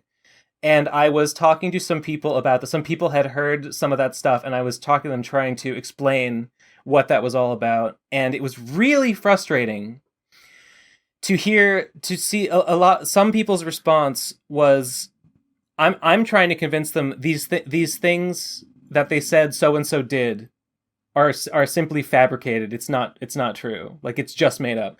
And some people's response was to be like, well, Okay, but like, it's not like they technically said it was a crime or anything. Like, they're just saying that they did. They're just saying they think it's fucked up that they did it, not that it's like a crime or anything. And I'm like, you dense fuck. The point is, it's not true in the first place. It doesn't matter whether these are details that are missing the entire point, right? Yeah. These are things. Have I said too much? Have I explained too much about the situation? No, you're fine. I hope not. Okay. I don't want to get into details about it, but it's like and suddenly it's like, well, now, they're trying to make me split hairs. Trying to make me split hairs on a subject that is not even really germane to the point. Because it's like, well, we've already assumed that this thing we heard is true because we heard it. And now the onus is on you to, if you're going to make these extraordinary claims that thing we heard wasn't true, you've got to supply evidence of that. But like, we just believed the initial claim with no evidence at all, just because someone said it. Just because someone said it. I wonder why that is. Is it just sort of like a general predisposition to like believe bad news? I think so. I think it's just. I hear that somebody is like a bad person now, and then the evidence comes out that it was a lie, and it's still hard for them to like accept that because they were so ready to believe that the bad news was real. I think it's just a cognitive thing. Like when you hear something and you it doesn't conflict with any previous information you have, you're inclined to just be like, oh, okay, I've learned something, I guess. But then when you hear some new information that does conflict with the old information, you're like, huh? Well, that's a conflict. There's some conflicting information here. Well, we gotta. Now I can't just believe this because I had thought something else. It's what Joe Rogan was called out for, basically, with like the vaccine. Like someone's like, "Oh, did you hear that the vaccine has this crazy side effect? Makes your eyeballs fall out." And he's like, "Whoa, that's crazy." And then if you like point out that that's not the case, he's like, "I'm gonna need some evidence that doesn't happen." Yeah, but somebody else told me. It is. Yeah, but somebody else told me that it is, and like, yeah, didn't require any evidence for the initial claim. But if you try to dispute it, it's like, well, prove it, it, motherfucker. Yeah, it is. This is why you should never believe anything. Like, honestly, true. I'm sure it comes. I'm sure the evolutionary reason is caution is generally good in a lot of situations. But why no caution initially? Better safe than sorry. Like works.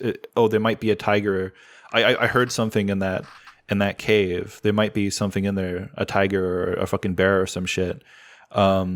Better to be cautious than to just be like, oh well, like maybe some primal thing like that. Person goes into cave, says, "Hey, there's no tiger." It's like, well, I don't know if I trust you. I'm uneasy. You can't prove that there's no tiger because the tiger could just be hiding. But I think it's a combination of those things. People are more cautious. They want to agree. They want to believe the bad news because if it turns out that they're correct, that the bad news is true, then they can save themselves from it or whatever. They can survive longer from the tiger in the cave. What if what was that cave, like that parable of the people in the cave with the shadows on the wall? Plato's cave. Yeah, Plato's cave. What if a tiger just came in there and they killed them all? I guess they'd be dead. They'd see the shadow of the tiger on the wall as it was coming towards them, and they'd be like, "Oh, whoa, a tiger!" And then, but unlike all the previous tigers they'd seen, this one eats them. Yeah. Damn, that's a real. Really makes you think. That's a real head scream. Maybe a little. The next voicemail is an image.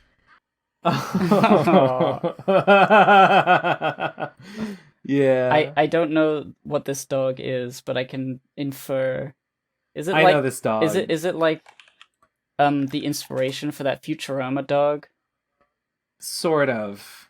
That waits for its master forever.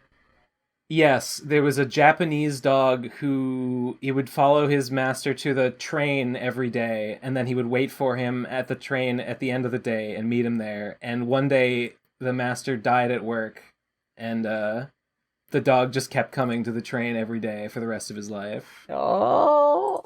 No, Nate, no watch. Yeah. SHCW videos. You're keeping it real, you're keeping on, you're carrying the torch, and I have deep respect for it. Same. Big ups. Next, big ups to SHCW videos, whose channel has no videos, by the way, but that's all right. Next one is called Spin Dash Spiral. 3, 2, 1, go. Okay, listen to you guys talk about Sonic in the last episode caused me actual pain. So here's the real rundown of the fucking Sonic robots and whatever. Okay. Gamma is introduced in E102. Gamma is introduced in Sonic Adventure, and he defects from Eggman to free the little animals powering him and the other Eggman robots, and he's destroyed at the end of the story, so he's dead. Oh, yes. And after Sonic Adventure 2, E123 Omega is introduced in Sonic Heroes as a guardian for Shadow who had been locked away by Eggman in secret after his supposed death at the end of Sonic Adventure 2. He rebels against Eggman for locking him away and vows to destroy all Eggman robots to prove his superiority. Adventure 2 takes place between Sonic Adventure and Sonic Heroes, so there will be no Eggman robots defecting from him in this movie. And his name is Vector the Crocodile, not Vex the Alligator. Sorry. You got both things wrong. If only I was here. I'm an expert on vectors. Is there... Am I thinking of Gex the Gecko? Perhaps. Someone's name is Vex, I swear. Maybe I like Vex the Alligator better. I'm gonna call him that from now on. I found fan art, Vex the Wolf. Oh, apparently please there's share. there's a lot of art of this. Of what I'm assuming is a fan character, because I don't fucking know anything. A Fang character? Keep it Oh, that way. Good one. Oh, this looks pretty sexy. Damn. Vex the Wolf. It's like Star Fox, but tails. Wait, what the fuck? This is funny. He's literally a Do Not Steal character. Stop stealing me! he's unironically doing it. Doesn't look like much of a wolf. He's got barely any snout at all. Well, I mean that's Sonic characters. They're really That's not not that true, much though. of animals. There's that one. He's like a sniper. He's like a fox, and he's got a snout. So it's not. They don't all have to be like this. There's like, I forget who it is. He was in that fighting game. There's Dingo one the with Dingo snout. boy. He might be a dingo. I don't know. Okay, next one is called. It's another from Killer Prince 930. It's loading. There we go. 3, 2, 1, go. Ben, stop reading my name as the name of the message. It literally tells me to put on my name, not the name of the message. And what's your favorite, the best you think the Gen 2 Pokemon is? What?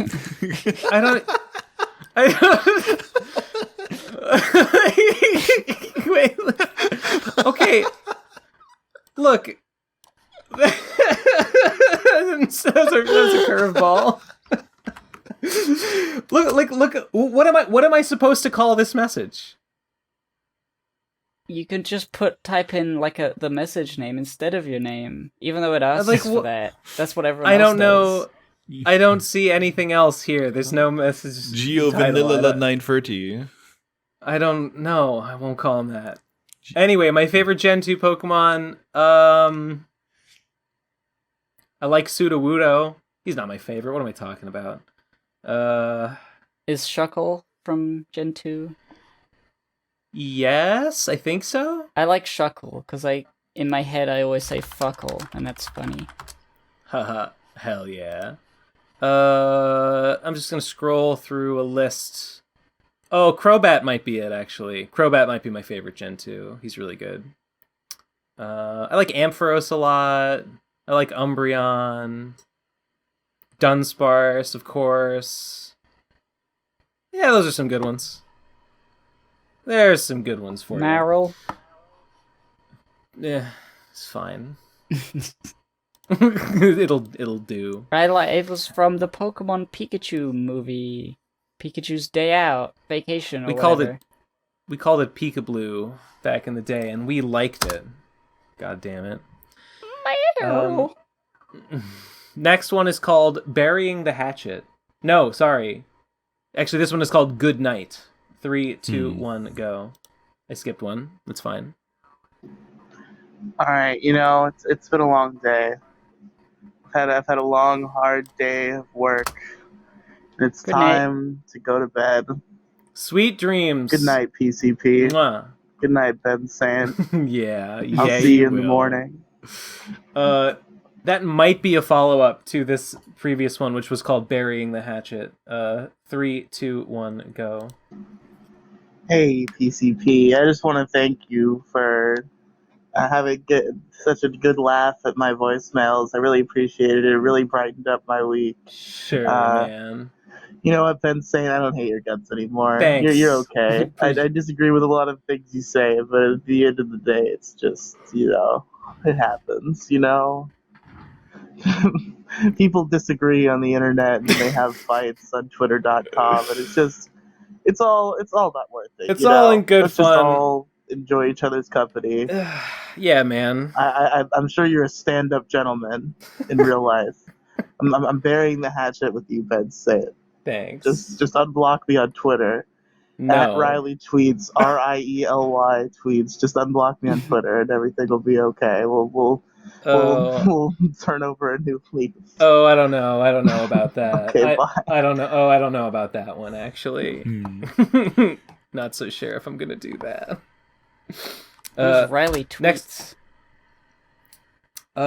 It's not related to that other Riley. Riley tweets is some guy. I don't know. I think he's got a podcast. I think one of the other people on that podcast asked me to be on one time, and I said, yes, sure, I would.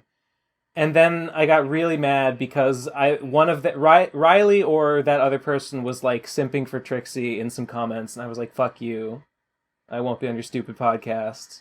So these people are Trixie heads as far as I'm concerned, so they're dogs.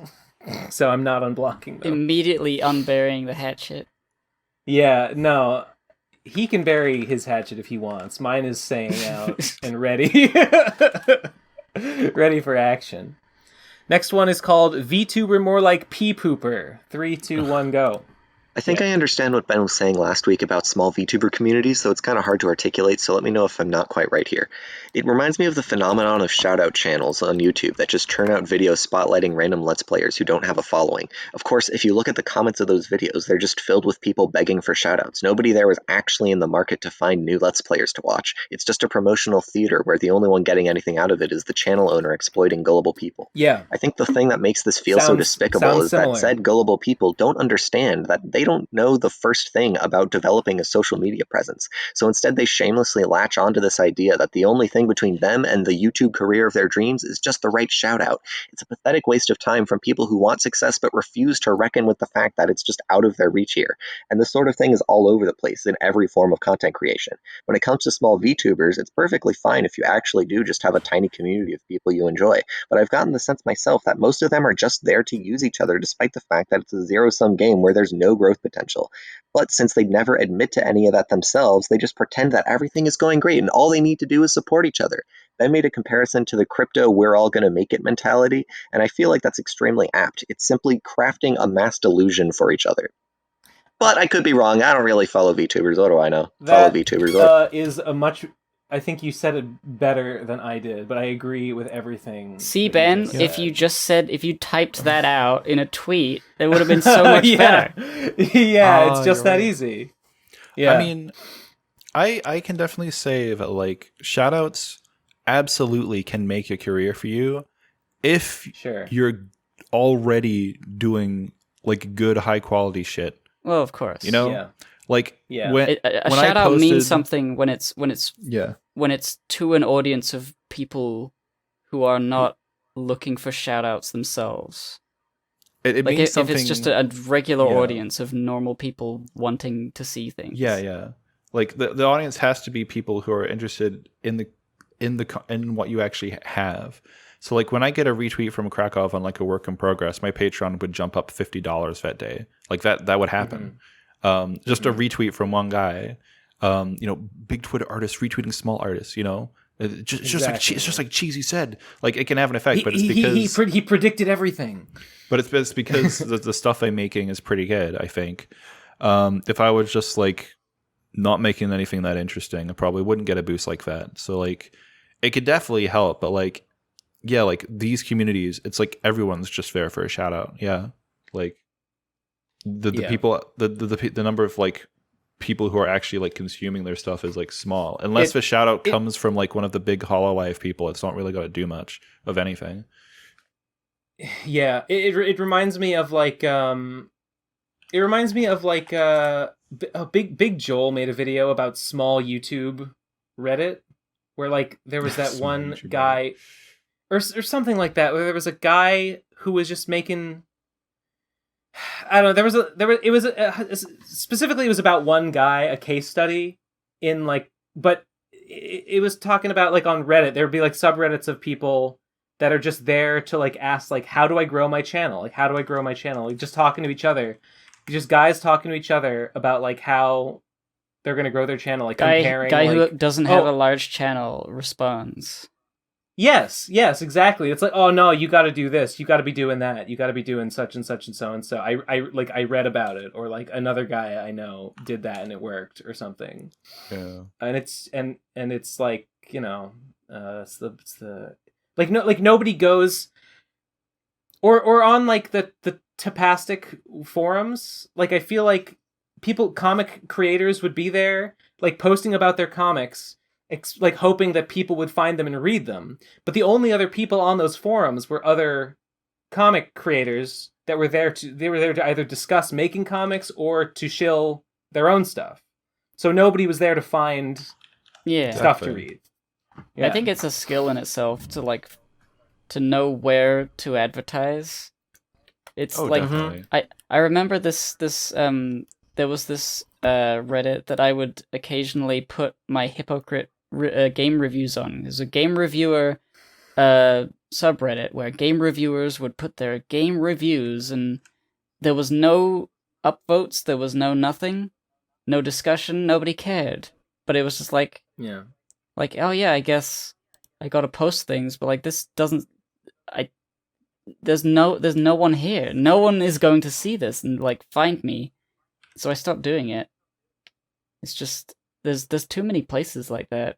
Too many people trying to make art. More people need to stop trying and just watch my content instead. Yeah, I think this guy said it pretty well. Yeah. I like this voicemail. But better than collabing is better than shoutouts is collabing. The problem is like not everyone's down for that. Like some good advice I've heard is like, and again, this stuff only works if you're good at what you do, because if you suck, no one's going to come over. Yeah, just be really good. Like you have, I mean, it's as simple as that. No, that's not the only thing, but like if you think that you're good, and the problem is a lot of people who are bad think they are good, but getting around that hurdle, like find people of a similar size to you to collab with, and then both of you might get a little bit bigger. In fact, the smaller you are, the more effective it is, because the less chance your audience overlaps.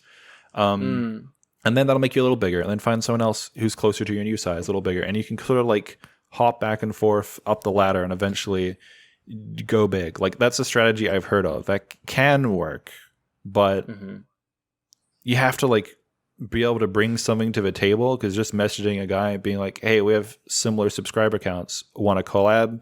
It's like not necessarily gonna work. Like what do you mean? Like what do you want? Exactly. Well, I want to steal something that you have in exchange for nearly nothing.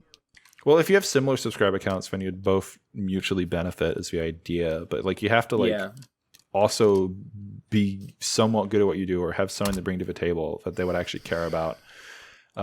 Never like message to collab someone and not without like having an idea already as well. Like you always have to like absolutely. It's like, let's collab. It's like, okay, on what? It's like, shit, I didn't think about that. Oh, I don't know. I thought you'd tell me. Vokaru. Yeah. Next one is a Vokaru link. Let's get it. 3, 2, 1, go. Who is Benjamin Kendall Kemsky? This is a question asked by every few people. Ben German Can Kemsley is a video essayist famous for his Winnie the Pooh video lecture series. Ben Gerald Chiller Minsky is a retrospective of a human, a man, and a bear, in that order. Ben Jimmy Skinny is incapable of living a normal life. He lives in a perpetual state of being angry at internet humans. There has never been a week in Ben Soldering Iron's life where he hasn't gone on an angry tirade attacking some random person or group for an imagined slight. Ben Childfinder Chimney cannot find his keys. He is locked forever outside his own brain. Let him in, let him in, let him in. Ben Chokehold Woke Scold is not your friend. Do not trust him. Do not let him in. Do not let him in. Do not. Ben Chokehold Woke Skull. That's a great wrestler name. Kill Ben Saint before he kills you. Yes. Chokehold. That's a callback. Yeah. Ben Childfinder Chimney. Guilty as charged, I guess. That was great. I think I know who left that one, and I liked it. Next one is next one is just a question. I think that was Spork. It sounds like her voice. Who is Gib? Answer in the email address. And the email address is gibboniskute@silly.com. And there's no voicemail. There. The next one, we're getting down there. The next one is... Okay, it's the most important question, and there's also a link attached. Let's listen to the voicemail. 3, 2, 1, go. What is the hottest Metal Gear design? And why is it Metal Gear Ray? Huh? Metal Gear what? What? Metal Gear Ray. I think he said Metal Gear Ray. Metal Gear Ray. Oh, is that image attached? Yes. They want to have sex with a weapon. I think this is Me Roxy. too. That sounds like Roxy. Wasn't it like the Metal Gear Rex or something in Metal Gear Solid 4? They had like the thick legs, the weird like smooth legs. I don't know anything. Let me type it in. Metal Gear smooth legs. Metal Gear smooth legs. What is this thing? It's like, okay, yeah, it's got like it's a tank, but it's on like a sort of futuristic smooth like frog leg thing. Oh, those are some womanly thighs. Oh, these are from 4, right? Yeah, so it's like in the future. Yeah. They've discovered that frogs have the best legs for weapons on the battlefield or something. Absolutely. I always knew it. That's what I always said. No one believed you. The hottest one? I don't know. I don't even know what they look like. This one. Frog leg. Hang on, there's hot leg. Hot leg. Hot leg. Fuck. Yeah. Leg so hot you fry an egg. Okay. That's right. There we go. Log so het you threw an egg. That's pretty good. Okay. Next one is wait, no, that's just the same. Sorry, I reposted. Never mind. The next one is Notorious ROX. 3, 2, 1, go. Also, congrats on the 311th episode of my comfort podcast, Dad.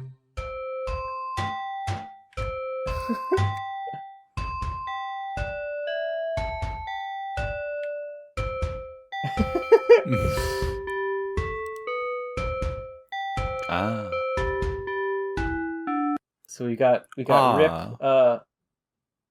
You got, I guess Rip that's Munchie. Rip Munchie, Rip Jesse? Yeah, it's got to be Jesse. It's the long hair, and then Ben Monkey, Mumkey. tiny Ben- little one. Yeah. Ben Then Digi. that must be Digibro. And then- with slicked back hair. Wait, oh no, it's Garlic House. That's Garlic. No, Digibro is the beast down below. Yeah, the giant eyes, beard, and eyebrows. No, I thought it was slicked back hair Nate, but that's the Garlic House. Like No, you dingus, below that. I know. I know that. I can see that. When I said Okay. slick back hair, I was talking about the Nate, but it's not Nate. Hey, it's got the emojis. It's got the emoji. I think it is also supposed to be Nate. I mean, but Nate it's got is the red. Brad Garlic House. He played him in the live-action adaptation. Pretty much. I like this. I like Yeah. this drawing. Actually, I like this gleam. That's the good. gleam. Remember when we used to have the gleam and the Yes. thumbnail? Yeah. Good times. I good put it times. there. I Can't thought That's it was, right. It was a nice little thing because I just It finished was. Gurren Lagoon. Oh yeah, that's funny. That's a funny. We were inspired. The PCP was inspired by Gurren Lagoon. PCP is inspired. It's true. It is Can't believe inspired. we're over a third of the way to episode 911. Oh my god, we got to do 9/11. Finally. We have to do reenact it. Dude, Somebody had to Radcon do it. 9.11, we have to build a World Trade Center and knock it down for sport, just like in Slime and Punishment. They just every other week. Every other week there's a new 9/11. When will it end? The next one is called I'm Back. 3, 2, 1, go. I have traveled very far, met very many people. I have met a drunk Russian, a man who claimed to be funny, and most important, a samurai. And through my travel, I have learned a very, very important thing. Fuck are you, Ben Saint? Hello, everybody. It is Wang Chan here. Long time no see. Yes. I went traveling Not through that mountains, and I learned very much. And where I learned from Samurai, he says to kill Ben Saint for stealing scroll. So Ben guess they Saint, had- you watch out. they had to as Wang cross Chan over. is coming for you. I go train in mountain now. I see you later. Wang Chan out. You should Go meet train that in a baby. mountain. You should bring that baby to go and train with you. Yeah, just like Gohan and Piccolo. Yeah, just like him. Wang Chan, I'm so glad. I'm so relieved you're alive. What would we be without? Where would we be without you? Damn. Okay. Next one is I think we're almost done. We got like 2 left. Next one is an image. Oh, it's long. It's a whole thing. What is this? It's a whole thing. Wait, it's more Ben Boobies. Why is the resolution so low? This is It's like so small. It's on You high bitch. res. I They don't think- fucked up. I can barely read it. You stupid punk Oh, bitch ass. I zoomed in. I can't really read the text, but I can see that I'm there, and I also have big boobies. That's I pretty. think it says, so- all right, next voicemail. It's so fucking small. It sucks.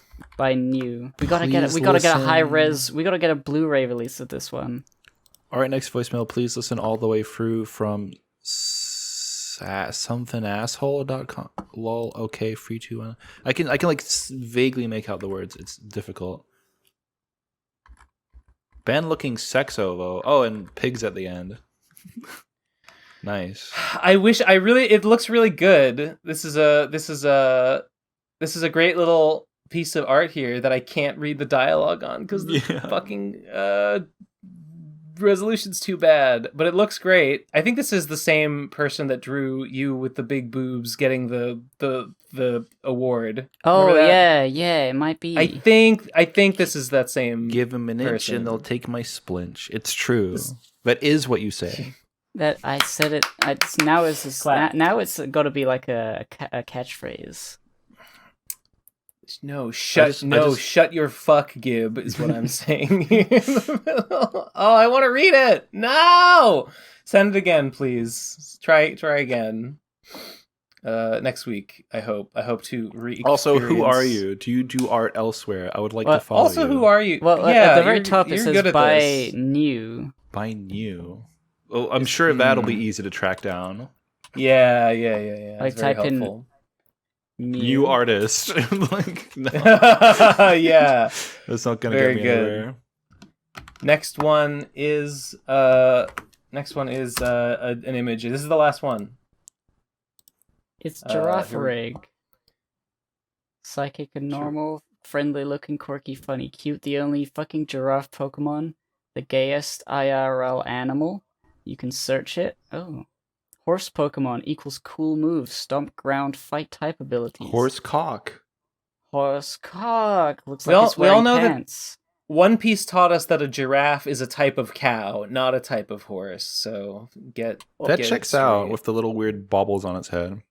Ethically diverse coloring because it has white and brown. Because it's white and black, yeah, and it's, yellow. It's like those guys in. It's like those guys in Star Trek. With the white and black face. Easily fan artable, Worf? easily anthropomorphizable. No, there's that one old episode from the original series where the guys whose faces are literally split in black and white, like half down their like face. that Zetsu from Naruto. Probably.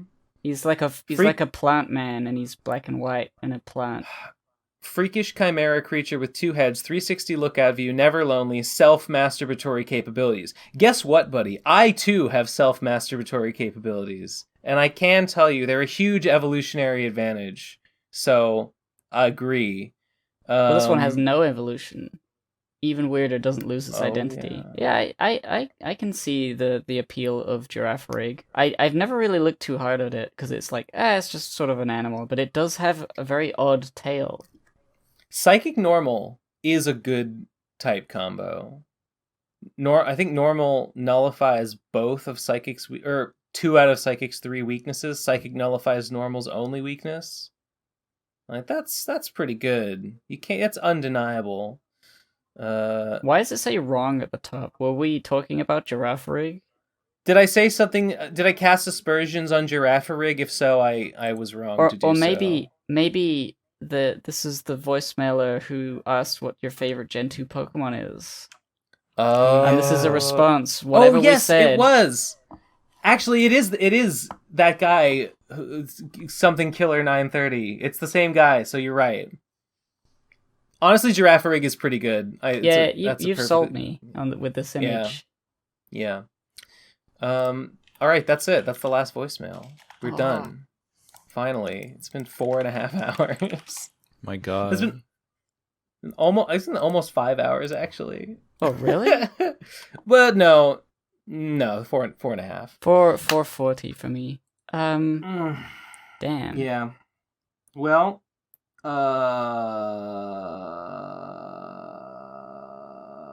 any last words, gentlemen? Gentle people. I'm looking at Gen 2 Pokemon. Which one do I want to smash? That's going to be my favorite. Is Lopunny Gen 2? No. Espeon and Umbreon are in there. They're decent. I like Umbreon a lot. There's not a lot in Gen 2 that I want to smash, to be honest. I know it's a legendary and that's lame, but I do kind of like Lugia. I think Lugia is pretty cool. Is Lugia the one with the baseball hands? Baseball mitt hands? Yeah. Big catcher mitt hands. They can catch any ball. Damn, any ball? Really? Could even Lugia make a ball so big that even he couldn't catch it? Doesn't exist. I'm not very familiar with Generation 2. I keep mixing up a bunch of them for being in Generation 3 because I hadn't played 2 when I played Generation 3, so I assumed like Natu was Generation 3 and stuff. Wow, Corsola? I didn't realize Corsola was Gen 2. I thought he was newer than that. Heracross is cool. I like Heracross a lot. I like Forretress because he's a sphere.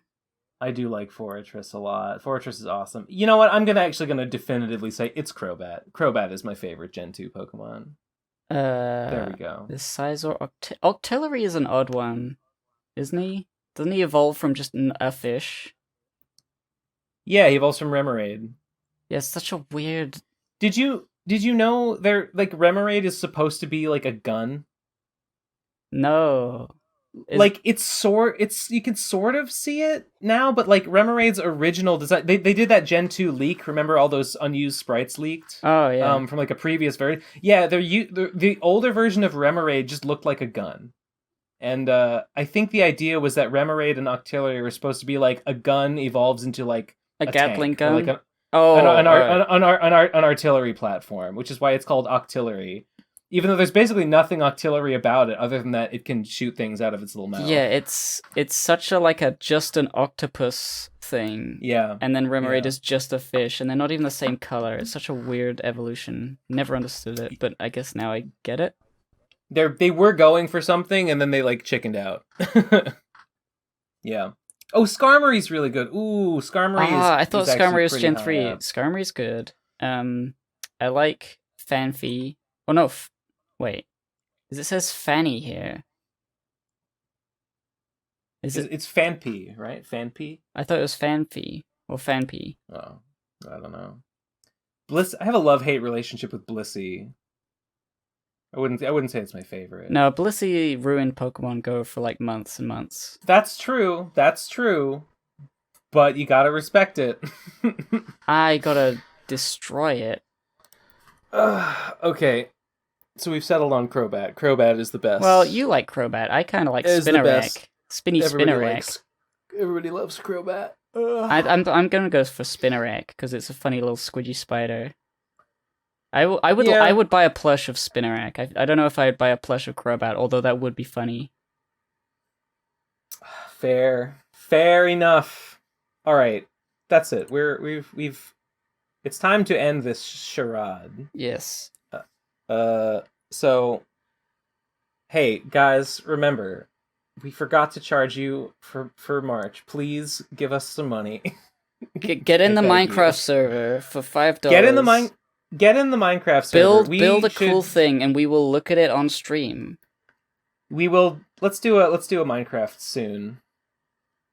Yeah. Yeah. Yeah. Yeah. Okay. Yeah, we'll do that soon. And I will probably be streaming Undertale right now when this video comes out, playing it for the first time with some cool people. Check out Oblivion's. Oh right. You've not played. Right. You've not played Undertale. Never played Undertale. It's been you never played the best game ever. Exactly. Yeah. You know, the first PCP episode, I actually skipped the first PCP episode. I've never listened to it. That's the one episode I never listened to it when I got into it. Because I'm like, I don't want to be spoiled, so I will play this one day. I know. Wow. Crazy. I always started with episode 2. Finally, go back and see where it all began. Finally. Oh, God. What was episode 2? It was like waifus? I think so. I don't remember. I think I listened to like half the first episode and then like stopped because I'm like, they talk about. I wonder if I said Vriska even back then. I can't even remember. I'm sure you would have. Sounds right to me. You would have said Diamond Tiara back then. Would I? I feel like at that point I may have got into Homestuck. You were talking. I don't. I no, you didn't get into Homestuck until the PCP had been going for a while. Are you sure? Maybe. I remember you got into Homestuck because I was telling you about it. Yeah. And I'm pretty sure that was after the PCP had already started. I remember you telling me, but I don't remember when it was. So I guess it could have been when we were just the Horseshoe Crew. Maybe. I feel like it would have been in that time period. But everyone, go back to the second episode and find out. Yeah, all I remember is there was a conversation where you talked about, I'd like to get art with my waifus, Diamond Tiara, Pacifica, etc. But they'd all just be making fun of me and call me a loser, and it would be sad. Is that what I said? Yeah. I ended up doing that though. Yeah, I remember. I had a little commissioned thing. It's still on my background for like my Give and Take channel of like me with Tharaja from Fire Emblem, Diamond Tiara, and Vriska. And yeah, there they are. Background for Gibbon Gaming. Is it only visible in like the full screen television view? Oh no, it's not Gibbon Gaming. It's Give and Take. It's just the. Oh, okay, yeah. I was gonna say because I know the image you're talking about. I've seen it. Yeah, I mean that one's just cute. So. Tarja is good. I've seen her around. She's got a good She's look. funny. She's like sexually what do you call it? Forward to the player character's avatar, regardless of your gender choice, which is very funny. She just really likes you. She's gonna Who eat does? hot chip and lie. Tharja from Fire Emblem. Oh, okay. Never played it. Did we even end the episode? Goodbye! No, yeah, okay, that's it. Yeah, it's over.